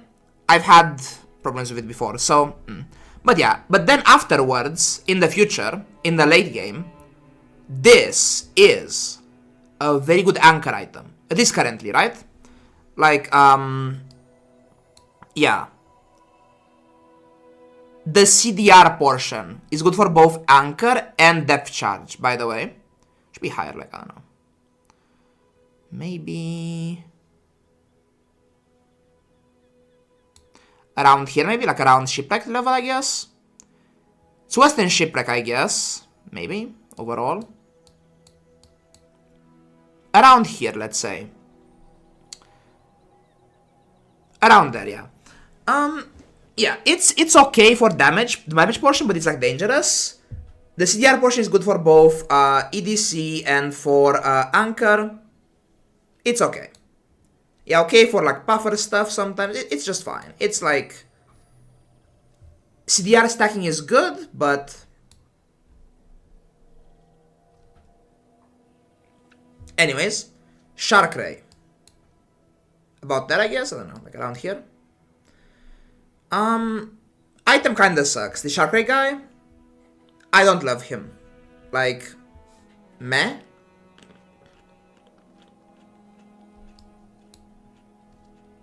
We can be here, I guess, but like, I don't know. Not okay, it's not F tier, it's like D tier or something. It's pretty bad though. Shark Ray is like Blade, but like 50 billion quintillion times worse, basically. C tier. Hatex output, like, I don't think it's C tier. It's just very weak. The item just has very poor timings. Like, the first hit of this is terrible. The second hit is still bad. Like, you can't. This won't two tap them, right? Like if it has perma haste, like, okay, like second 4, you perma haste this. Let's say, like, you have like full procs and you haste it as well. The first shot will do nothing. Second shot won't kill them, even if it crits them. The third shot might kill them. But at that point, it's like second 50 billion, right? Like, in my mind, it's F. Saltclaw over Shark? Nah, it's still like a win con. This is like nothing. Gatling gun text? Maybe, I don't know. It's low D. We're putting it here.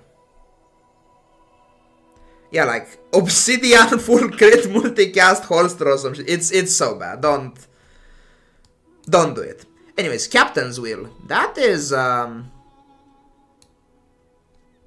might be S tier, right? Is it S tier? Better than Cutlass? Disagree. The Cutlass can save your day 1. It's S tier. 2.5. Upper A. Yeah, so it's uptime. This wheel thing. It is hurt by Anchor not using it. About Zohar said maybe. Captain's Wheel is the premier boulder item. It's not that good. I think you underestimate how good like 2.5 second starting full haste time is. Like, Gold Captain's Wheel is essentially full haste time on 2 items, starting at second like 2 or something. That's like, maybe it's here. Doll is better. I don't know, man. This is, I mean, yeah, it's like a bad, like, it's not the same thing, but it's S. I could see high A. Such an S. I could see high A. I don't want to think of it, it's like, I don't play Crow's Nest, like, I don't play, it's wide, yeah, like, I don't play single open Langshan that often, like, very often I just play, like, Zohar Seed Langshan anyways, right? Like, it's kinda meh at silver, like, has to be gold to be really good, like, it's meh at silver, it's good at gold, right? Meh at silver, Zohar Seed exists, Anchor doesn't care about it as well, fairly few viable boards for it as well, like, meh. Has a condition. Okay, it's not S, it's just A. It's like, it does some good things, the best case scenario, but like, it has enough drawbacks and limitations to be a 8, I think. Like, it's good, it's just not that good. Maybe like around here, I don't know. Around here. Repeater. Higher than Blunder, maybe. Lower than Knives for sure.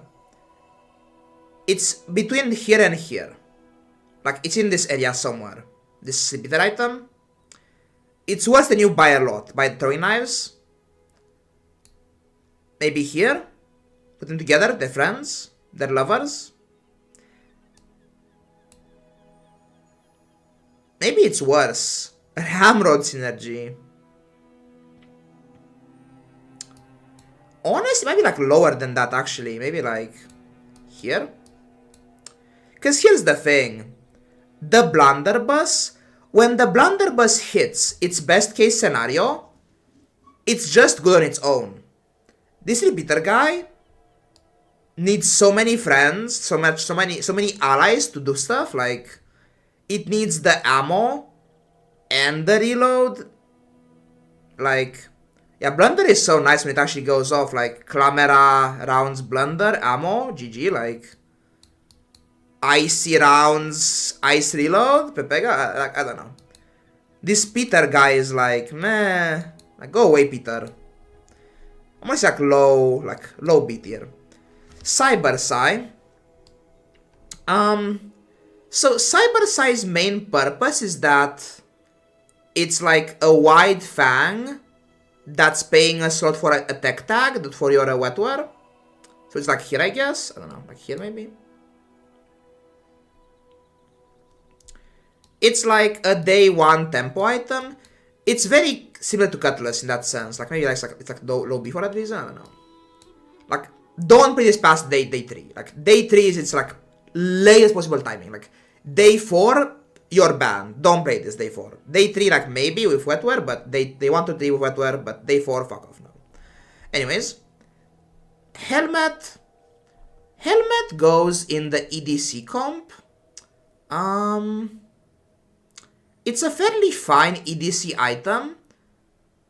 Not required though. I'm gonna say it's like maybe around here, I guess. It's around here, I guess, yeah. Helmet. It's like a fairly niche item in a fairly niche comp. Like it's sometimes good in the sometimes good depth charge comp, right? Anyways, lighter. Whoop. Here maybe? Maybe here. Above Oni, I guess. Maybe. Next to Oni. Below Oni. Oh, it's no doll, I guess. Maybe it's A. It's very good. So lighter is... Okay, I should move a bit down actually. This is not...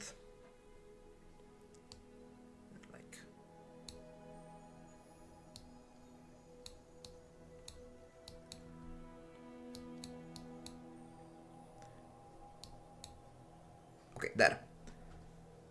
Underdog looks right. Yeah, sorry. Lighter is just OP. Like, right now, lighter Zora, just having a bronze lighter and putting like 3 burn on it, like, get like a burn skill plus a cinder. That's a 5 burn lighter. Get like that plus like any other burn thing, like events or whatever. And like, lighter Zoarcid. This charges Zoarcid. Then Zoarcid hates it again, like it's just like they loop each other, like this charges this hates that, like get like any burn on those, you're just pumping, like you don't even need Oni mask. Like, by the way, like the way to enter the Oni build, you start with the lighter. Like this item is like the best possible way to start your journey into Oni mask. Like optimally, any game you wanna have the lighter first, then the Zoarcid, then like the Oni stuff afterwards, right? I guess maybe the Zoarcid first and the lighter, but like these together, like you want these two first, right? So just like grab this, stack burn on it, haste with this. It's just crazy. Like it's OP. It's possibly the best Oni mask item, possibly. Like I don't know. It's just crazy. Like. Put next to a rounds, it's just good. Like, give it HUD, give it like HUD crit or whatever. Star chart it, it's just OP. Right now, this lighter guy. Cause burn is so insane, like, stacking burn is so much more reliable than stacking, like, doing damage. Like, because they can heal your damage between like rounds of damage. They can't heal as much burn. Like, they can cleanse it, but not that much. Like, it's good. Anyways, Pesky Pete.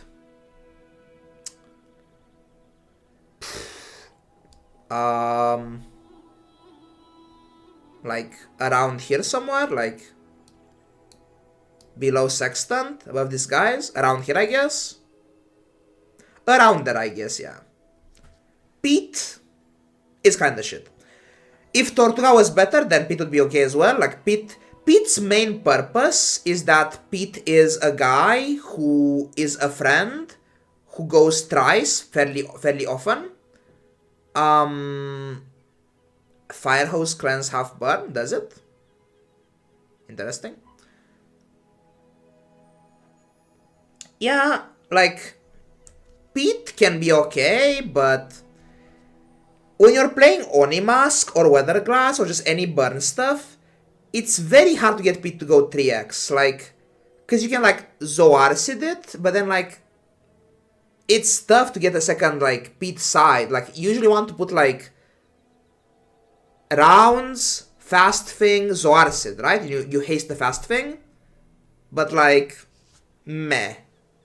It's kinda just shit, sadly, this Pesky Pete guy, so it's around here. Grape Shot. Here maybe? Grape Shot does have the advantage of being, like, having fairly high base for the early game, but it needs, like, a revolver in play, so meh. It's good with the ammo skill. If you get the product showcase from the day, the demonstrated on day 3, day 2 rather, sorry, day 3. It's a good item, like, Grape Shot with the out of ammo charge thing, it's good, but, like, it gets cut so early. It's like a day 1 to 3 item, basically. Like, day 4, it's, like, pushing it already. Like, has okay base, but dubious requirements. Like, yeah. It's a very, very okay day 1 item, for sure, like, day 1, 2. Like, it has high base damage, which is nice, but it gets crept by other things very, very early, so. Ballista. You might judge me for this. You might admonish me. I think I'm crazy for this. You might think I'm, like, out of my mind somehow. I don't. It's here. It's here. I genuinely think Ballista is better than Shuriken, Pistol Sword. Yes. I think Ballista is an insane item right now. I have so many Ballista wins. It's insane. I think my greatest success is on Ballista. Highest winning mid-game item when gold starts, at this last patch. I think Ballista is mental. I think it's so easy. Great grandson. I think Ballista is so easy to charge up to, like, 10 multicast. Like, it needs so little. It's so easy to get to, like, 10 multicast, and then that 10 multicast on day 6 with this base damage. It has 150 base damage. It has such high base damage. It's insane, actually. So, why is Ballista so broken? In what ways is Ballista OP where Pistol Sword isn't? Pistol Sword, although good, and it does cap higher than this does, in theory, Pistol Sword has miserable base damage. You have to buff this somehow, the Pistol Sword. Like, you are investing, like, slots, Kusarigama stuff, like, left, right-handed, it's very important, right? The Ballista has 150 base damage. And think what the effect of Ballista means. Ballista says, when you use an ammo item, gain a multicast. In effect, in practice, like in effect, what that means is the same as this, right? Like, pistol sword is when you use an ammo item, shoot. This is on ammo item multicast. If the ballista gets to go at least once in the fight, in effect, your one cast of an ammo item did the same by giving this a multicast as it would by giving this a shot, right? However, the ballista, number one, has way higher base damage, and number two, can go twice. If the ballista goes twice, like let's say use the door, like okay, I use this door 3 times. That's 450 ballista damage already. If it goes once.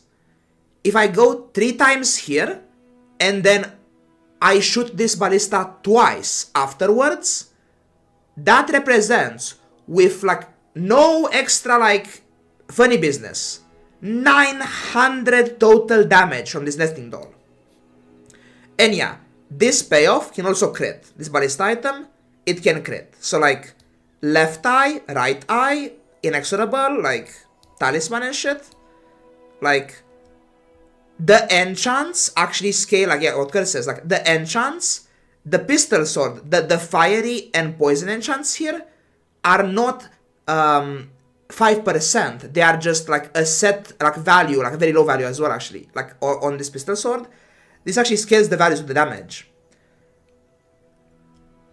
This item lets your ammo board actually compete and vanquish the fat ass pigs. Like if you face a pig board who is doing like some like sustain based strategy, if you have like any form of damage hit, even like a tempering, like silver tempering on a ballista goes crazy, by the way. Like tempering, switchblade, like kusarigama plus crits or something, ballista, you just load up with like, you do like 1 dive weights cast, 1 like a nesting door in play, and you have like, you can punch through the fattest of pigs, like if given enough time to shoot them in the face twice, basically. Which is insane. Like this fixes your matchups against the sustain based builds so well, it's insane. I think ballista is actually way better than pistol sword actually. Like items good, this thing's like double as good as that, basically. So to me, ballista is like the absolute like best like S tier out for your ammo stuff. Like it's actually ridiculously good. By ICD, I mean, if you have scaling, you don't. But I mean, it depends. Like it's a better chance than this pistol sword guy. Like quite dubious. I mean, more than this. Like in my experience, like this is like a 1 pump chump. This pistol sword guy. Like if you have like this plus like ballista plus Zoarcid plus like gunner, it has 3 ammo. Like you're like infinite, right? Like I mean, some pigs will outscale you. That's the sad truth. But like I think you have much better odds with the ballista than with this garbage, right? Like with the pistol sword. Like it's still good, this thing, but to me ballista is the nuts. Basically, this has carried me super hard. This item, it's actually OP. Anyways, Julio is here. Never fear. So this Julio guy,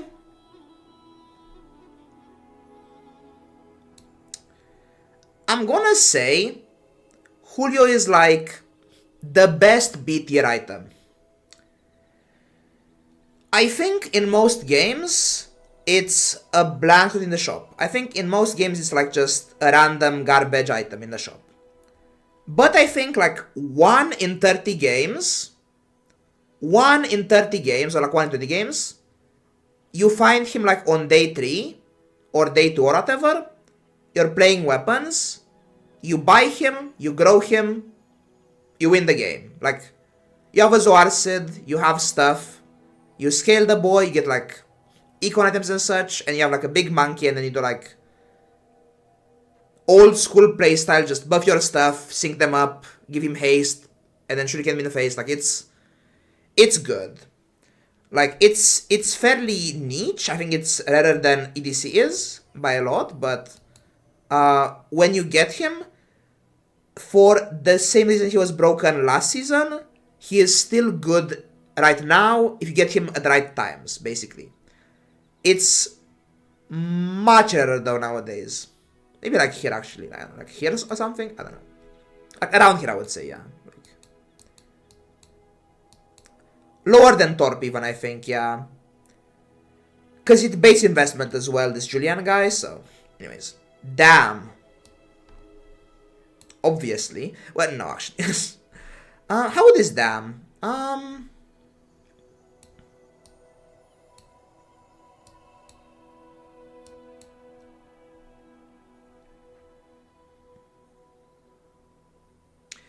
Some of these guys up. Like, I know I don't like them, but... Damn is like in this neck of the woods, I think. It's like... Top of C, maybe? It's pretty bad. I did play it recently in the tournament, in the Panda Cup, and it was fine. Like the Radiant Langshan Dam, you can play like Boulder Dam, you can play like the Radiant Holsters Dam. Top of S, I don't know.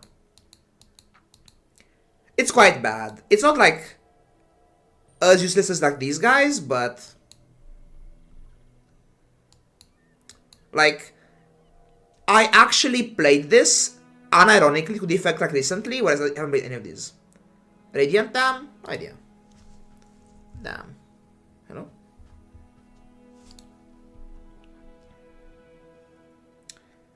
Can't get slow, frozen, destroyed? It counters your Radiant Holsters. I guess, yeah. Anyways. Flagship.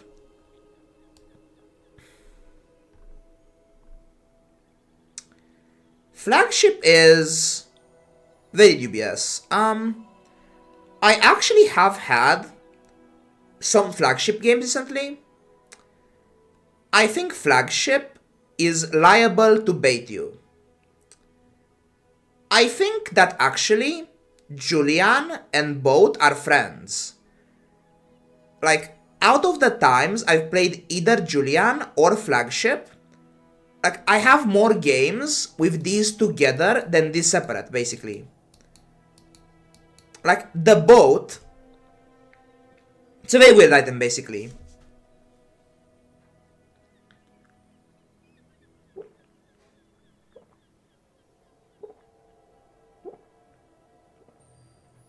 With quarters? That's weak shit.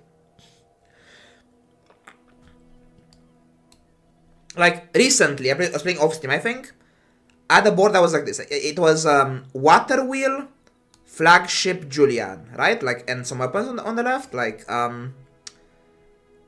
the Water Wheel was haste for this and this. Like, they just line up quite well, these two homies. Like, this goes once, there's like okay-ish damage on the first swing, then this casts, and this goes again. And if you have like crit on this, kind of just kills him on second cast, right? Like, go like boop, cast, boop, kill them, right? That's the combo there. I think the boat has the same issue as Submarine. It's worth the board slots very often. Like, it's worth the board slots, right? It's just not of the money. Like, I think this item is really good bait for your situation. Like, you might think like, oh, I'm playing weapons, the boat is like 3x anyways, like katana, right? Like, it's like a katana-ish cast per second, 50 base. It's kind of, it's better than my current stuff, right? But then it's like, well, you spent 12 gold on that, now you're getting 6 back when you sell it. It's like, meh, like, it's an improvement, it's just very expensive. But yeah, if you have like, I don't know, like, Oceanic Rush plus Cloak or something, you like rush randomly somehow, like it can be okay. You do need if you ever play this though, you need like this mid game switchblade. Like you want like switchblade plus ship. I think is the mid game option for this. Like it's okay.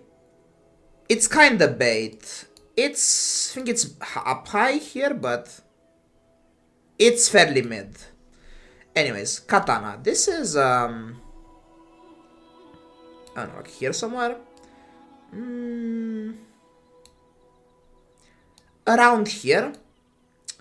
Katana is a super strong early game item. It's just like, in terms of casts per second per board space, like if you count like both the board space and the cast per second, like you would get more total weapon cast by doing like 2 fangs. Like 2 fangs in 6 seconds get 4 casts in, whereas katana is 3 casts.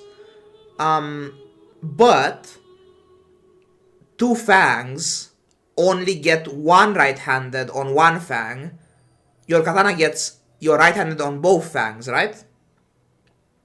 So the katana has synergy with Zoarcid. I mean, everything does, but synergy with Switchblade, with right-handed, with Bayonet, with like any damage buff, right? It's just a very nice, fast vanilla item. Every once in a while you get like a cloak as well. You get like a cloak, you get like cloak, katana, switchblade. You have like a nice like days 1 through 5 like carry situation, and you're like happy. Yeah, katana water is okay. Like that's a fine combo, like mid game-ish. Like it's okay. So, but eventually you just cut the katana and you're fine. Like you don't play this like past day 6, for example. It's not. You don't keep this forever. It's just like an early game thing. It's good early game, but don't keep this forever. Like, if I'm playing hoverboard, I would often like cut this for like a nesting door instead. Like just play like a smaller slot for the same effect. Like, cause this, the issue is it has very low base damage. So, like, it has low base damage and shit upgrades, so it's kinda hard to make this base damage like stay relevant in the mid game, basically. That's the issue, more or less, so. Anyways. Cove. Cove is, I think, Vanessa's one of the basic items. It's higher than Chum, higher than Lockbox. It's around here. It's around here. You know Lockbox? It's higher than Lockbox, sure. It's around here. Cove is, in my opinion, quite an exceptional box's S tier. Disagree. Cove is an exceptional econ item. Like, at bronze, it's like fairly cheap investment. Like, you are paying 6 gold, it sells for 3. You have to sell only 3 items to use this properly, right? To get like break even basically, and then you're positive afterwards. So if you can buy this and hold it and not lose the days you are on right now, you can become very wealthy. Like this Cove thing is going to become like a trillionaire, right? Like it enhances so much stuff too. Like this Chum item is plus money like sometimes on its own, but the Cove makes the Chum better, and vice versa, right? Like Ambergris is strong, but the Cove makes the Ambergris even better because you can cycle the bronze aquatic stuff and get like 1 Ambergris value and 1 Cove value, and now you're money positive on those trades. Like yeah, like Cove plus Choco, like yeah, like it's might be even like here, honestly. Like it's might be S tier. Like it's insane econ. Like I don't know, if I'm rating this experience stuff this high, it should be like around here somewhere as well. Like it's so good. Like it makes your mind better than this at least. The Lockbox, like this is capped. Like you can lose fights as well. This is so good. I'm gonna say it's low S. Yeah, this like the best econ item for sure. Anyways, Piranha. Higher than Cyber Psy. Higher than... It's around here, I would say. It's 2 slots. I mean, it's less space, but I think you can farm the Cove way better than the Lockbox. Like, this pays you back earlier. I guess it's right here, okay, sure.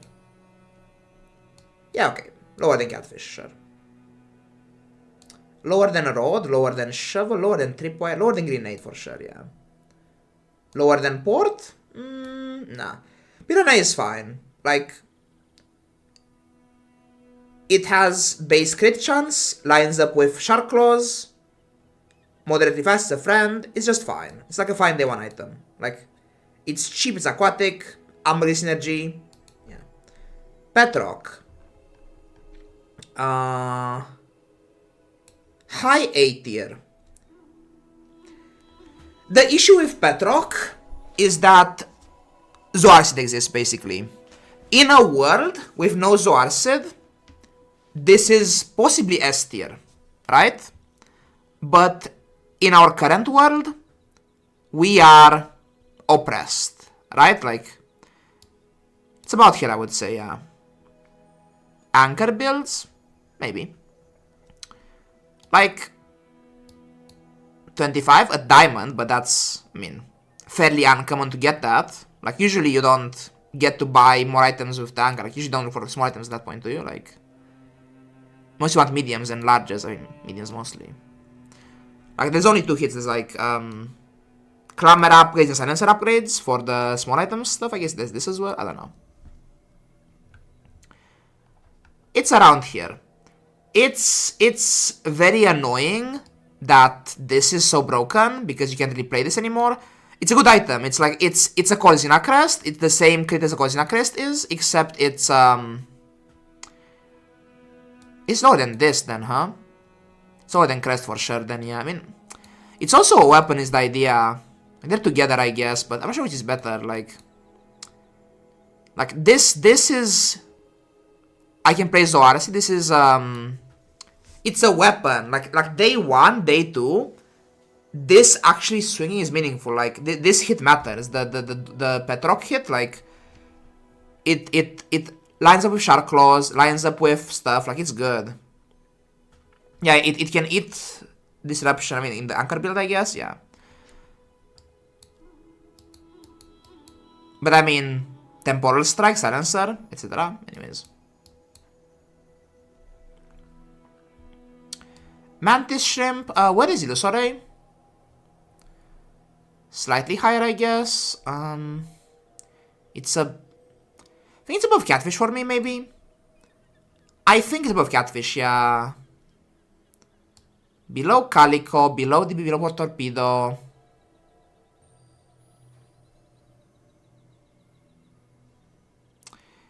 In this area, I guess. Around here, I would say. Should be higher as well, I guess. Should be like around here, maybe.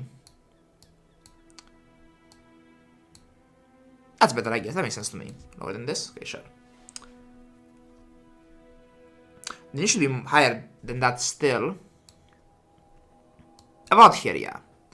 This item, Shrimp, it's okay. Like early game, days 1, 2, 3. This plus a Bolas, plus a Clamera. It's like burn stuff for Onimask, like it helps you stack burn, like you go like 1, 2, 3 with the lighter and snappers, and then this last hit like is like a big bang at the end. Like you're like lighter, snappers, bolas, this. It's like a nice, like once you stack the burn, maintaining it is way easier, right? So it gives you like a nice like boost in that burn situation. So it's pretty okay with the burn stuff. Anchor.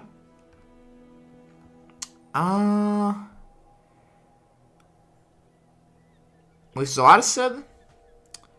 Anyways. It's worse than Ballista for me. Worse than Weather Glass. About here, I would say. Yeah. Around there, I would say.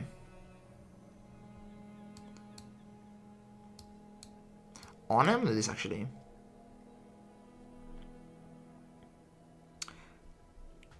That makes sense to me. Somewhat. I think that the anchor is a very important item. But in a perfect world, well, it's weird to explain. Anchor is a very strong item. If you get Obsidian Anchor from the temple and the enchant, either Obsidian Anchor and crit, it's Exodia, right? If you get Shipwreck, it's Exodia. If you get Wings and Feathers, it's Exodia. Like Bloodhound is Exodia. Like it does stuff. The issue with Anchor is this. The Anchor is, you can't play the Anchor as a solo win con before it's Diamond. To play the Anchor build, it has to be Diamond Anchor. You need CDR, you need Diamond, you need like Clamera or a Nestindolf to haste it. You need a number of things. I find that the Anchor build, the solo Anchor build, is good, but it's more of like a boulder situation where you don't like aim to be boulder, but if you have to, you go into boulder because you have to. Like, the boulder is there to win you day 16, like day 15, day 16, right? The Anchor is similar. The Anchor is like an Apex style build that can burst down like any opponent essentially in the late game. The solo Anchor weaknesses are the following. Needs too much needs a lot of support, I mean, not too much, but needs support. Like, it needs the upgrade essentially. And the Anchor is actually very weak to disruption. If you are aiming to shot them with the Anchor, you are weak to like half health effects. Like, you're weak to hard shell, weak to healthy heart, weak to igloo. Those effects basically, right? And you are weak to like permafreeze and especially like icicles, because you have on the Anchor board you play like at most 4 actives, but usually 2 or 3 actives on the Anchor build. So you are weak to cold rooms, to just like freeze stuff, like Mac freeze stuff, Pig freeze stuff, like icicles and shit, single life freezes, basically. And it's also quite RNG. If you don't have enough crit chance to cap it, you can just miss crits and get fucked. Like, that's the Anchor's weakness. On the other hand, you don't have to play solo Anchor.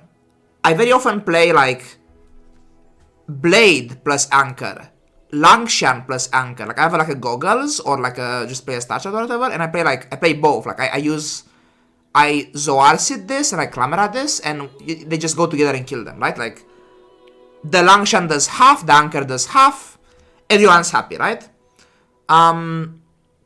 I think I am happier on the Weatherglass line. Like, I think the Weatherglass is just more resilient. Like, with the right stuff for the Weatherglass, I just like scale the burn, scale the dots.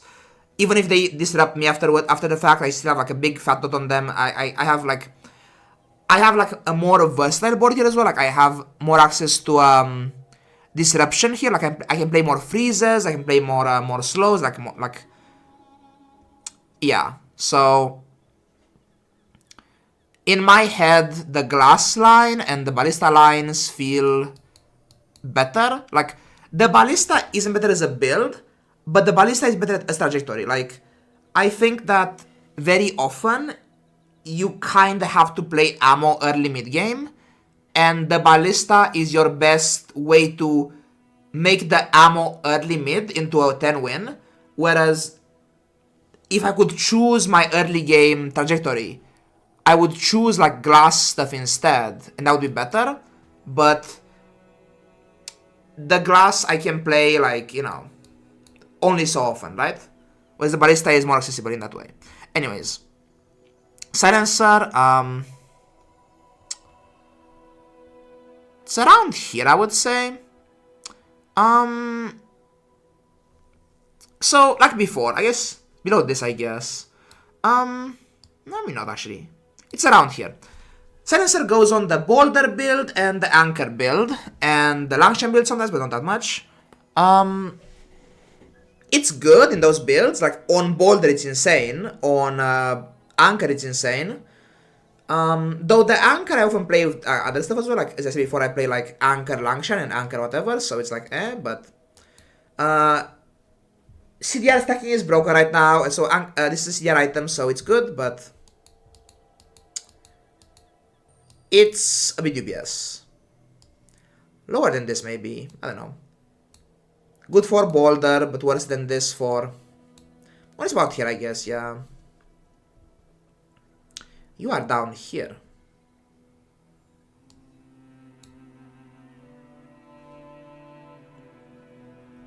What means that? Anyways. Narwhal. Somewhere in here, I guess. Better than these guys. Lower than Calico, lower than Grape Shot. I guess, no. Higher than Grape Shot, maybe? Around here. It's a friend for Golden Bones, it's a weapon.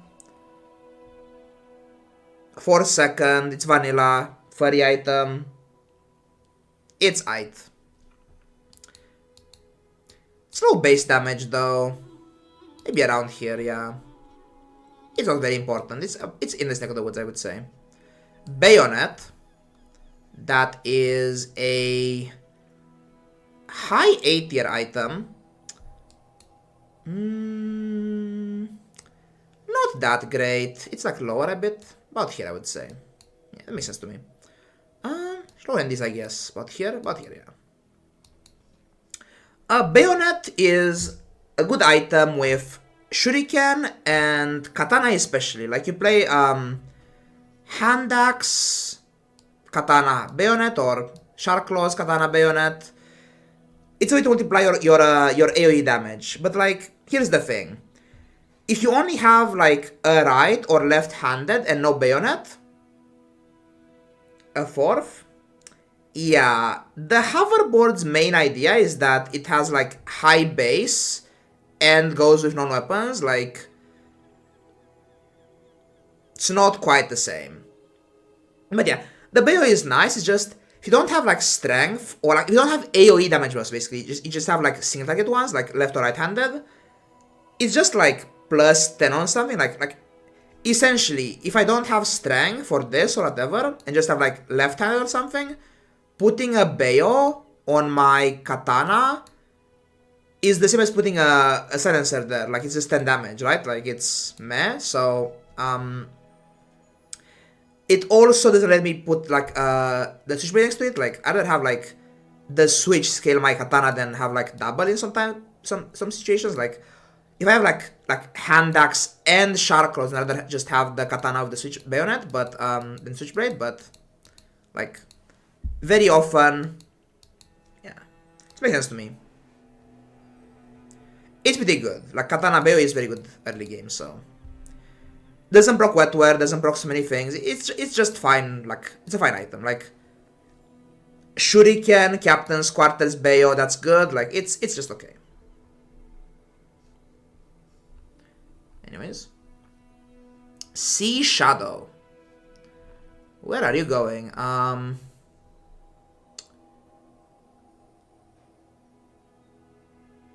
It's pretty high. Maybe here. I love this item.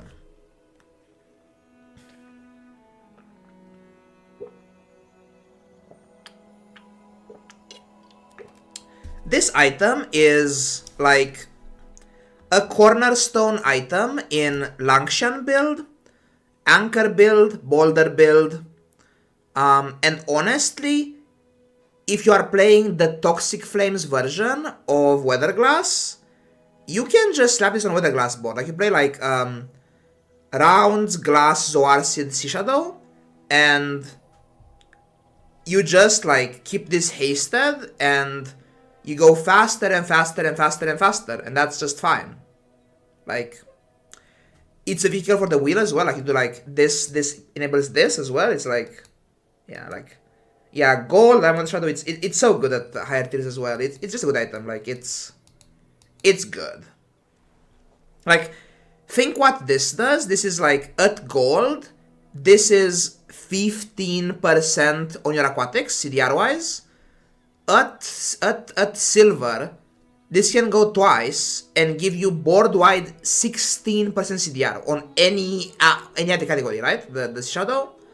And if you get into like diamond, you can easily go like diamond, shadow, you haste it. You can go like 3 or 4 times, right? It's possible. Like it's what the fuck? Like it's a way of like it's soft inevitability, right? Like the longer the fight goes, just the faster you go. It's kind of crazy in like mid-range comps as well, but it's mostly a combo item. Like it's mostly here for like boulder purposes. Like you play this, you go like pop, boulder goes, dead, like procs the captain's wheel. Like it's just fine. Like yeah, so spyglass.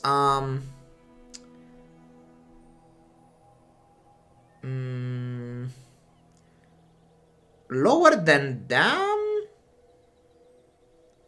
Around here. Weird item.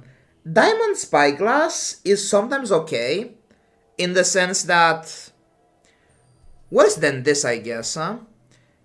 Diamond glass is okay because it's like 50 crit or something. Like if you just have a boulder and you need to like crit them, you just do like glass for 50 crit, but meh. Around here, I guess, like it's fairly rare.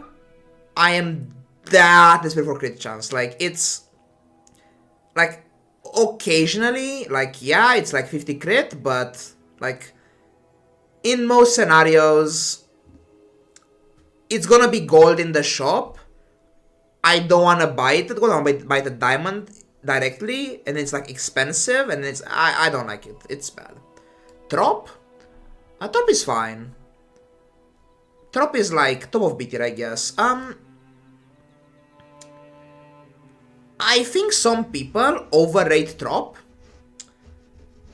Trop is good in that, well, it's health, right?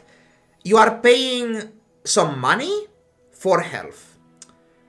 But not every comp needs health. Like, if you're playing like a combo style board, like Boulder or Anchor, then hell yeah. If you're playing like a burn style comp, like Weather Glass or Oni Mask, then yeah. Or like EDC, then yeah. If you're playing ammo, meh. Like, health is nice. It's not that important. Like, you do want health everywhere. Like, any comp can use health. Like, time is important everywhere.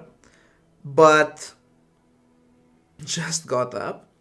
But I would say that Trop is not that sick. Like, it's good, just expensive. Like, the number of games where you have both, like, you have the stash space to buy it, the money to invest into it, where you know you don't need the money back soon. Like, you have to pay 24 gold for the gold Trop, and then you want to pay that money with the understanding that you won't have to sell the Trop back for 12 gold in the near future. You want to pay 24 and hold that 24 in your stash as a Trop, right? So you need to have like 24 of like expendable cash, like, because I think if there's even a chance you have to sell this, it's like not worth it. Like it's very expensive. So meh. That being said, in some games, like, if you have the stash space for it and the money for it, go ahead, right? Like, stash space money, there's like days left to go, like where it can actually accumulate some health. Like, it's like you have like 5 or 4 days to go. You have money, you have stash space, but like it does bait you into selling stuff. Like, usually there is value in holding stuff in your stash just in case X or Y happens, and this can bait you into selling your hedges, basically. So you lose your like random, like, what if I die and get poison enchant or whatever, so, then Choco, yeah, but Choco is like, I don't buy Choco past day 5, so I don't care, like, I mean, it's fine, it's free health, but, like, Choco isn't useful on day 12 or whatever, like, with Cove. Well, it does, it's tokens for the Cove, though it is rare to have both, that's just both, yeah, like, I sometimes have Cove and this together, but, like, usually, you sell your stacked up Cove to afford this item to buy it. Like, you have like a 40 gold Cove, you sell the Cove and then buy this to like replace the Cove, like, you know, in your stash, usually. Like it's rare to have like, to already have a Cove in your stash, pre-scaled, and then like get the trop and have enough gold for a trop afterwards, and then hold the trop and Cove together for me from time to time. Like, in practice, you sell Cove, buy trop, and then if you have a trop, at that point, it's very often like a silver or gold Cove in the shop, so it's like hard to, like, you know, it's fairly low value. I'm gonna say it's like high B. It's free health, but it's fairly rare free health, this trop item. Anyways, blowgun, not great, like, you sometimes get, a poppy field from the temple or from Jack, and then it's like insanely good, but outside of poppy field stuff, like, I've heard the story of the swashbuckle blowgun, but like, man, like, it's about here, I would say. It's like, in case of poppy field, break glass, right? Like, it's fine with poppy, but otherwise, meh. Coral armor, about here. About here. One of those, like, meh early game items. Generous? Maybe generous, yeah, I don't like. Here, maybe. This may be too low, actually, second item. Like, too low, maybe. Put you higher, I guess. That's fine. That's fine, actually. Blowgun's OP. Blowgun's fine. You can be here, I guess. Sea Dog Saloon. I think I actually underrate this. It's somewhere in here. It's like about here, I would say, yeah. Like, it's in this area, I think. Like, it's not that bad. It's rare to find an angle for it. Even with just multicast 3, it's kind of like almost okay. Like,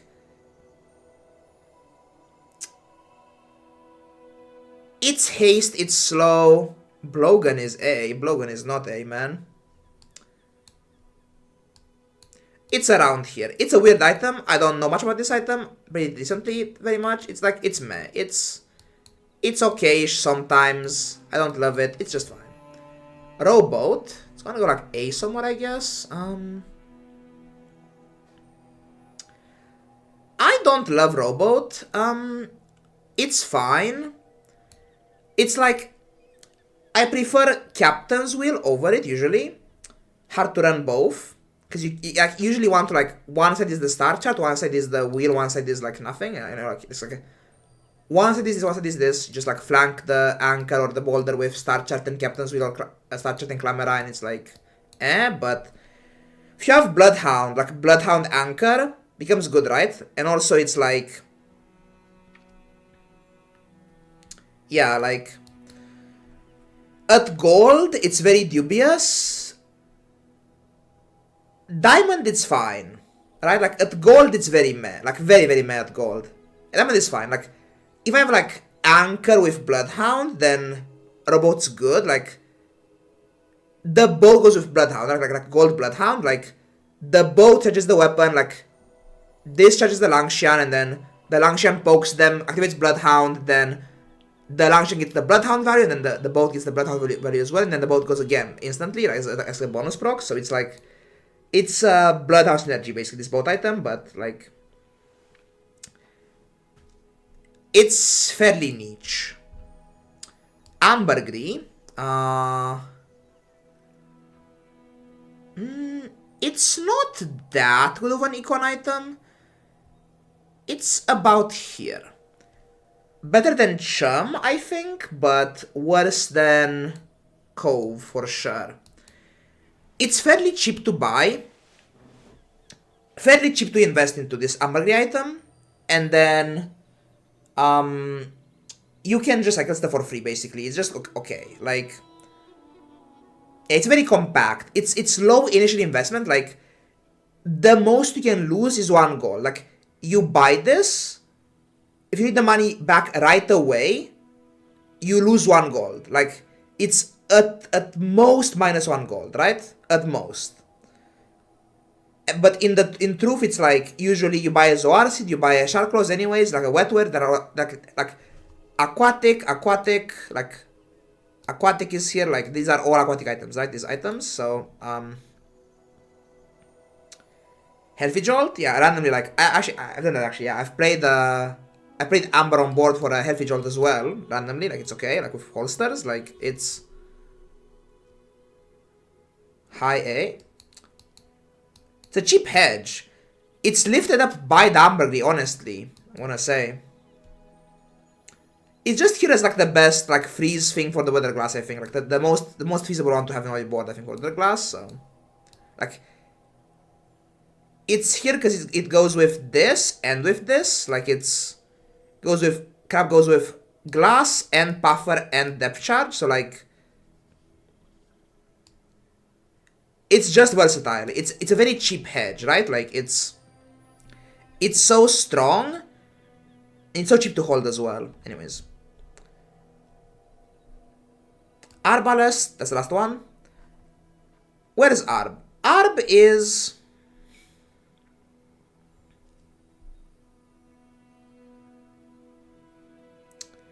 around here. Arbalest is just fine for like a few days in the mid game. You just buy this and then you play this like a few days and then you just remove it on the board. Not a real build, not a real like situation. You just buy it, tempo, sell it. That's it. Like, does like 600-ish damage with like a die weights or something. Like, yeah, it's fine. Like jelly and stuff, it's fine. Better win cons, A tier, mid A tier, blowgun. How the fuck do you play blowgun, man? That's dubious. And that's the list, I think, more or less. Yeah, okay. Save changes. Do I go done? I guess you aren't a real Vanessa item, so you're going here, I guess. Like, I don't know. F for not a real Vanessa item. I guess if you were a real Vanessa item, you'd go where? Like, I guess you'd go like 6 multicast to gold starting. Shared, leave me a second. Where is Butterfly Swords? Here? It's better than that, I would say. It's like around here, I guess, yeah. Save changes. Sorted tiers. Yes, they are in order, right? Put them in order, I think. If within the syntax of the inner, yeah. It's an ordered list, right? Fiery Blow. For me, it's this tier. For you, maybe it's better, but for me, it's this tier. Okay. Save changes. Done. How do I share this? Share? Is this the one? Share list. Hello? What the fuck? What? Undo button. Is this the link? That's the link? That's the link. Okay. Yes, that's my spirit. That's my tier list. Okay. We are way over time, squad. Holy fuck. Oh my god. I was like, let's spend like 2 hours doing a tier list. Surely we can get out of playing a game today. What the fuck? That was... Oh.